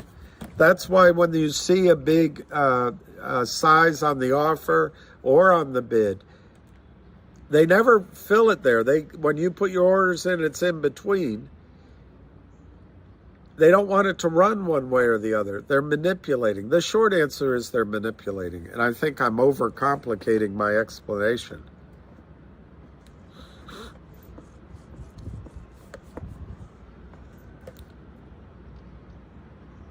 Yeah, that's a good one, Senior Butts McGee.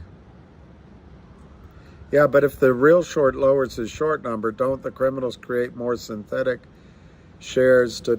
I don't like the term synthetic. I don't think they create a single synthetic share. They create fails to deliver, for sure. But it's not... but anyway, you can use that word. Synthetic sounds so important. But yes, they create more fails to deliver. Yes, they keep creating fails to deliver. That's true. So how does it all end?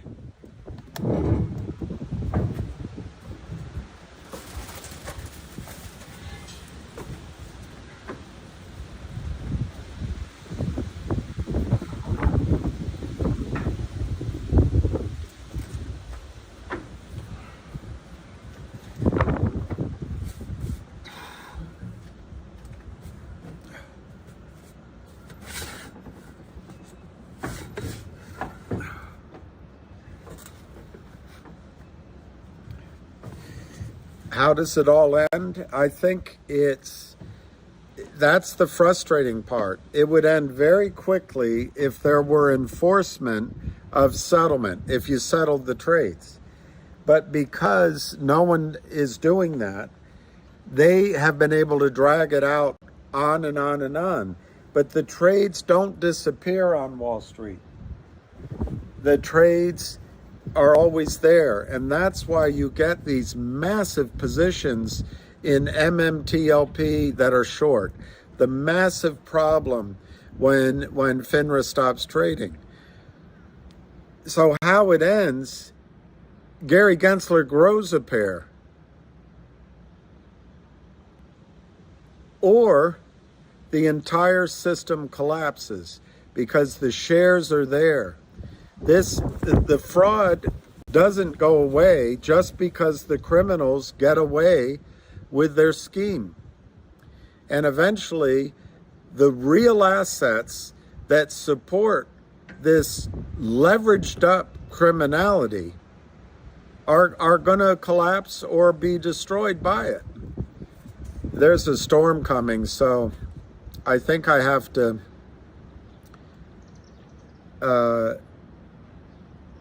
well, that's what Susan Trimblett says. You can cover an FDD with another FDD. Yeah. So let me just, as I'm talking to you, I'm gonna put this stuff inside because it's gonna start raining.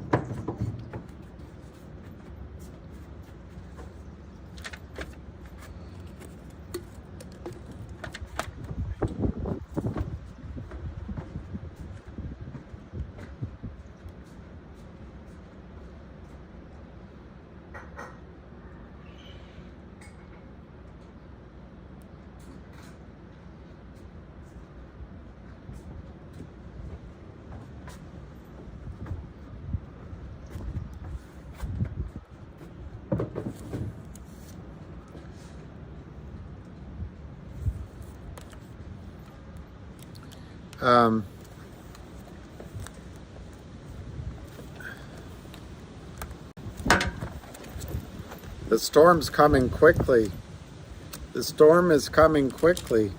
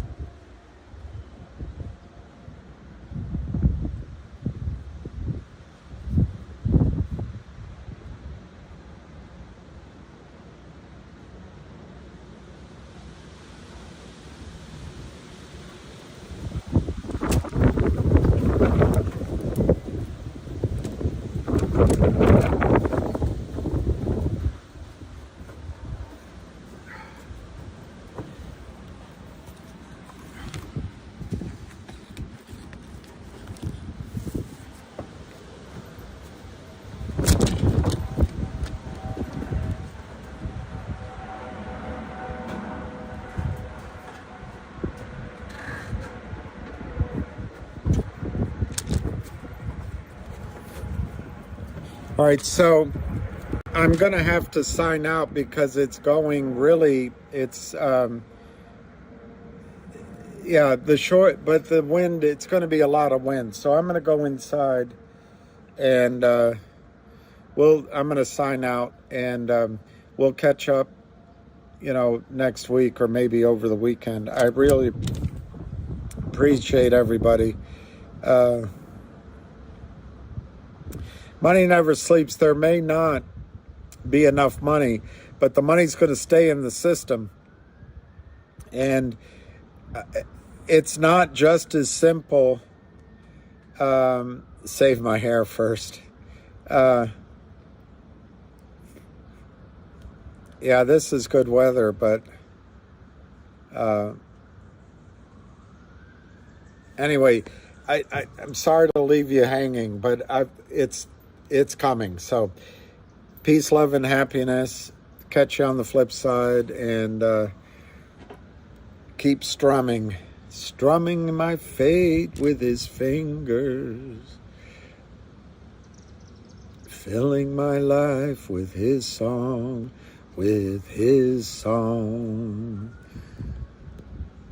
filling my whole world with his song.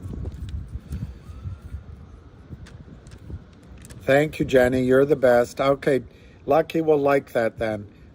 So, cheers, everybody.